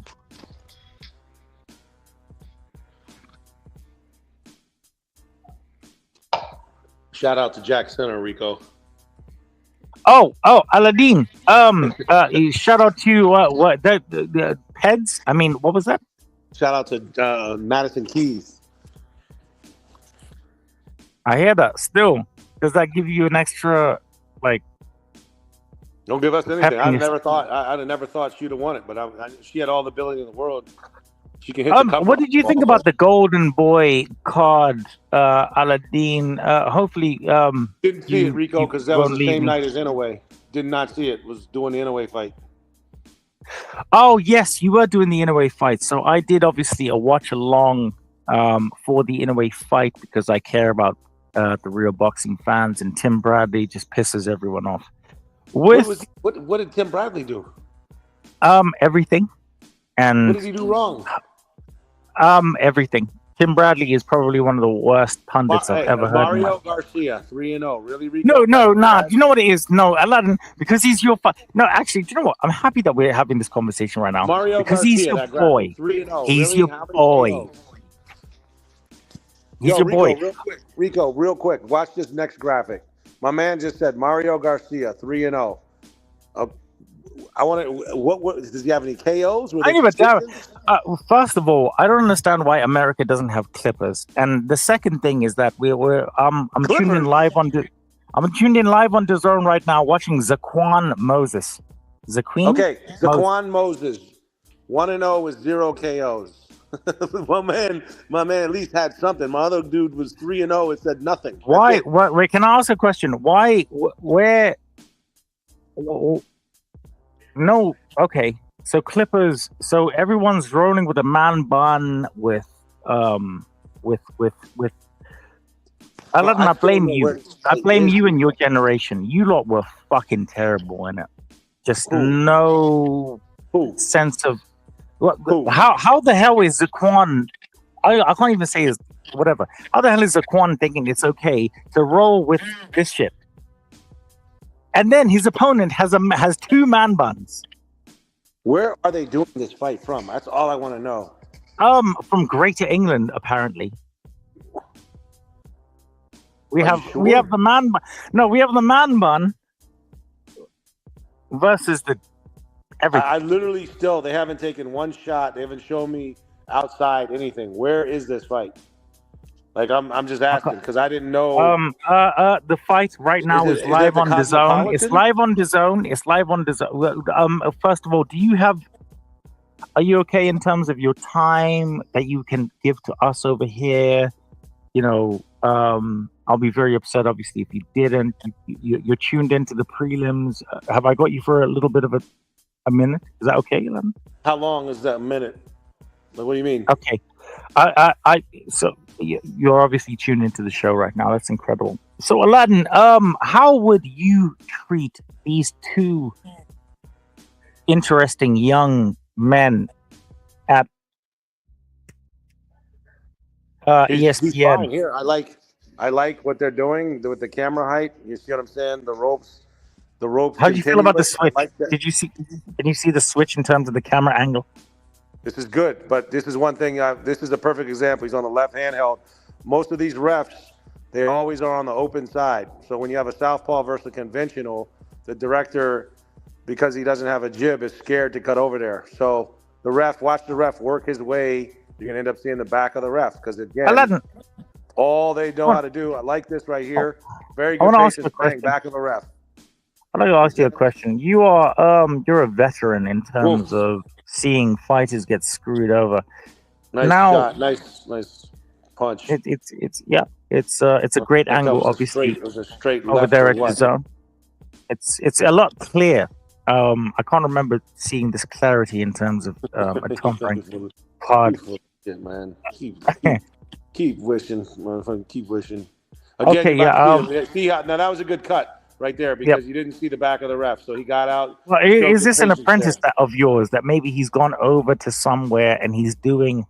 No, I don't know who this. Again, I don't even know where this fight is. I want to say this is in the Cosmopolitan. Have you ever had an It's a ring apprentice, match. Aladdin? It seems to me like you don't want to like share your knowledge with anybody apart from I have you. a lot of apprentices, just not. I have a lot of apprentices. You just sound a not little bit really in, selfish. It's a bit dickish. I have a lot of apprentices in not in boxing because a lot of the people they really don't understand it. That combination right there, I only think 2 punches landed. And there's the back of the ref. One thing with ESPN cards I see power side, focused side. on Aladdin is the rabbit punching. Okay, now when you, Now, I don't know. Ate a straight left. That was a nice straight left right there. No, but I'm talking about in terms of like if I'm watching somebody entertaining like Shakur Stevenson, I see just rabbit punches. I see just zooming in on things that he shouldn't be doing. But if it was an alternative angle, he's doing well. You being, somebody who's extensively shot Shakur Stevenson, why do you guys make him look like a dick? Like, for a lack of a better word. So when he looks great against Jamel Herring, I made him look like a dick, huh?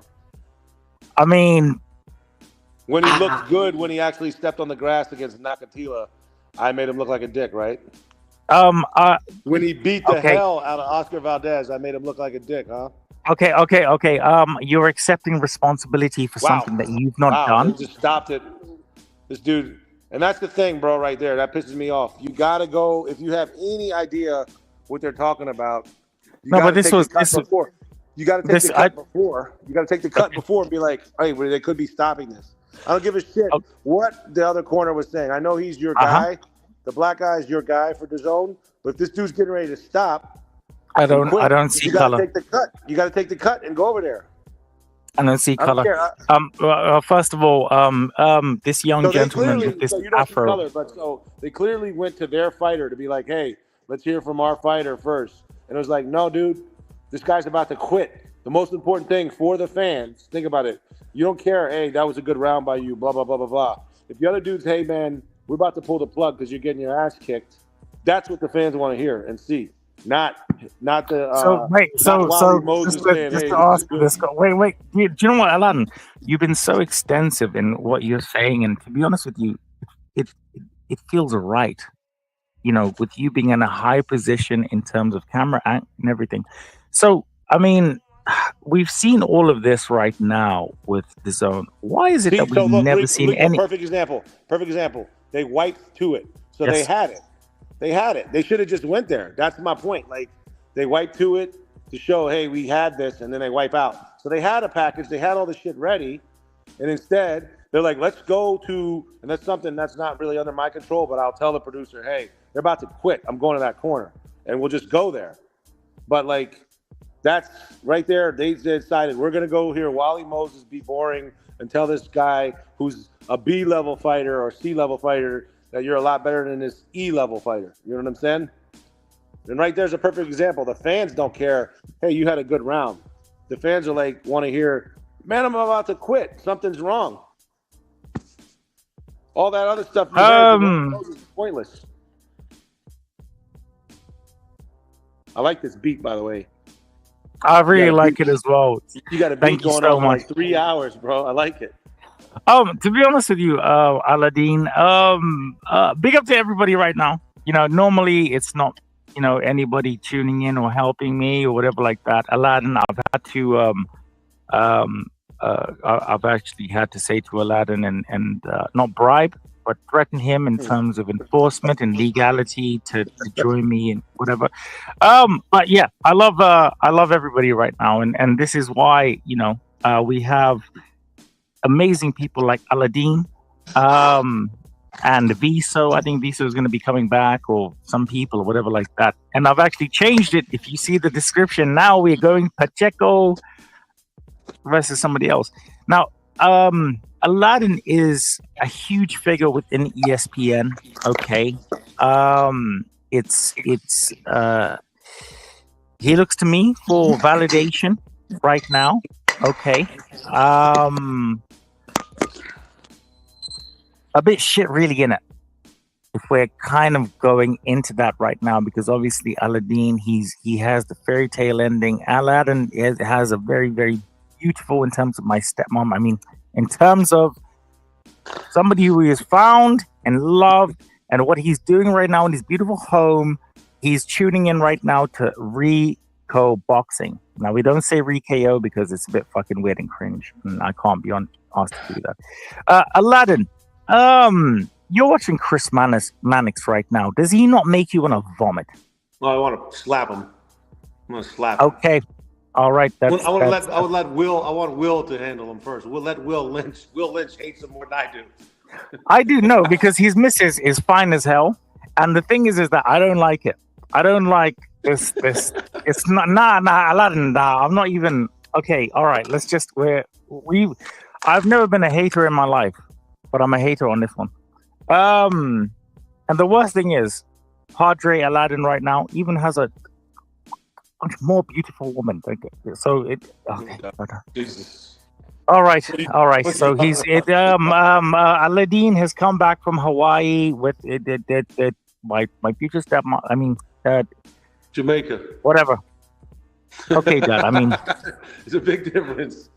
I'm sick and tired of it. I'd like maybe for you to acknowledge me sometimes. Whatever. So Chris Mannix. Oh, we got Eddie Hearn in the building. Aladdin. Eddie Hearn, you've met him. How do you feel? I like him. He's all right. You know what I like about Eddie? He brought in Callum. He's a bigger back. Callum Smith, and that Archer better be a waxed ass, right? And then a little bit later, he brought in Ray Ford, and he got treated well. You know what I mean? I like Eddie Hearn. Him and Bob Arum, actually, they're pretty cool together.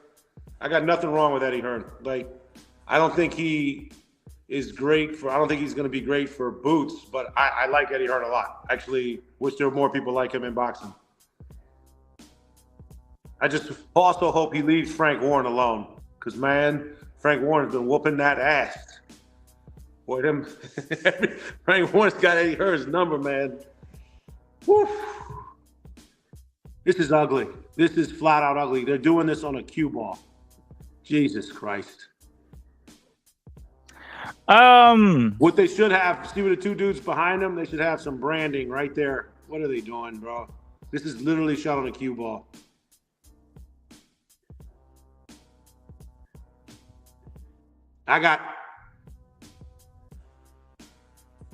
Oh my God. Is the lip sync off too? Oh my God, Rico. The lip sync is off. Wait, hold on. Are we watching a tank fight? No, I'm joking. The lip sync's off. Holy shit.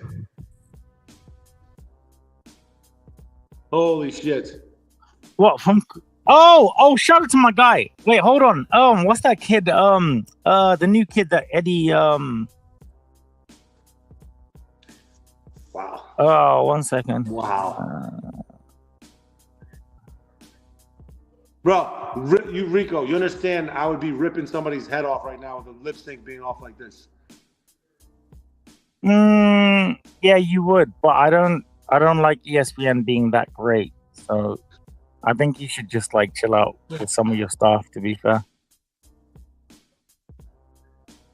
Wait, Aladdin, are you like wait, would you okay, all right. So Jose Pedraza 143. Jesus. No, but Aladdin, okay. So you're like you've been around the block, okay? Mm-hmm. You're like you've been here and whatever, Africa in 1993. Would you look at me and be like, I'll let you host something in terms of just like a host? Well, for starters, what I would probably work with you on is let's figure out how you're going to ask questions. How long are the questions going to be? You're going to get in and out. We'd work with you on that. So we would cover that in a meeting. Be like, hey, we're going to catch blank in the locker room. You got 3 questions, and you got to be direct. And it can't be like yes, no questions. So That's part of it. So you couldn't give a guy like you give me a 15, 20 second question. You can't. No, do that. I only do. Wait. I only do that with you because I'm just saying that's one I would work with you on that. That'd be the first thing. Let's go formulate your questions. What do the people want to know? What do you want to know? What's important? There's a guy who most of our announcers have to take him. His name is Sawatsky. They're called the Sawatsky notes. You should actually check it. If I can find it, I will look for it for you because it could probably help you. Everyone can help anybody because like some of the people. Well, you probably don't know who Larry King is, but Larry King had I know who Larry King is. So Larry King was horrible at Sawatsky notes, and he had a talk show for 20 years. Like his stuff was horrible. But like RIKO, your questions would be like, RIKO, how do you like being on your own? Boom, go. That kind of stuff. Oh. RIKO, what are your plans for the future as far as in television? Boom. RIKO, what's the future of boxing in England? That kind of stuff, where it's straight to the point. The future of boxing in England is amazing because we're pissing all over the world right now. If you like to give examples, I could definitely do. Exactly. So those are Sawatsky style questions where it's just direct to the point, boom, boom, boom. Make them in and out. If I'm like, hey, RIKO, I believe this, and this, and I also believe that Terrence Crawford is the best fighter in the world. Your thoughts? That's not a good question. RIKO, who's the best fighter in your opinion in the world? Boom, go. The less it's like with refs and shit. The less good refs are heard, not seen. Good questions are asked straight away, boom, and get out. No one gives a shit. To be honest with you, RIKO, no one cares about you. They care about who you're interviewing. You know what I'm saying? End of the day.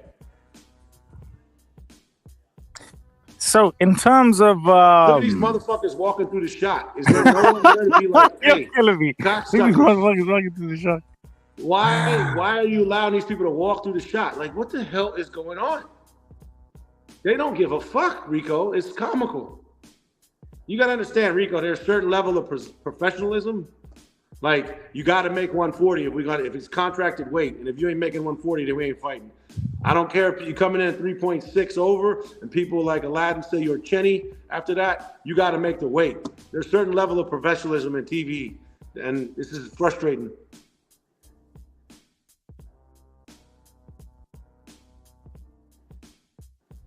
But don't be upset when Better BF puts Bivol to sleep. Shut up.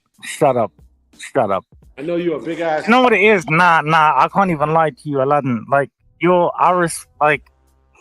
It pains me because of how much I love and respect you. And the fact that I'm just like, you're so wrong. Okay. Like, and the thing is how much I will bask in your tears when you're like, RIKO, just gonna double up on RIKO being the realist. RIKO, you're right with Bivol absolutely winning. Yeah. RIKO, all I want to make sure is I don't want to hear from anybody. Damn, I wish Bivol had waited a couple months before he got right back in there with him. I don't want to hear that. Be like, damn, if only he had taken blank a couple more months off, he could have had him. I don't want to hear that. That's not even true. All right. I'm not sure Bivol could fight any better than he did. I know Better BF's gonna fight better. Woo! You know it, RIKO. That's got you shook. Nah, I don't know it. I don't even know what you're talking about right now. RIKO, nah, you more shook than Mobb Deep. I'm not. I beg your pardon? You more shook than Mobb Deep remix. Can you? Well, I know bro. This is. I don't. Your Wi-Fi is shit in it. But the thing is like, if you're looking exactly at my right now, can you see any vibrations off of this right now? Bivol, Bivol. Okay. Now, Padre, man, I can't like you, bro. I got better BFKO this time. You're out of your mind, Padre. Are we doing this right now on live? Are we doing this right now on live? On live? I got better BFKO somewhere between 8 and 11. He could have got him last time in 11. He just stopped going to body. This time, boy, all I'm saying is, RIKO, I don't want to hear, man, if Bivol had only taken a couple more months off and let his body get out of here. What have I ever done? You and your vegan fucking cup you're drinking. Okay, all I right. didn't say you. Okay, all right. Okay. What Okay. you talking all about right. this? You talking about the U.S. Vegan. Open 2024? Vegan. What's up, boy? Rico, Okay. you know how sad it is that Jake Paul is the biggest American star in boxing right now? That's cap. That's cap. It's sad. Who's the biggest It's star? not true. It's not true. No, what I hate is the Rico, fact who's that the bigger star in American boxing? I hate at the fact that you are Who's the bigger star in boxing? one of the closest American people boxing? to me, one of the wrongest people to me right now, because the greatest star right now in America over there is Terrence Bud Crawford. Bro, Terrence, no one watches. I love Terrence Crawford. He's one of my. No, you don't. No, you don't. Don't say that. Don't cap. Don't cap. He's probably my favorite fighter. Terrence Crawford was knocking everyone out at 147, and no one was watching his fights. Jake Paul is fighting policemen and old men, and 2-3 million people are watching him. It's a joke. I'm not happy about it. It's a joke, but it's the truth. You're gonna actually have responsibility within your station. Terrence and stop Crawford capping. is a Hall of Fame level talent, like first ballot Hall of Fame level talent, and people still don't watch him. It's sad. Bro, Terrence Crawford was knocking everybody out at welterweight. Everyone, even at 140. It was like 200,000 buys. I know, shit, the Sean Porter You're actually, somebody said this to me earlier on today, and I was kind of like, it's a bit weird, isn't it? Like Rico, you're actually known within the boxing community, Rico. They're like, you actually have somewhat of influence, and I was just like, Aladdin, fuck off, really, because that's not true. That's not true. And then I get to have lives with like people like you who actually have says within stuff, and then I get a bit sad and demoralized because you're using your platform to lie out of your goddamn heart. What did I say that was a lie? You said everything that I was a lie. Okay. What did I say that was a lie? How many people watch Jake Paul's? True or false, Rico? Jake Paul's last 2 pay-per-views or whatever, and I know Tyson wasn't a pay-per-view. Whoa, no, you can't be disingenuous. You can't say, okay, Rico, where did I lie, Rico, in terms of ESPN? ESPN is not Netflix, bro. Okay, first of all. Second of all, get over to Netflix right now, Padre. I need that. And the third thing is literally, no, third thing, last one, I promise. Is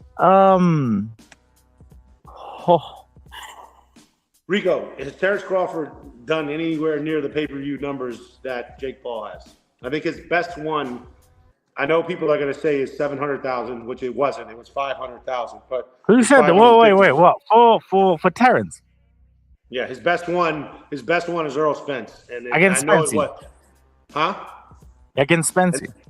Errol Spence, and it was 700-something thousand, which it really wasn't. But let's go with those fake numbers, even though it's 540.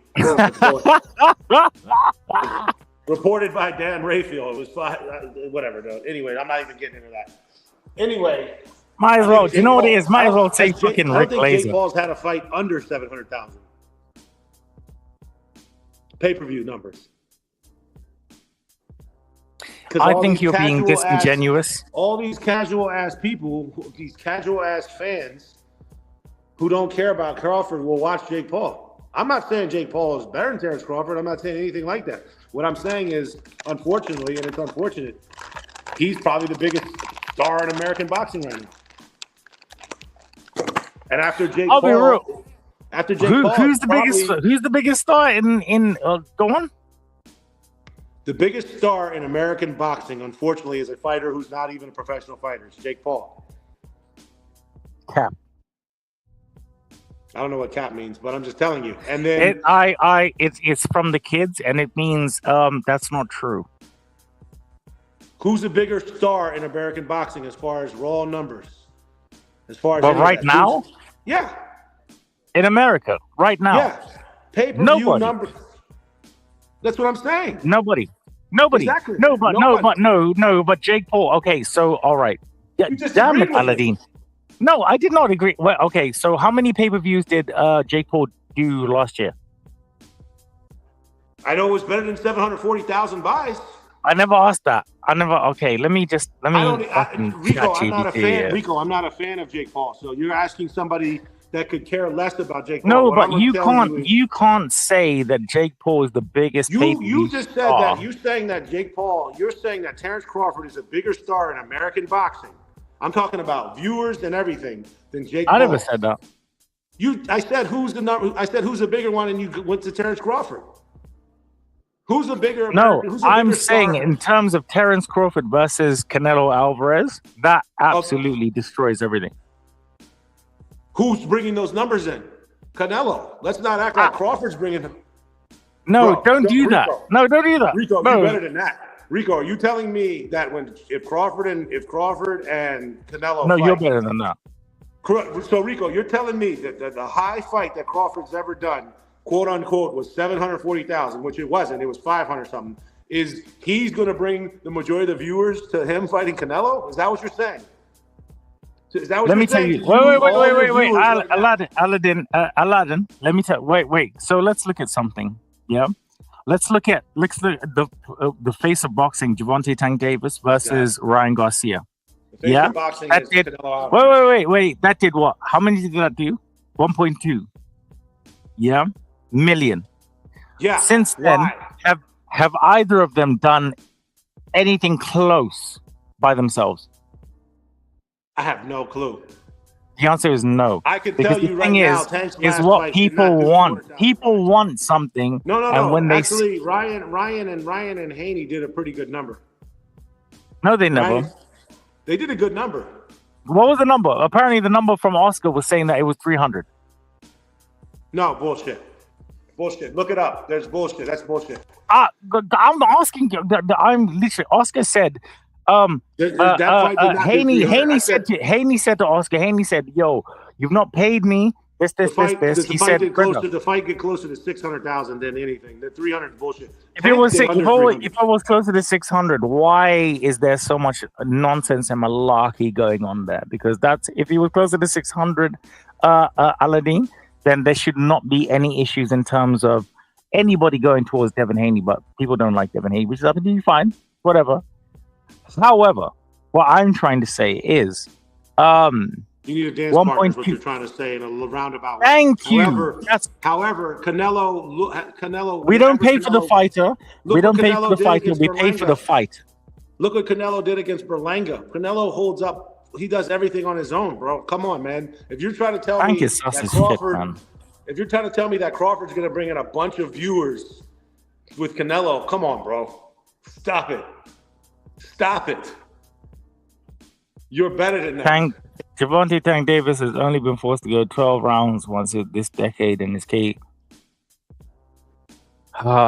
You don't fight anyone who could beat you.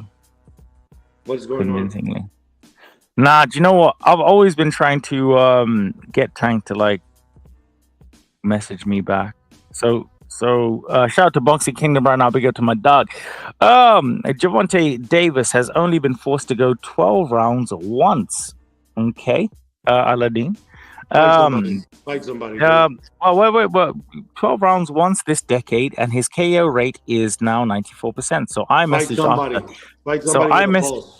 I messaged underneath. You don't fight anyone who could beat you convincingly. Stop fighting prospects and fight a real killer. Fight Shakur. And this is the thing, like Tank literally, his fans, and I think I'm somebody in boxing, innit? I don't give a fuck. But I've tried to make sure that Tank know exactly who I am with the tweets, exactly what I tweet. And oh my God, why don't you have a hairstyle like David Diamante, Aladdin? Because I'm not 21. he's not 21, but I'm not being funny. But yeah, whatever. Cool. Obviously, there was the Golden Boy card yesterday, Aladdin. Well, obviously I still have you. There was Fundora's sister who just looked just like him, and she's undisputed. Why don't you give Clarissa Shields the respect? Okay, yeah, okay, buddy. Okay, You really calm gonna down. talk to me about women's boxing? Come on, man. Stop. Yes, I will. Stop. I will. You mad because at you me? need to. You mad at me because you think I thought Mayer beat Ryan, and I thought Ryan beat Mayer, and you had like I did something wrong with. Yes, you did. You did. No. Not only did you do something. What I do Not wrong only with that? allegedly. Bro, That she you landed all the on harder punches. on your watch Look at was this. Sandy, Look at this gross mismatch of a fight. Look at this bullshit of a fight. and this gross is exactly what I'm mismatch. saying. Sandy Ryan was assaulted on the watch of certain people out here, and to be honest with you, having speaking to Sandy every Sounds like single an day, inside making job, sure brother. that she's fine. Yeah, it Sounds like sounds like an inside job. sounds like an inside job there, dude. Okay. Another shot of the back of the ref on the handheld. Yep. Cool. You're just gonna live your life there, London. You're just gonna be perfectly fine. What? I thought Ryan won, bro. I thought she landed the She did win. She won. She won like fuck. Okay, and she's going to win again. And not only is she going to win again, she's going to pulverize. Okay, that's not what I'm going to do right It's now. gonna be a good fight. It's gonna be a good fight because now there's Ryan knows what to expect from Mayer. Mayer understands what to expect from Ryan. Bro, Ryan can punch, man. It was a lot of volume. She's absolutely incredible. It's one of those dynamic lesbian Another shot vibes. of the back of the ref, Rico. How about that? This great coverage from DAZN. I can't lie. Whoever I'm going to reach out to the production Bro, team. the dude who did the last, I forget, was it Usyk Fury or I think it was Usyk Fury. He was so bad they put a sponsor on the back of No the one ref. was bad, Aladdin. No one was bad. In Bro, fact, I believe that Usyk Fury okay. was so bad they put a sponsor on the back of the ref, and that was only if you were lucky enough that your stream didn't crash that you could see it.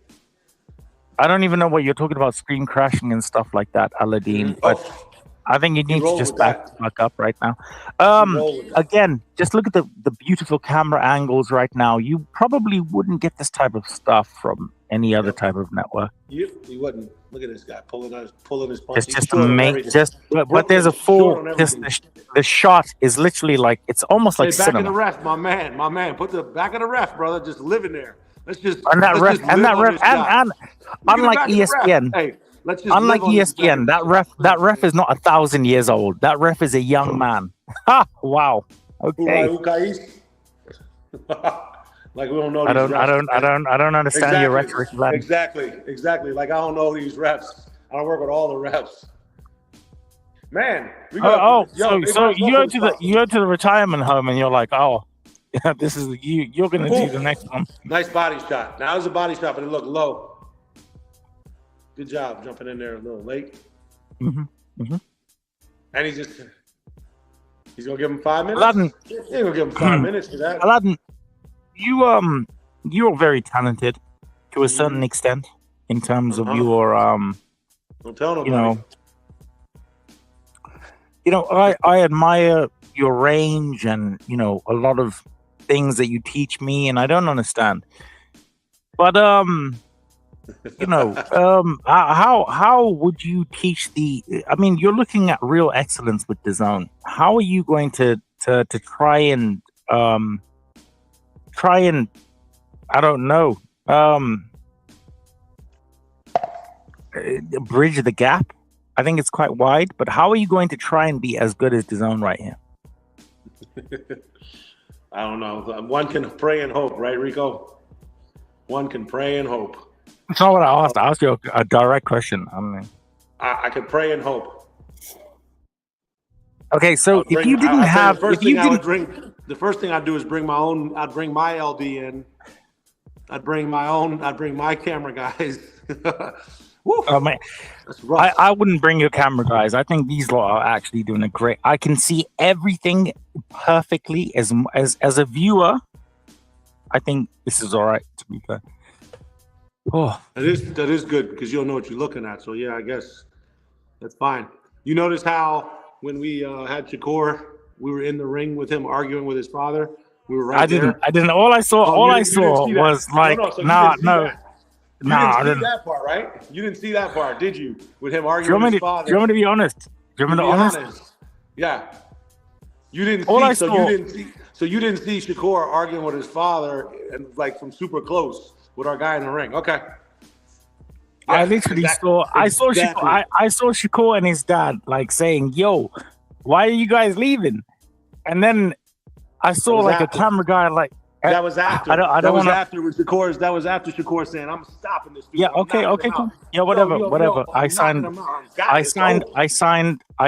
NDA with Top Rank, so I'm not going to say anything that I don't need to say as well. You remember RIKO? Shakur's like, yo, Wally, I got him. I don't remember anything that's not in the contract that I signed. Aladdin, are you going to? Sorry. How do you feel? Yo, this dude right here, man, I ain't gonna lie to you. He's pulling everything short. Like, he's pulling everything. Come on, man, get off this fucking ref. Stay on one if you can't figure out the pacing. He's pulling the dude in the black shorts. Every time he throws that right, he's short. Wait, Aladdin, do you guys, as like camera people, like, is there like a convention or like, do you guys like, do they know that you're saying that they're shit right now? I mean, everybody watches iBoxingHub. The fighters? Do the fighters know when we talking shit about them? No, I'm pretty sure that the fighters do. But like, with, fighters don't know. In terms of like during the action, the fighters don't know. There'll be times where I'll ask my camera guy. I'll be like, "Hey, Jose is one of my best camera guys. Did that land?" And he'll be like, "Yeah, man." Is that his real name? It's his name, yeah. He'll be like, "Yeah," okay. Or no, he rolled. Like, there's like these. Jose's been shooting boxing for like 20 years, so he knows what he's looking at. Jose's been shooting for 25 years boxing. He's seen everything. So all my camera guys, the biggest thing is all of them, as a point, they're all fight fans. Like, they all love boxing. So like they'll watch too. So okay, you're obviously the boss apart from me. When you tune into like, well, okay, so we're watching a fight right now. This is pretty shit. You tune into channel 1. Hey Jose, hey Papi. What do you reckon about this fight? No, that's not.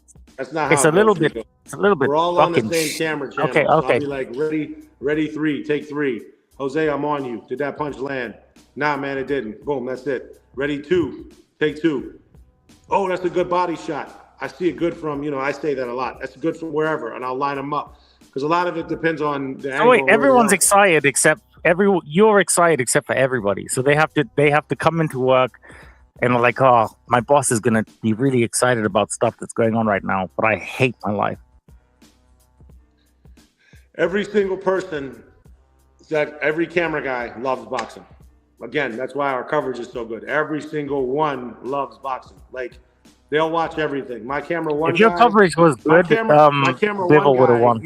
My camera one guy used to be a handheld guy. He started his career watching Julio Cesar Chavez, and he worked on Showtime. He probably shot from handheld. He probably shot 600 fights as a handheld.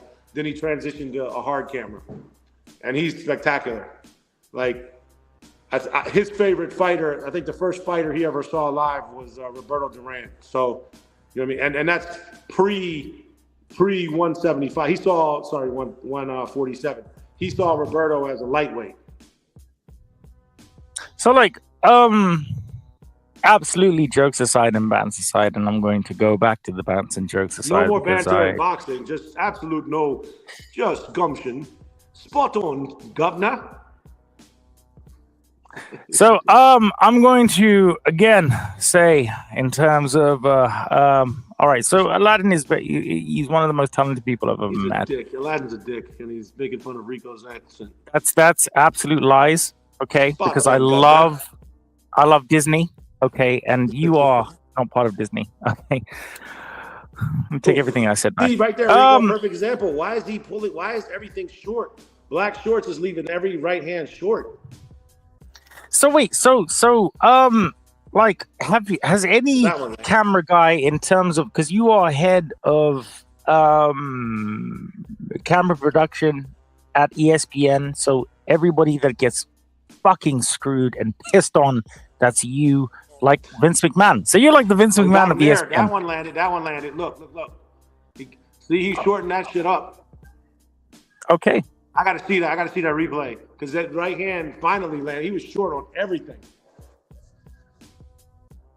I had to see this. I like this beat, Rico.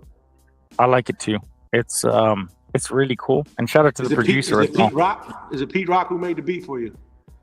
No, it's not. It's actually a free beat. I actually spoke to the producer of the free beat, and he's never held me accountable for anything. So, and if he did, the beat's good, brother. I like that beat. It's got like a Pete Instrumentals little thing with the hat. Oh my God. Oh shit. Okay. He got sent to the gulag. The gulag. You just seeing it now? No, I was I actually love this beat. That's why I was just like vibing. The beat's nice, man. Oh, thank you. Where do we go? Okay, oh, Jesus Christ! A right and left hook. Oh my God! I still haven't seen no replays yet. Yeah, the replay should be on right now. A terrible 1-2. It was a vicious right hook and a vicious left. Just it. Oh my God! And it hit the top hair. Yeah, the right. The right's what did it.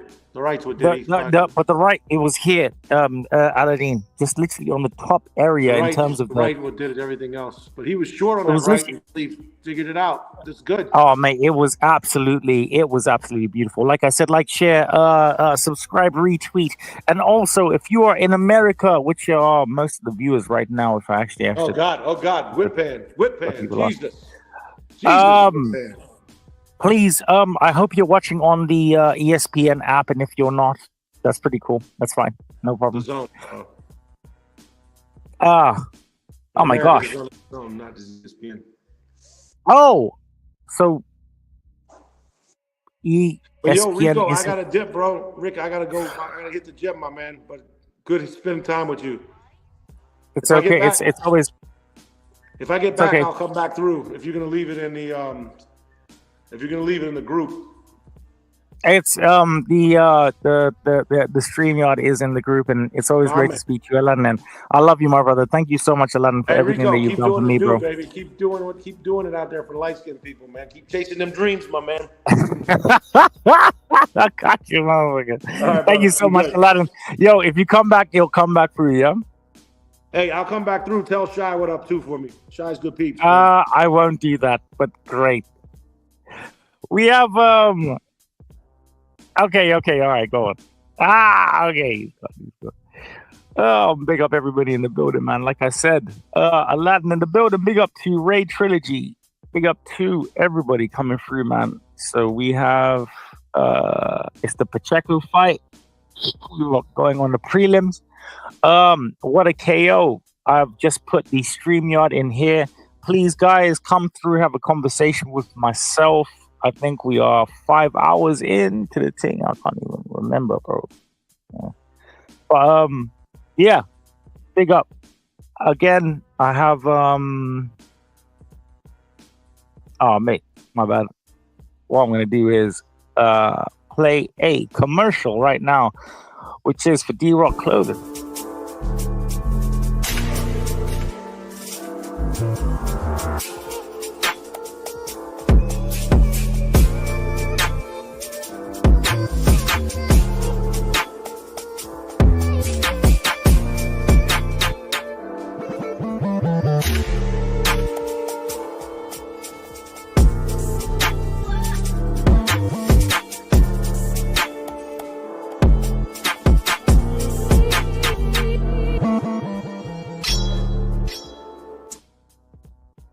Yo, big up everybody in the building, man. Like I said, come through and have a conversation with me, man.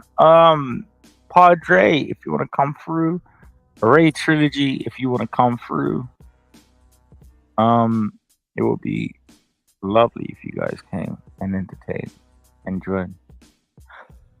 I can't lie. How many hours has it been? Let me have a look. We're almost at 5 hours. Wait, well, we're gonna be at 5 hours for this stream. Thing is, I'm not gonna start a new stream for the Pacheco fight. It's long, so I'm gonna incorporate it into one whole actual thing. So it is Eurovision Punch Edition for Pacheco, and who is he fighting again? I can't remember. But yeah, big up to Mr. Neutral. Big up to Ray Trilogy in the building. Shout out to Mr. Trilogy out here. The album is gonna be dropping soon, so I hope I have I've got the new Across the Way intro, guys, so Yeah, transformation to trail. Feel this in my soul. Got my blood pressure going. This feels good. Yeah, I'm moving. I'm going. I can't stop. I got motion. I'm moving. I'm going. big up to Mr. Neutral in the building right now. Mr. Neutral, thank you so much, Padre, for joining me right now. Before, Padre, you even open your mouth right now, I just really have to play something real quick. You guys have seen it on the Thursday's episode of Across the Way, Feel It in the Air. So this is Mr. Trill, A Day in the Life. Yeah, transformation to trail. Feel this in my soul. Got my blood pressure going. We on the ride, you already know what it is. Trail, swole. Say what's up, swole. Hi. She's having one of she's in one of her moods, you know how it is. She's hungry. She already ate 2 times already. You know what I'm saying? What you have? Tell them what you had. You had a rack of ribs. You know what I'm saying? And what you have with the rack of ribs? What come with the rack of ribs? Coleslaw and chips. Coleslaw and chips. And then you had a lobster roll with french fries. That's crazy.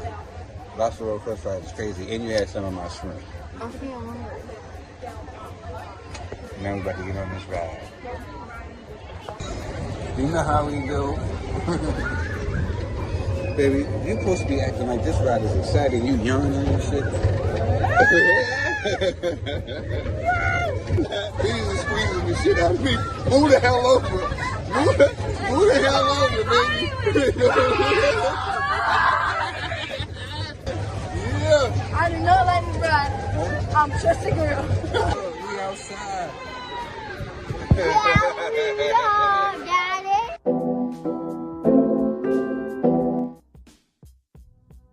And that is that's beautiful, isn't it, really? That is Mr. Ray Trilogy, who is dropping his album on the 1st of February, my birthday. Next week Saturday, man, or this week Saturday, how he's interacted with his beautiful, beautiful children. It is just incredible. You know, it's incredible. I have somebody who is, again, a legend in the game out here, which is Mr. Neutral.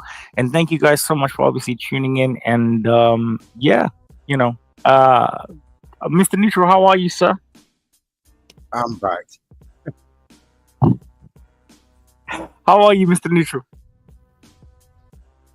I'm good. I'm just having a wee technical problem.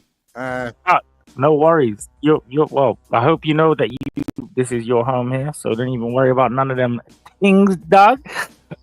Big up to Ray Trilogy right now. Like I said, guys, obviously if you tune into the episode on a Thursday, big up to obviously Viso in the building. Big up to everybody right now. Yeah, man.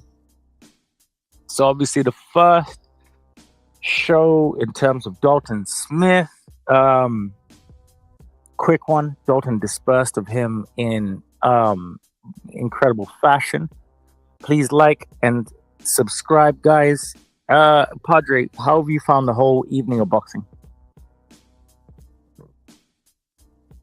Oh, Padre's obviously having a little bit of a technical difficulty. So don't even worry about that, guys. Obviously, like I said, big up to everybody in the building, man. How many people have we got from this place and that place or whatever like that? So if you're watching on X right now, you're watching me on X. I hope you're following me. I hope. What did I say? I hope you're following me. Shout out to Mr. Ray Trilogy out in the building, man. Like I said, you lot, man. The absolute legend of legends out here. What's that young kid called? What's the young kid? Eddie just signed him. Padre, Can you hear me? I can hear you. Thank God for that. Yeah. StreamYard keeps getting me off my phone, so I've had to do it another way. So, how you doing? Are you okay? Are you all right? I can. Yeah. I might even fine. restart this thing. Fandabidozy. Fandabidozy. You sound so good. That's what I love about the whole interaction and stuff, Padre. Padre, you sound full of life. You sound better than me, Padre. No, that's impossible. You are the voice That's not true. of happiness and positivity. I'm the voice of doom and gloom. That's absolutely, that's the other way around, and that's how I like it. Padre, how have you found the boxing this evening?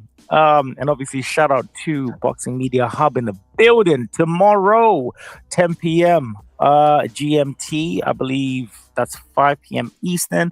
Is going to be Neutral's Hard Talk. I don't know which guest that you have or whatever like that, but I'm actually going to try and be there live tomorrow. So very proud of you and congratulations. Thank you very much. And keep yourself, the following Sunday free, 2nd of February. It's the day after the February the 1st card. There's going to be a big talking point on you there. There's going to be Matt. There's going to be Remy. And it's it's going to kick off. So it's going to be a great show. 2nd of February. It's going to be great. So much love if you can make it, my friend. I'd love to. And it's going to be a good night. But this Sunday, tomorrow night, I've got Shea Metcalf and Miss Christine Lopez and the team coming on to Hard Talk USA with some chicken lady guests as well. CG from the UK, Nika, you remember Nika? CG from the UK. Who's CG? CJ to you. Yeah, I'll roll. I'll 1,000,000% roll. I'll be there. Big female boxing fan. Yeah. So we'll be discussing everything. And CJ, of course, CJ. Yes, Fuck's sake. Yeah, my bad. Yeah, of course, my bad. We're done. And go on, Padre. Come on, Padre. Big man, big out here. This thing. It's going to be a great time. We're all going to have a great time. It's an hour-long show. 10 o'clock a Sunday night, just before bed. It's just what you need. Boxing on the brain. And they're on Pacific time, so that's like early for them not there. So they love Padre like many people do. Afternoon. That's not many people are doing in the Pacific other than surfing and things like that, fishing. Is it early or late in the Pacific? So I think I don't know. I can't remember. It doesn't even matter. But I'm proud of you, Padre, because you're killing it right now, and that's exactly what you should be doing. Dalton Smith, obviously, just doing what Dalton Smith does. How did you find that? How did you find the main event? Short, very short. Yeah, same. If you were doing a watch along, obviously that was very short. But look, some people will call it a mismatch. Some people will see he done his job and destroyed what was put in front of him. According to his resume, the boy didn't do much wrong. And by the way, he was a ringer for you. I thought it was you in the ring for a minute first. Oh, thank you, Padre. First of all, flattery will get you absolutely everywhere. And No, do you know what? What I enjoyed, I enjoyed the fact, obviously, that Dalton was doing what Dalton does. You know, I'm a massive Dalton fan. I just want that Dalton Azim fight to be fair. You know, I just feel He's too big for Azim. he's not too big for Azim. He's too strong. He's not too strong either, Padre. I'm telling you, like, I've seen both of them in the same night, and I've hugged both, even though they're, you know, contrary to popular belief, you lot, man, because and I'm going to say this only once. I'm not small like people think I am. Like, genuinely, I might look a bit compact and this or whatever like that, but like, No, I think there was one. Now, Padre, there was one guy who thought I think he thought I was like. No, that'd be me. I'm 5'8". you towered over me. No, but this is the thing. There was one guy that, like, literally, when I met, he was just like, oh, and I was like, yeah, bro, because he was like, you know, I don't mind. One thing I don't mind. I don't mind people like talking mad shit and being like, "Oh, Rico, I hate you and this or whatever." When I see you, absolutely fine. No. But yeah, man. I just want you lot to know. Just be careful. You know. Just, Don't. now, real talk. Because, like, you know, I've genuinely, whatever. But yeah, the last one, Padre, was the funniest one, I reckon. I can't lie. But yeah, anyway, Padre, what do you think about Pacheco? Pacheco and Steven Nelson. Obviously, Pacheco's for me, he's like Hamza Shiraz, the tall, rangy, you know, long arms, long limbs. Beautiful jab. Can set up his right hand behind it, lovely, with a double jab, overhand right. But Steven Nelson's like, I've seen that. I've been there. I've done that. And I do believe Steven Nelson's going to have to bring out the very, very best in Diego Pacheco. Can I ask you a question? On you go. Can I ask you a question? Yes, sir. Somebody said to me that Morel will be the best name on Benavidez' resume and also highly on Canelo's. What would you say to that person who's smoking crack? I'd say to that person, there's a rehabilitation center close to you. Suggest that you make an appointment.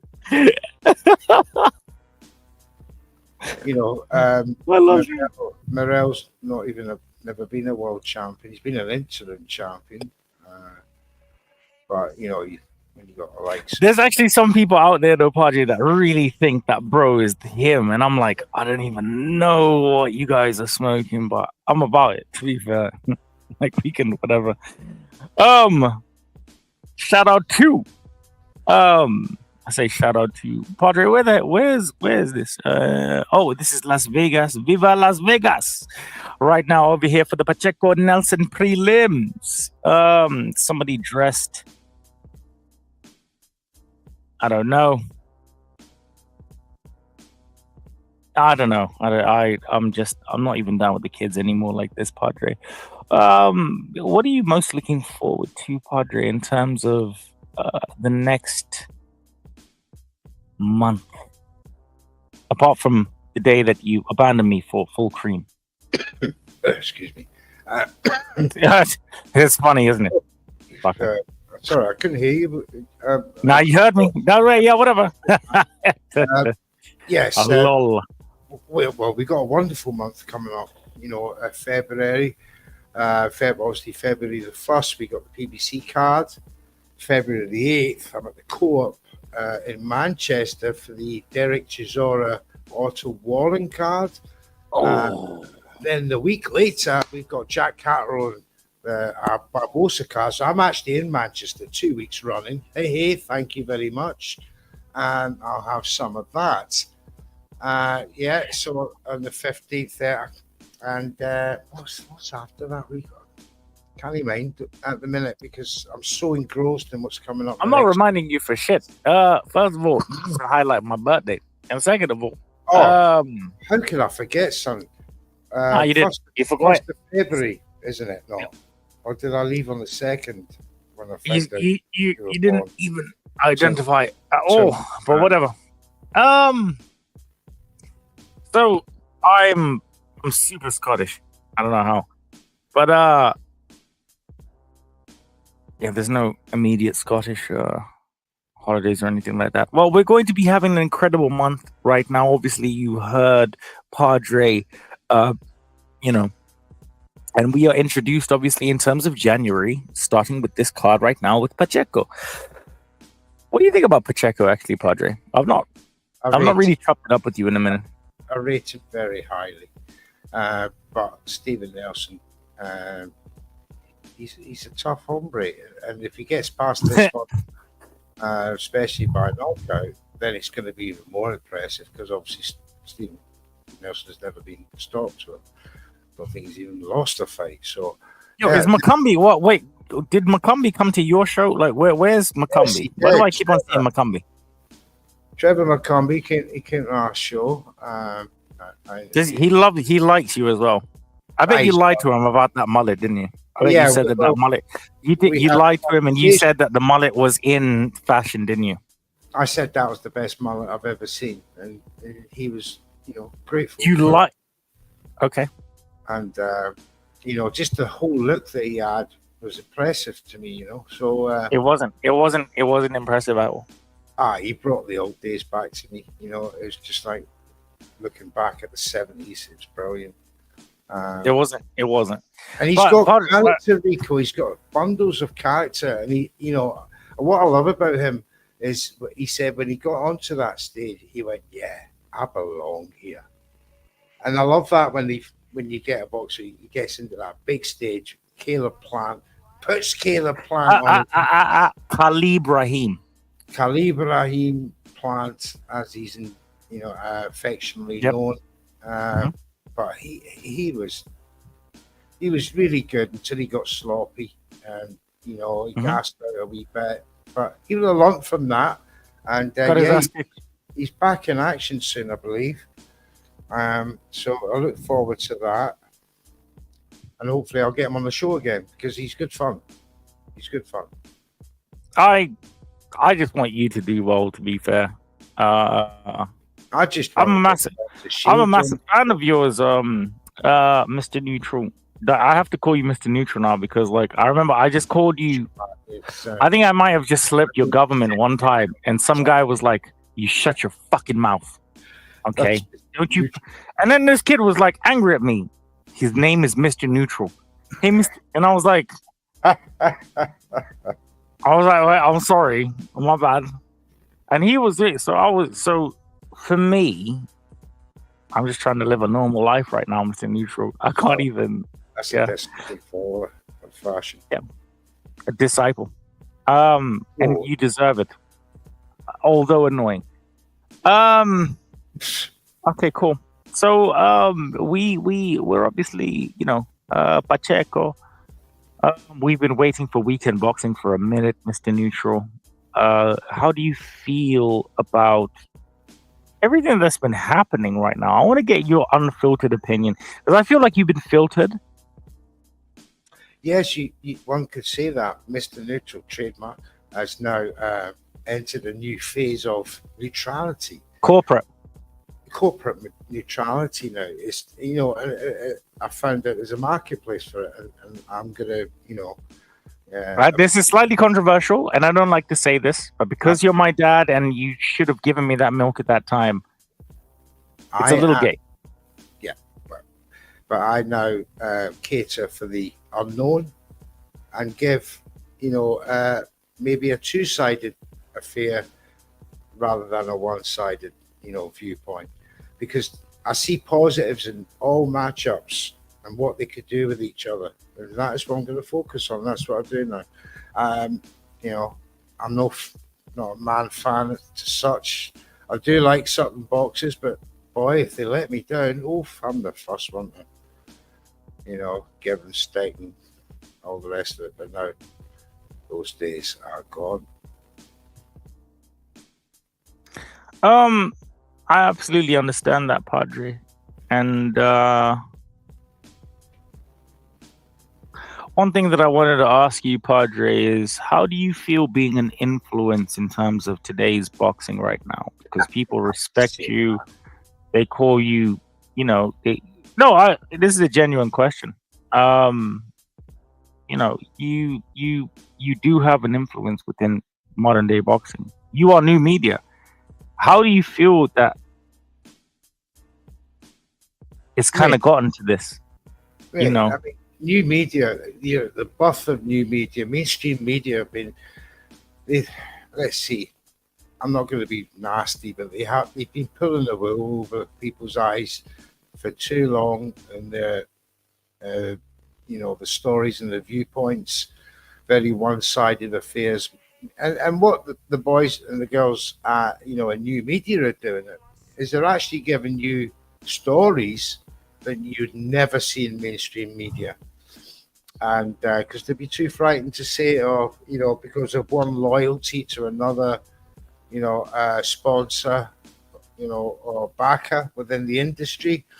So I'm just happy to be a part of that, especially at my age and at the birth of all that. And, if people like what I say and my viewpoints, and especially the watch-alongs, if people like all that, then, and there's an audience for it, then, mate, job done. Job done, because that'll only influence other people, younger guys. It's not hard if you got a passion for it. The biggest step people need to understand, the biggest step is actually getting up your ass and doing it and trying it. Once you try it and you find out people like you, you're okay, and that just gives you the the confidence to go on and do what you want to do. So never be afraid to make that step. So if I was like, I don't know, Padre, I feel like you're the only one that I can be real with this. If I didn't know if I liked breakfast or lunch and I ate something in between, that may be kind of stupid. It depends what day it is. Brunch only exists on a weekend. I don't even know what you just said there, but because I do it a lot, I sound retarded. What? Okay, I'm sorry. I'm not supposed to say that anymore. Well, I'm hoping that we can get some guests in here and stuff, and yeah,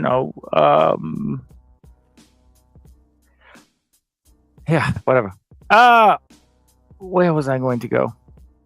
So obviously, Padre, you are a very sound boxing historian. You were actually there when a lot of things happened. Can you? I feels like I'm sort of interviewing you right now, just until we get to the good shot. But obviously, seeing just this Dev Wiggins fight, it's just not really there like that. What's one of your favorite moments within boxing, Padre? Apart from meeting me. Actually, that's not a moment in boxing. That's rediscovering family. God, so many to choose from. This the moment you fell in love with boxing. There's the moment that you saw boxing live for the first time, and you could feel the testosterone in the room, in the theatre, especially small hall shows. That's when it's really intense. And if you can handle that and not be afraid of it, it's actually quite an invigorating experience as a man to actually go to a boxing match and be amongst all that testosterone. It's an incredible experience, and then you get used to it. You just sort of you take no notice of it after that, but you get that moment, and then you get moments of pure euphoria that a particular box, especially when I was younger, that you were watching, won a fight, a big fight, then you got that biggest moment in your life. But I've got so many, Rico, going back to the 70s, mate. 78 first, when I watched Muhammad Ali and Michael Spinks. And, you know, then Larry Holmes beating Muhammad Ali, and then it was Mike Tyson beating Larry Holmes, and then, you know, then you go on to Buster Douglas beating Mike Tyson. That was an incredible night in South Africa that night in 1990, December. It was New Year's Eve. It was New Year's Day, one of the two. I can't remember now. You know, the list of memories just goes on. But Lennox Lewis, for me, I was a big Lennox fan since '89 and 1990. He fought Gary Mason for the British champion, and he absolutely destroyed Gary Mason in 2 rounds. And I just thought, oh, this guy's special. And Gary Mason was unbeaten and retired after that fight, I believe. So, you know, he took a lot of O's on his journey, did Lennox Lewis, and he was in some of the biggest fights. I was just happy to witness the 90s as an adult and seeing the likes of Holyfield, the Klitschko's, the Galottas, the Shannon Briggs, you know, Ray Mercer was another fantastic boxer I loved. Going alongside the Holyfields, the Tysons, obviously, the Morrisons. The list is endless at heavyweight. That's without mentioning the great lightweights and welterweights at the time. De La Hoya's, Chavez was at, you know, the end of his career. So, yeah, some great times, but nothing will beat the Mike Tyson Lennox Lewis fight for me. That was the pinnacle of all the questions answered. It was the Anthony Joshua Wilder sort of equivalent. Yeah, it was an incredible moment, and I hope we get Joshua Wilder this year, because I think people need to see that in their lives. We all need to see Joshua punch him up and just send him to the gulag. Just the outcome people want to see after, you know, it should have happened years and years ago. But how many fights did we see that happened years? They should have happened years ago, and they happened, you know, later on. Tyson Lennox Lewis was one of them fights, and ultimately they met. Then obviously you had your Klitschko Lewis fight in 2003, a year later after Tyson. Do you know what? I think I had a hiatus from boxing around it was when Floyd Mayweather had his first retirement. I think it was 2005 to 2007, something like that. Was it 2007, 2009? It was around that time. I took a couple of year hiatus, and it wasn't until I come back to boxing, you know, getting really back into it. It was which fight was it? Was it the Hatton fight? Can't remember. Anyway, come back for that, got inspired back into it, and then ever since it's just building up your knowledge, building up your experiences. But you can't pinpoint one glorious moment in multi decades of watching boxing. It's really hard because there's so many fights that you remember for so many reasons. You know, because where were you at this fight? Where were you at that? I could probably tell you where I was in the 90s, probably at nearly every fight you can mention, because they're memorable. But good times. And that's exactly why I love you, Padre. Is because you are a plethora, almost a sea of knowledge. But 1 second.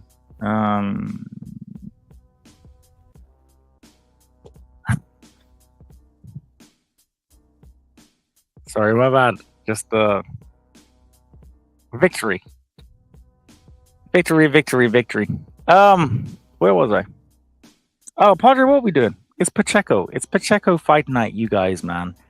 I obviously happen to neutral. Oh, Jesus. Okay, Dev versus Wiggins is actually trying to be a little bit entertaining. We got 120 something people watching right now. I don't even think that it's a massive one for boxing this evening, you lot. I can't even lie, but it's okay because we're here, and boxing is it's just what it's about. It's just where we are. It's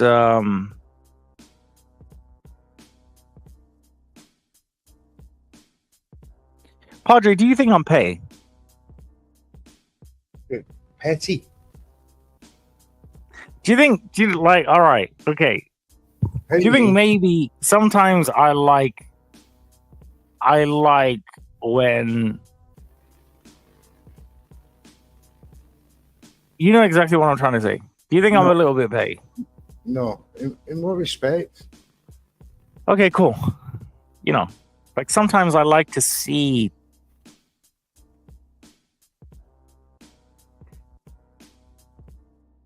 No idea. I think I'm all right. Yeah, I think I'm good. I'm good. Joseph I'm good. says Nishan Devlick's incredible. India needs a combat sports athlete to be proud of. That was a very good performance. I was watching that as I was talking to Rico. Thank you.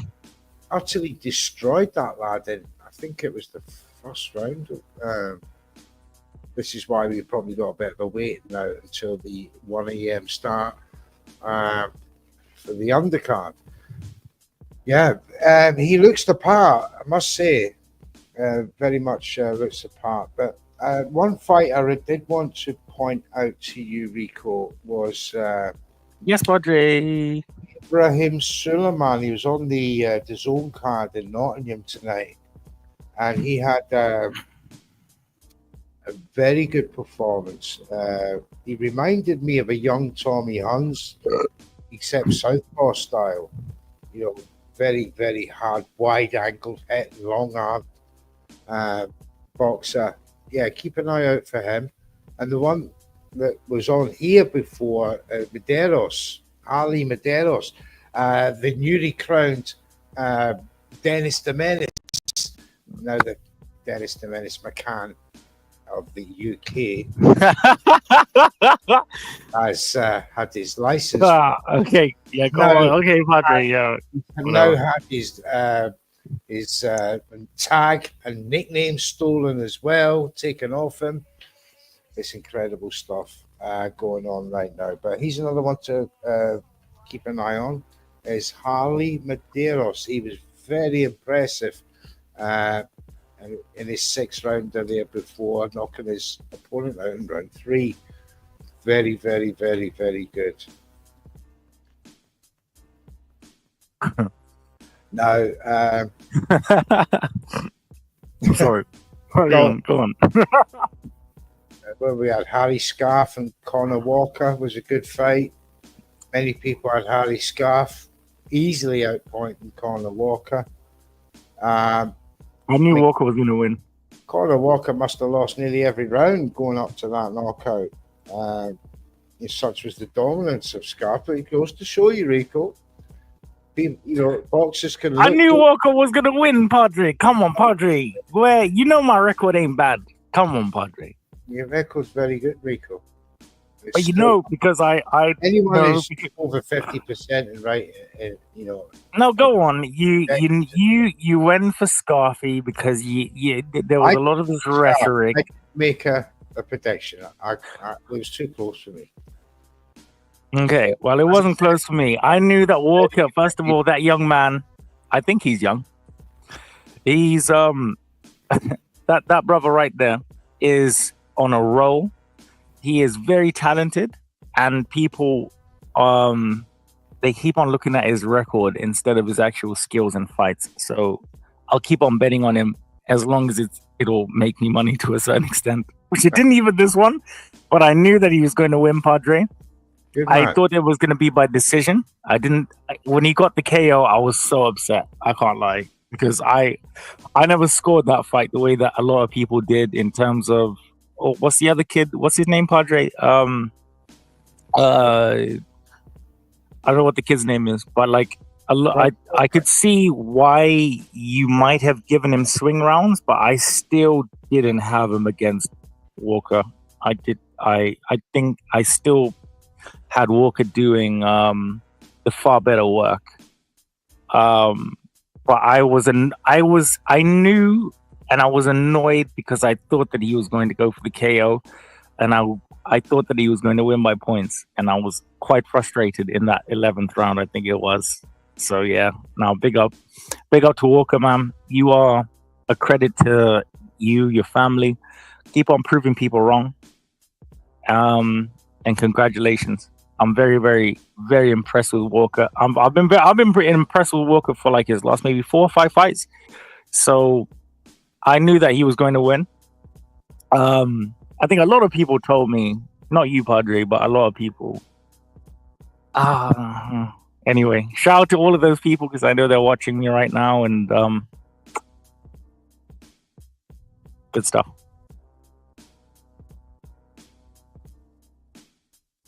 Padre. Hello. What did you think about our new our what seems to be Walker, who seems to be a champione, Padre? What do you think about him? Incredible. I think it was European Commonwealth. Yeah, incredible stuff. I feel he could.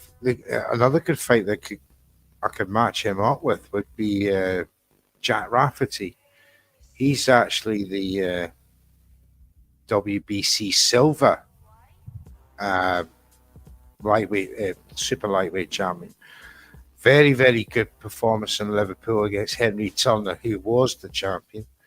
That'd be a cracking fight between them two, and it's for all the straps because British champion, European, Commonwealth.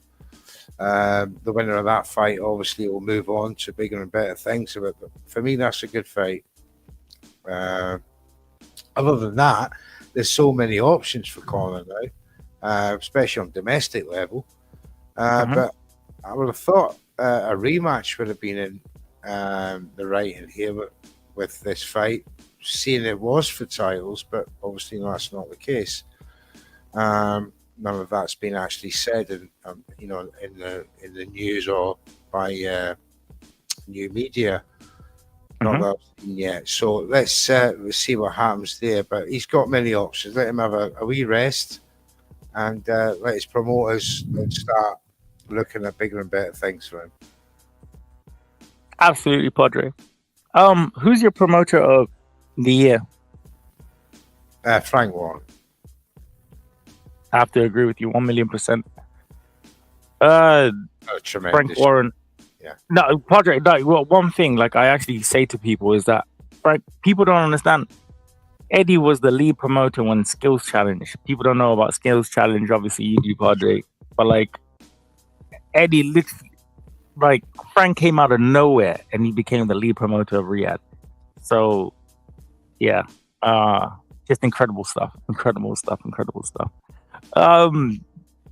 Padre, in terms of the Gervonta Tank Davis fight, who do you think he's going to fight after Roach?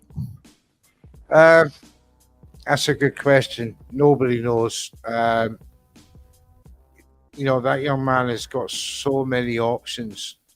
I don't think he knows what to do next himself. But look, I think he has to rely on the boxing landscape.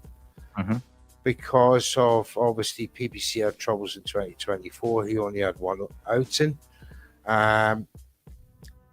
He tried. He's had try to get certain opponents, but then he's had to bring in replacements. Lamont Roach being one of them. Now, as we all expect Tank to do the business, but I'm not. You can't just say it's going to be a guaranteed knockout or anything like that. Lamont Roach can have his day. So to be looking too far beyond, but people do. So let's give it some credence and say, well, I believe that Shakur and Eddie have hinted that Shakur will cross the street to make a Tank fight. So they've indicated and hinted that could be an option. which would be tremendous. But then that puts the ball in Tank's court. He has to then either accept the offer and make a decent offer that's not stupid to Shakur's team. But again, I come back to you don't know what's going to go on in his mind. He could retire after Lamont Roach. I wouldn't be surprised. Take a year off and come back. And, for another big fight. But I think he might take a Ryan Garcia fight, a rematch. I think he might take a Haney fight should he beat Ryan Garcia. That would be interesting. But again, that would mean the dynamics of that means that he'd have to move up in weight. So I can't really see them fights. I think there's others more viable before that. But it'd be catch base. Who knows? It depends. If he moves to 140, which I hope he does, because I personally believe Tank knocks everyone out at 140. He has got. I don't reckon he does. To be fair, I think Tank is at 140 pounds. I think there's a lot of people that can spark him out, but he just. I don't feel like Tank believes in himself. I'll be real. I don't feel like Tank believes in himself. If he did, not really. He's not complicated at all. He just doesn't like hard challenges. He's canny.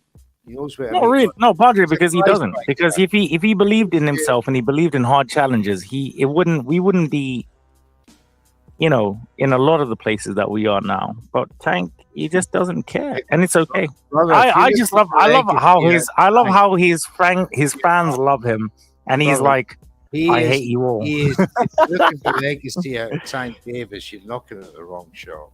Oh, mate, brilliant. And they're all looking at him for legacy as well. That's what I love about it. He's not a legacy fighter. Where are we? Let's go back to DAZN right now. Big up to Padres Pacheco fight night. Okay. Yes. Is Pacheco Mexican? No, he's American. I don't know how I feel about that.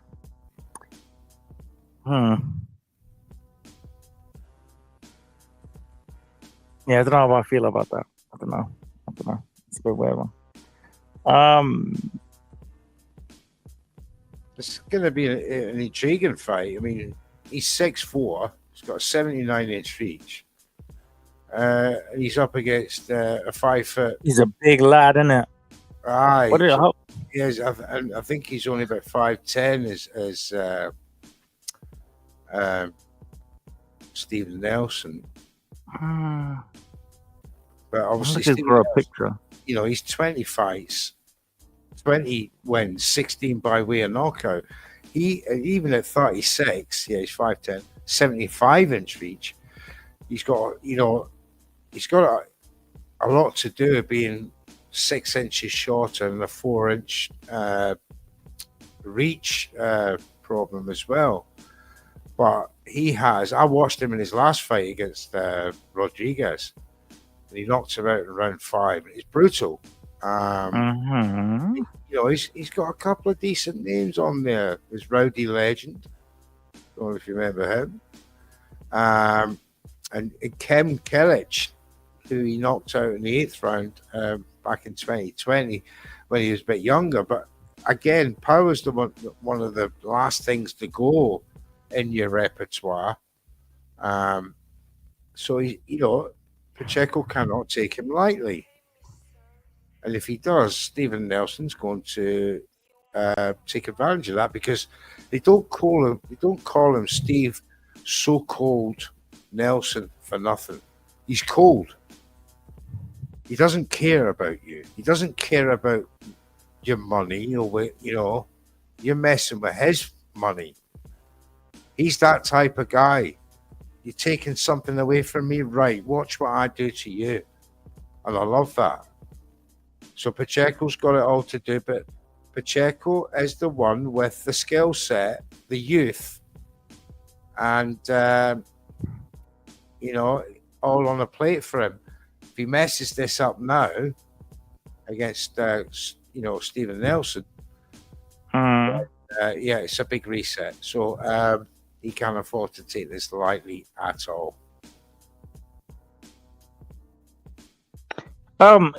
In a way, just fought Padre, and there's a lot of people in my mentions talking crap, Okay.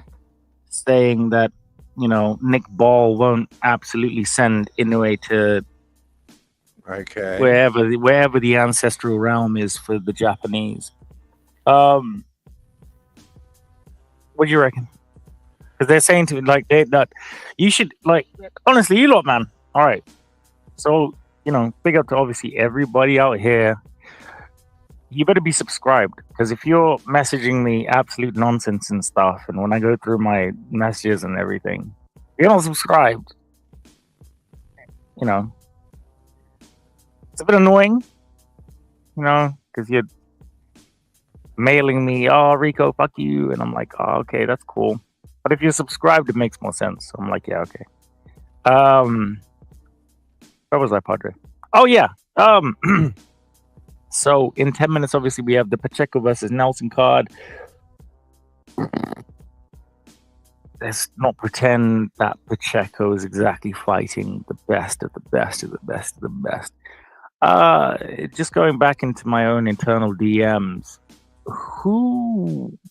what did I say that got people so mad? Give me 1 second. I had an influx. About Nick Ball. Ah, yes. How could I forget? Ball. Nick Yeah, Ball. so Nick Ball will absolutely take the dojo seal from Naoya Inoue. And yeah, he's gonna mash up Japan. He's gonna punch up Japan right now.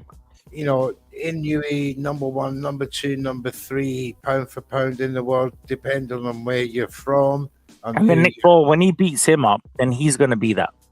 Hey, can you imagine the fallout on Twitter when people from America, from Australia, from Britain will have to include Nick Ball? And Oh my God, I'm getting fucking hard just thinking about. I'm sorry. Wait, that's good. The emotion, it will be catastrophic to Twitter and X. It's not gonna. It will be the most amazing thing. I'll literally message Nick Ball and be like, I'll have the selfie. I'll have the Nick Ball selfie and be like,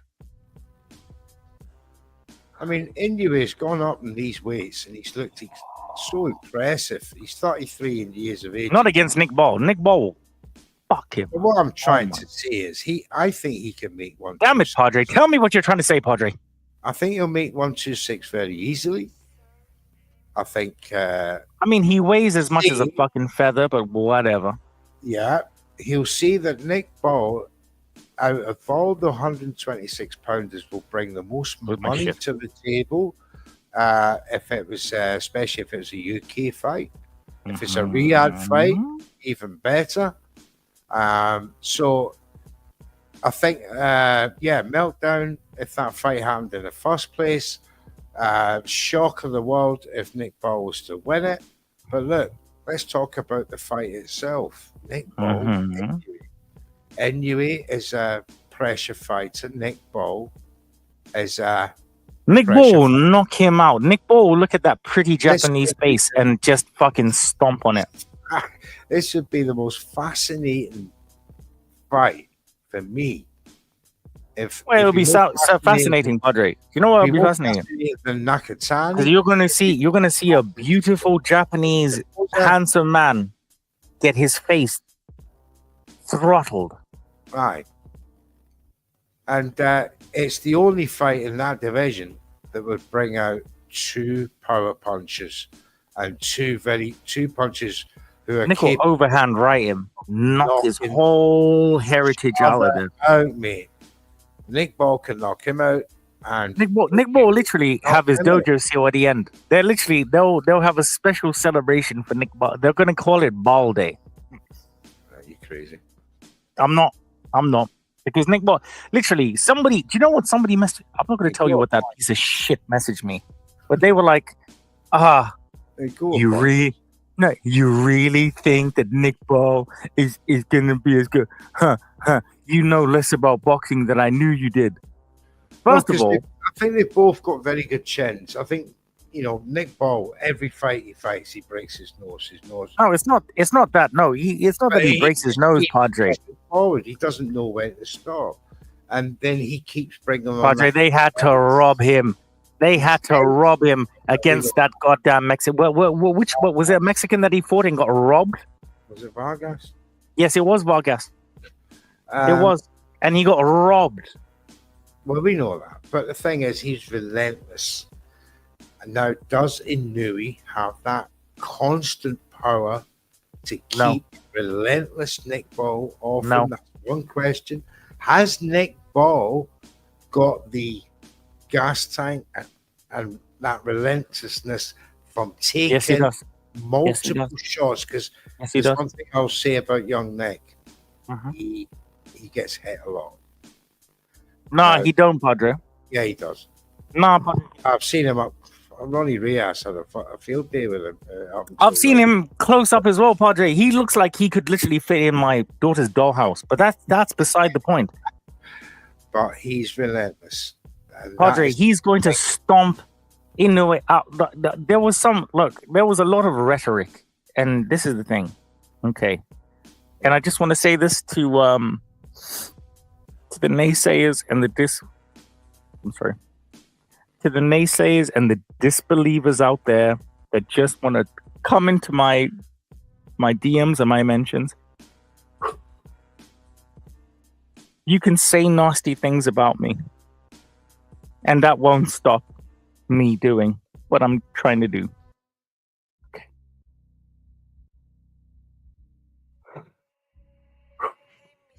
That was powerful. And thank you. It actually kind of sucks because I love the Japanese. They even though I say all of this type of stuff, they really like me. It's the fucking rest. I'm like, oh god. All right, Padre, where were we? Yes, Nick Ball, absolutely just being the best of his era right now. So he's going to. Do you reckon he should get a kimono before or after he beats him? After. I think after, because it's like, it'd be a sign of respect from Nick Ball, being victorious and adopting some culture. Padre, you've turned into somebody who's, you are. I look to you for advice. You always. When I don't ask, you're kind of just like, you go, and like, oh yeah, okay.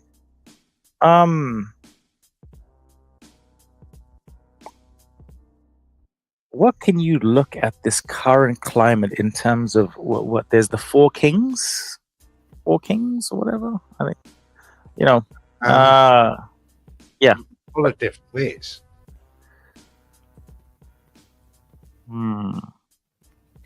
I mean, who's your four kings you're talking about? Tank? Yeah, we got the four kings. We got Tank. We got Check. We have Ryan, and we have Devin. Ryan Devsey. Ryan's 143. Devin's 147 now. So these fights are as long as the older Devin Haney and Ryan Garcia get, the less likely that Tank and Shakur are going to get these fights. So you're going to have to redefine who the four kings are to include, because the four kings could move. That could move from Ryan to Haney to Boots, Brian Norman Jr. if he turns out to be good enough. So, they're evolving, but Teo needs to add himself to that dynamic if he wants to become a king. But he needs to add himself to the other dynamic, which is Tank and Shakur and Keyshawn Davis, who's rapidly coming up the ranks. He's got that World title WBO fight with Dennis Belancek coming up. That's going to be a defining moment for him. And yeah, you'll get the definitions of the 4 kings will turn into 8 kings in 2 different weight divisions. Hang on, Padre. Oh, I'm going to do something very rare today, Padre. I'm going to be me. Oh, God. Remind me to delete this after. Padre, after the Dalton Smith fight, which fight would you want in terms of a Dalton Smith having fought for the European and XYZ? Told you, Jack Raffy. You don't want to rush him into. Do you want to rush him into a Richardson Hitchens or a Liam Parrow or anything like that? He's 17-0.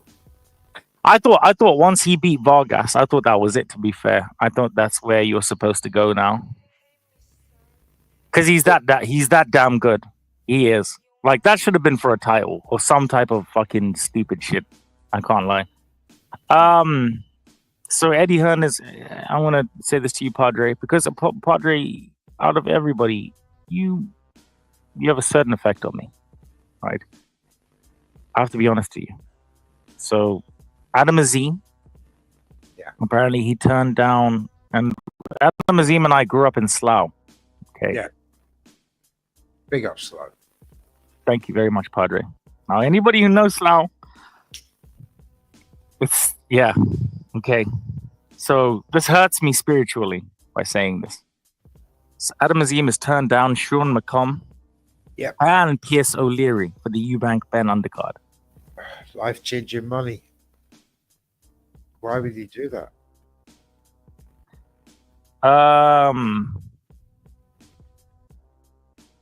So this is on obviously Boxing Social.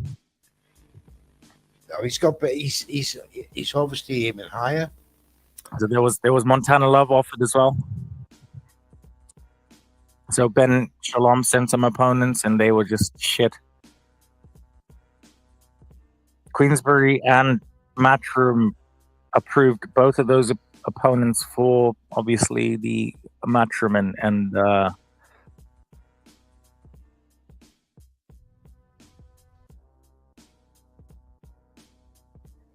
I'm sorry, but is Ben Shalom? I don't quite understand some of the moves he's making. I think it's a mistake.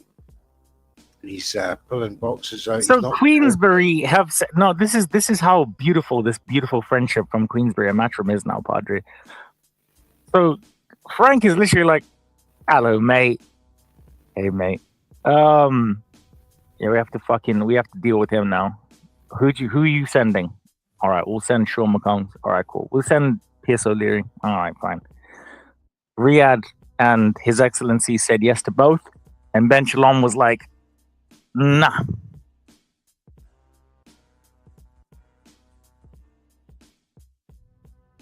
Incredible. So basically, Riyadh Season said if you don't either take Sean McCombie or Pierce O'Leary, you're not even on the card like that. I don't get why Shalom would jeopardize his very, very, in my opinion, lucky possession to be actually on the Riyadh Season card as a promoter. But it's only because he's got certain boxes. Adam Azim was on the card. He had his whole. Sorry, Padre. I'm just like updating everybody right now. Adam Azim was on the card against these lot. Yeah. So now obviously Macomb is fighting O'Leary anyway. Yeah. He's fucked it. Why is Ben Shalom like this? I don't know. He must have, grander plans. But the question is, what grander plans for what? Well, I mean, Adam is fighting 1st of February, so Adam would have beat this fight and then had a fight straight after. Right, but what fight was Adam after? Fuck knows, Padre. But apparently, no. So Adam is gonna fight 1st of February in a good fight, and then he had Sean McCombs or O'Leary, 2-3 months later, winnable fights, absolutely winnable fights, easy winnable fights, loads of money.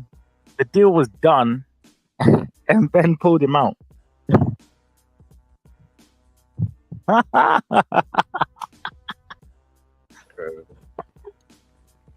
I don't know what's going on in his head at the minute. I have no idea, Padre. I don't even have good jokes anymore. He's going to lose some boxers on his roster if he starts interfering with,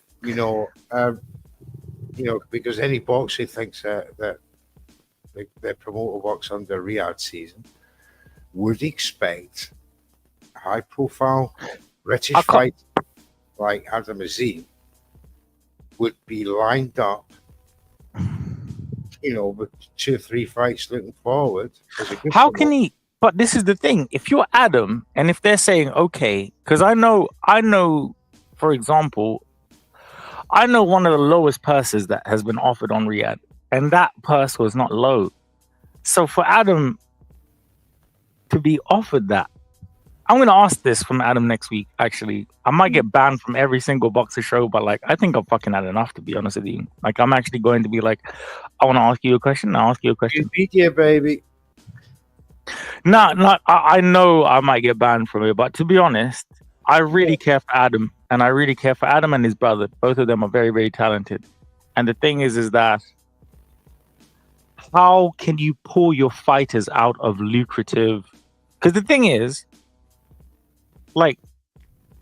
this, Padre. The promoter works for the fighter now. Yeah. So it's it's not like anybody saying this or whatever like that. It's literally I'm Eddie Hearn. I'm going to, I don't know, somebody. Yeah. Devin. Hello, mate. I got these 3 fights that they've reached out or whatever. And then Devin's like, no, focus on this one, maybe second and another. Okay, cool. How is it that Ben is pulling you out of fights? Yeah, he acted a few strange I think it was a few days ago when Caroline Dubois wasn't he told about offers from Beatrice Ferreira? Aye. Which is not acting in the best interest of your fighter as a promoter. And Ben Shalom has got some questions to ask. I'm a little bit sick to death of Ben, because obviously I heard that as well. I heard that there was that Beatrice actually after the 200K, I think it was, Padre. I don't know what the 250 or whatever with Harper. I heard that Eddie and them sent an offer on behalf of Beatrice for the fight for that there, and nothing has been, because he didn't want to be the B-sided promoter. Yeah, but I mean, he sees that as giving a concession to Matchroom by having them pay for the fight. Yeah, but how though? Okay, so all right, Padre, let's look at it. It's going to be on the zone anyway. That's what doesn't make sense. But does he just want to have his name as the lead? But Beatrice said, "I'll go on to Sky. I'll come to Sky Sports. No problem." That's what Beatrice said. Yeah, but that's not the zone, though, is it? No, because Padre, they said this was an all-female card. There's a male fight. Shit.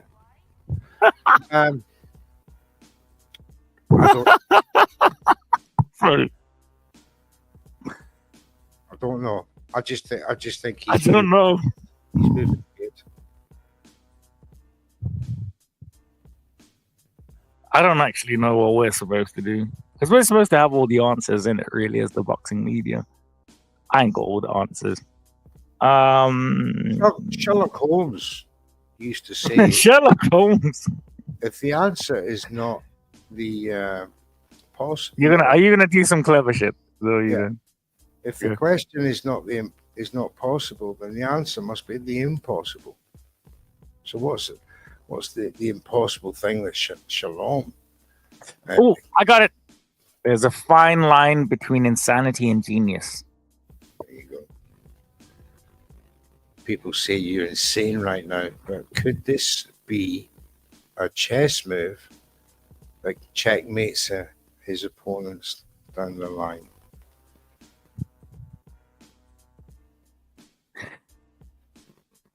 Okay.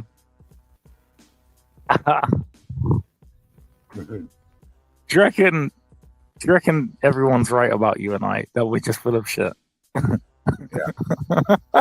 Just while we you know it.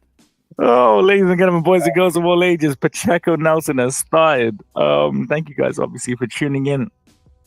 I was going to do 2 separate lives, but I'm not going to do that because I got my padre here. Thank you guys, obviously, for tuning in. We are discussing a plethora of boxing topics right now. We got David Diamante, some of the best guys in the building. I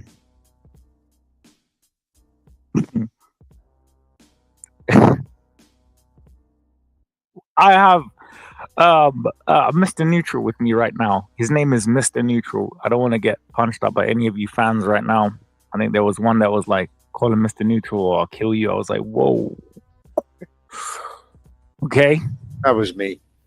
I know, that was your burner, innit? You fuck you, good thing. Our dedication to having you not to have to listen to Chris Mannix is always going to be absolute.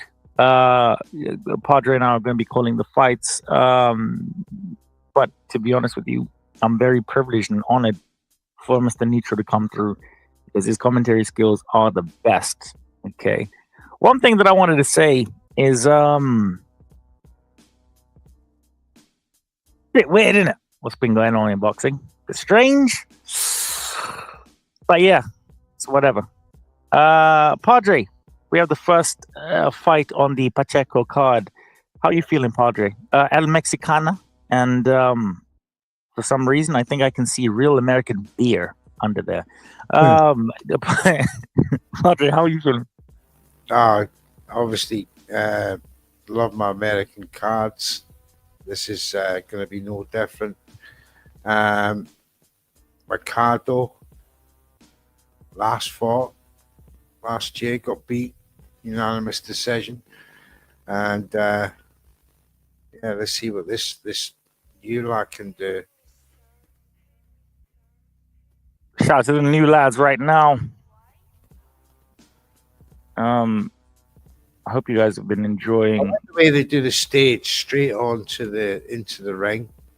It's like HBO, Padre. It's nice, man, to be fair. I don't like this long shit. I apologize. And I do apologize. Like I said again, if you have been rocking with us, tuned in from the very beginning of the broadcast, thank you guys so much because I believe that we're going to be breaking some records tonight. So tune in. Over 150 people tuned in right now to iBoxingHub presents Eurovision Punch Edition. We obviously have the famous Mr. Neutral tuning in with me right now, making sure that I'm, not by myself and not scared. Okay. A big up to everybody that wants to tune in. Like I said, guys, the StreamYard is here. I'm going to post it one more time. Come through, have a conversation with myself and Mr. Neutral. I'm not famous. Mr. Neutral is famous. And I think we have one person who would like to say hello. Big Box. What's going on, guys? What's going on, big man? How are you doing, brother? I'm doing all right, brothers. How about you? Oh, good. Just trying to have a good hairstyle like Diamante. I can see that. I feel like you're making fun of me, but whatever. You can't see me. So, America potentially has a new star. What's the young lad's name, Padre? Harley. I can't remember. I had a conversation with him on Christine's space, and we follow each other as well. What's his name? Medeiros. I can't remember what his name is. Medeiros. Dennis. Dennis the Menace, they call him. He just went 8-0. Very impressive knockout. Yeah, he's got spite. He's got viciousness. I love that. And the way he destroyed his opponent in the prelims was just it was great to watch. I just love brutality in the ring. I don't know, just gets the adrenaline pumping. Watching two boxers smash. And we love you too, Padre, man. If you like adrenaline and pumping and all this type of stuff, that's okay. A big boss. Padre just loves savage shit. What about you? Savage shit? Brutal. Brutality. Sorry, big boss. I didn't know that you were gonna be soft today. You soft. Pause. Looks can be very deceiving, Rico. I always looked at Lex Luthor and thought he was one of the hardest guys out here. Pause. You still call me Lex, man. I'm sorry. You know, if I were Lex Luthor, I wouldn't be on here. I'd be somewhere taking over the world. I look like Lex Luthor. We all do. Okay. So, Big Boss, you're obviously tuned in to good punch. It's a bit of a weird card right now. I can't even lie. Already round one. You know, I go for Rubalcaba, man. He's from Jalisco, man. Jalisco, Mexico. Yeah, but is that where Lex Luthor's from? Mercado's heavy. My mother was born in that state, specifically Guadalajara. He's got Jalisco on the back of his shorts. Wait, Guadalajara, that's in Mexico? Yeah. And the city's is located in the state of Jalisco. Jalisco's a state. Yes. In America? No, in Mexico. No, Mexico. Oh, okay. Right. So you're an immigrant. What is he like? Learn your geography, brother. Anyway, back to the boxing. And I'm going to call it. It's all looking right. very good in this first round. Nice job. He's hard hitting though. This the Big Boss. Your name is Alejandro. Oh my God! Can you not read? Rico, are you trolling me now? I'm not. I'm trying not to. So, all right. So we got myself, Alejandro. I mean, we have Big Boss in the building, and also the Scottish native that just doesn't care about children. We have Mr. Neutral in the building right now. The Big Boss, how have you been? How's everything? Not really chopping up. Chop. Yeah, everything's been good so far. Nothing different on my end. Oh, what a 1-2 from Mercado. Oh, what a punch for Rubalcaba. How are you? Wait, how are you watching? How that's not an 8 count, I do not know. I don't understand how you're watching all of this shit because, like, I'm literally right there. Oh, okay, all right. Wow, what a strike, man! That's what I love about Rubalcaba, man. We have a 1, 2, 3, 4, 5 combination. It's not even giving a knockdown. That pissed me off. That Mercado is in trouble here. Twice he's been stunned. I blame Superman. What a round. Nah, bro, the referee fucked up here, man. Yeah, that deserved a knockdown. That was a 10-9 round. 10-8 round. Yeah, should be a 10-8 in my opinion, man. Rubalcaba, man, he made him stumble there, and then he fell. He stopped him in his tracks. His head went back, his knees buckled, and he went down. And the referee, because it was a messy knockdown, Rubalcaba actually, was leaning on him when he went down. Referee comes in, no knockdown. Very strange. That is a strange one.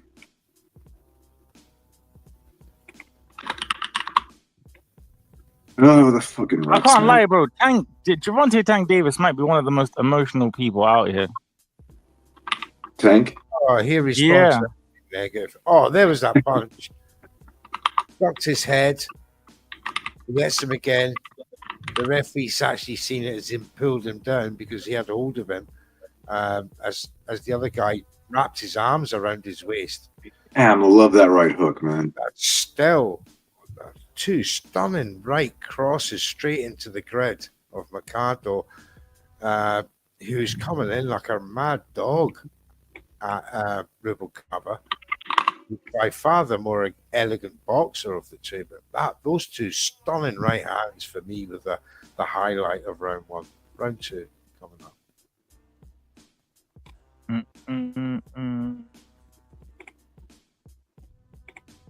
Where was that? Oh, see, Riyadh Season's on the canvas there. Yeah, because His Excellency owns everything, to be fair.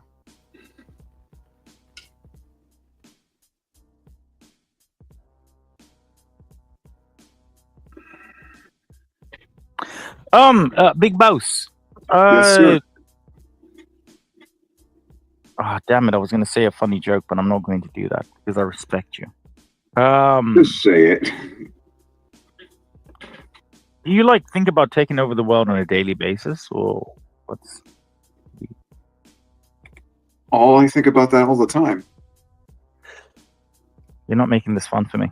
All right, so we're going back into the back into the fight right now. Mr. Neutral, let me ask you a couple of questions that I asked Mr. Neutral. You might not be able to handle that shit. Big Boss, is Benavidez, if he beats Morel, do you think he should be in the pound for pound? It's okay to say no. It's hard because he's got to take on a biggest fight first, man. I mean, look, Morel's a big fight, but pound for pound, maybe at best, if I'm being grateful for Benavidez, probably put him at 10, but it's just for another interim belt, man, and I don't think it's deserved. Yeah, but Benavidez is trying to unify the interim belts. Yeah, I mean, okay, you sound disingenuous, and I'm not going to. Like I said, I just said it. If I'm being gracious here, he'll probably at 10, but that's where it stops. What do you mean by 10? Ranked 10 in the pound for pound. I'm just being generous here for Benavidez. That's way too generous. Maybe This is my point. I'm disingenuous about it. I kind of am. Because personally, I don't think he should be. Yeah, but I was being a bit of a dick about it. I didn't actually read. Of course you are. That's true. Wait, what was I? You love being a dick towards me, man. No, that's not true. Hey, you stop that, okay? No one can do that while I'm around you, except for me. You did call me a dickhead last time. I remember it. Remember? No. During the ring awards, when we were reviewing all the awards. And I mentioned when you were fucking. When I can't remember exactly what I said, but when you were just longing out the awards and I might have been oh mate. You got very sensitive when I mentioned Dubai. Doesn't sound like me. I'm not sensitive. It sounds. Padre, I don't understand what you just said there. I didn't hear it, but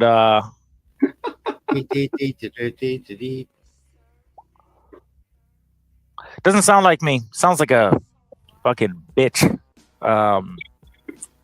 You probably have an alter ego. I don't know what that is, but if I did have one, he wouldn't be a bitch. Now let's. Wait, what happened?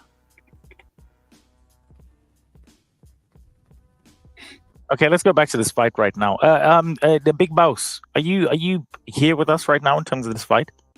Yeah, I am right now. We're heading to round 3, I think. Yep, round 3's to start. Yeah. Yeah, I figured. Okay. You're lucky. Okay. Oh. Oh. I kind of got distracted with the second round. So who won the second round? Uh, Mercado, man, that combination right there. He's coming strong, Mercado, in this round after losing probably the first 2 rounds. Okay. I feel so sorry with people that that have that bald patch in the middle there. That's not even a good thing, man. Yeah, there's glue for that nowadays. It's not nice. It's tasty fight so far. Mercado. Mercado. Being a shorter guy, he has to, bring these. Mate, the ref needs to get out the way, Padre. Like these refs, I want to beat them all up. Ripping right and left hands, diving at Rubalcaba. There he is again in the way. I'm literally sick of these referees. They're so horrible. That's just Mercado. Mercado is just tagging him with those jabs, man. Like Mercado, every time he comes in. combination. Right hook by Mercado, man. He's so awkward, Mercado. He's very horrible to fight against out of the man. Thing is, though, I think it's that equilibrium. That headpiece is just so different. That depends. Does he have a long reach? Because it would explain why he's so awkward with his punching. He's shorter guy. He's got the shorter arms, so he's using the reflection from his head as an advantage. So if he's a shorter guy, he shouldn't be throwing awkwardly like that. Then he is. That's what he's making it so awkward for the. Can you imagine getting headbutted by Mercado? I think I'd rather. I think he's asking for a headbutt. That's not going to be good for him. Beautiful right from each other. Oh, there's a big right from Rubalcaba, gets through, but Mercado comes back. Good counter body to the jab. Oh, man. Mercado's like possessed in that ring. He's taking beautiful shots, but he's just keep coming forward like a wee pit bull. Brutal. He's bringing the fire to the kitchen here. It's up to Rubalcaba, who's the elegant boxer, big puncher. Can he take the punishment that Mercado is handing out in round 3, which is it's been intense. Last 15 seconds. Mercado's eased off a bit now. He's allowed Okay, I'm 5 seconds behind. Rubalcaba to reset. Maybe refresh your browser. It's a little bit irresponsible, Big Boss, from you, but it's okay. We can deal with that. Doesn't matter. Even with the subscription, like I'll still be seconds behind Mr. Neutral because he's ahead of us. Do you know what's impressive about this Mercado? What's impressive is you call him Mr. Neutral. That's what's impressive. Right I'm at being the respectful. end of the round, you've got Mercado throwing bunches of punches at the end of the 3rd minute of that 3rd round. This guy's got stamina to burn, and this is going to get very interesting in the later rounds for Rubalcaba. I did give that myself, a very messy round 2, Mercado. So I've got it, 29-28 to Rubalcaba. Fascinating fight, though. And very much 50-50 at this point. Uh-oh. What's going on with Rubalcaba here with Robert Garcia? He's holding his nose. Yeah, his nose is trouble breathing out of it, so he's trying to clear the airways. But he's on his feet. They're both ready to go. Round 4. See what happens. And you see why Robert Garcia is trainer of the year, man. You see why. Brilliant form on Rubalcaba. And you got the peekaboo style of Mercado, vicious swinging lefts and rights, trying to unsettle Rubalcaba once again. Good multi combos again by Rubalcaba. Oh, big right from Mercado. Ducks down inside, waist height comes up. Bossing Rubalcaba back. He's missing a lot of shots, Rubalcaba here. Mercado having some success. Oh, 3 left hooks while he was holding, then the referee stops it.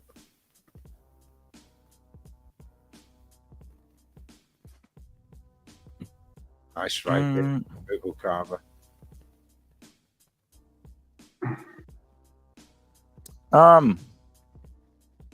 Those left hooks look weird, man, by Mercado. Yeah. They were light taps. I don't know what he was trying to do there. It was the speed of them. He just got like 3 or 4 light taps off while he was holding them. But it's better stuff now in the second half of this round. Yeah. Let's find his range. And he's relentless. Look, he's just caught him again with a left right. Rubalcaba. Oh, another right comes round the side. Rubalcaba, man. He's got stinging punches, Mercado. He's very solid. And they're stinging Rubalcaba right now.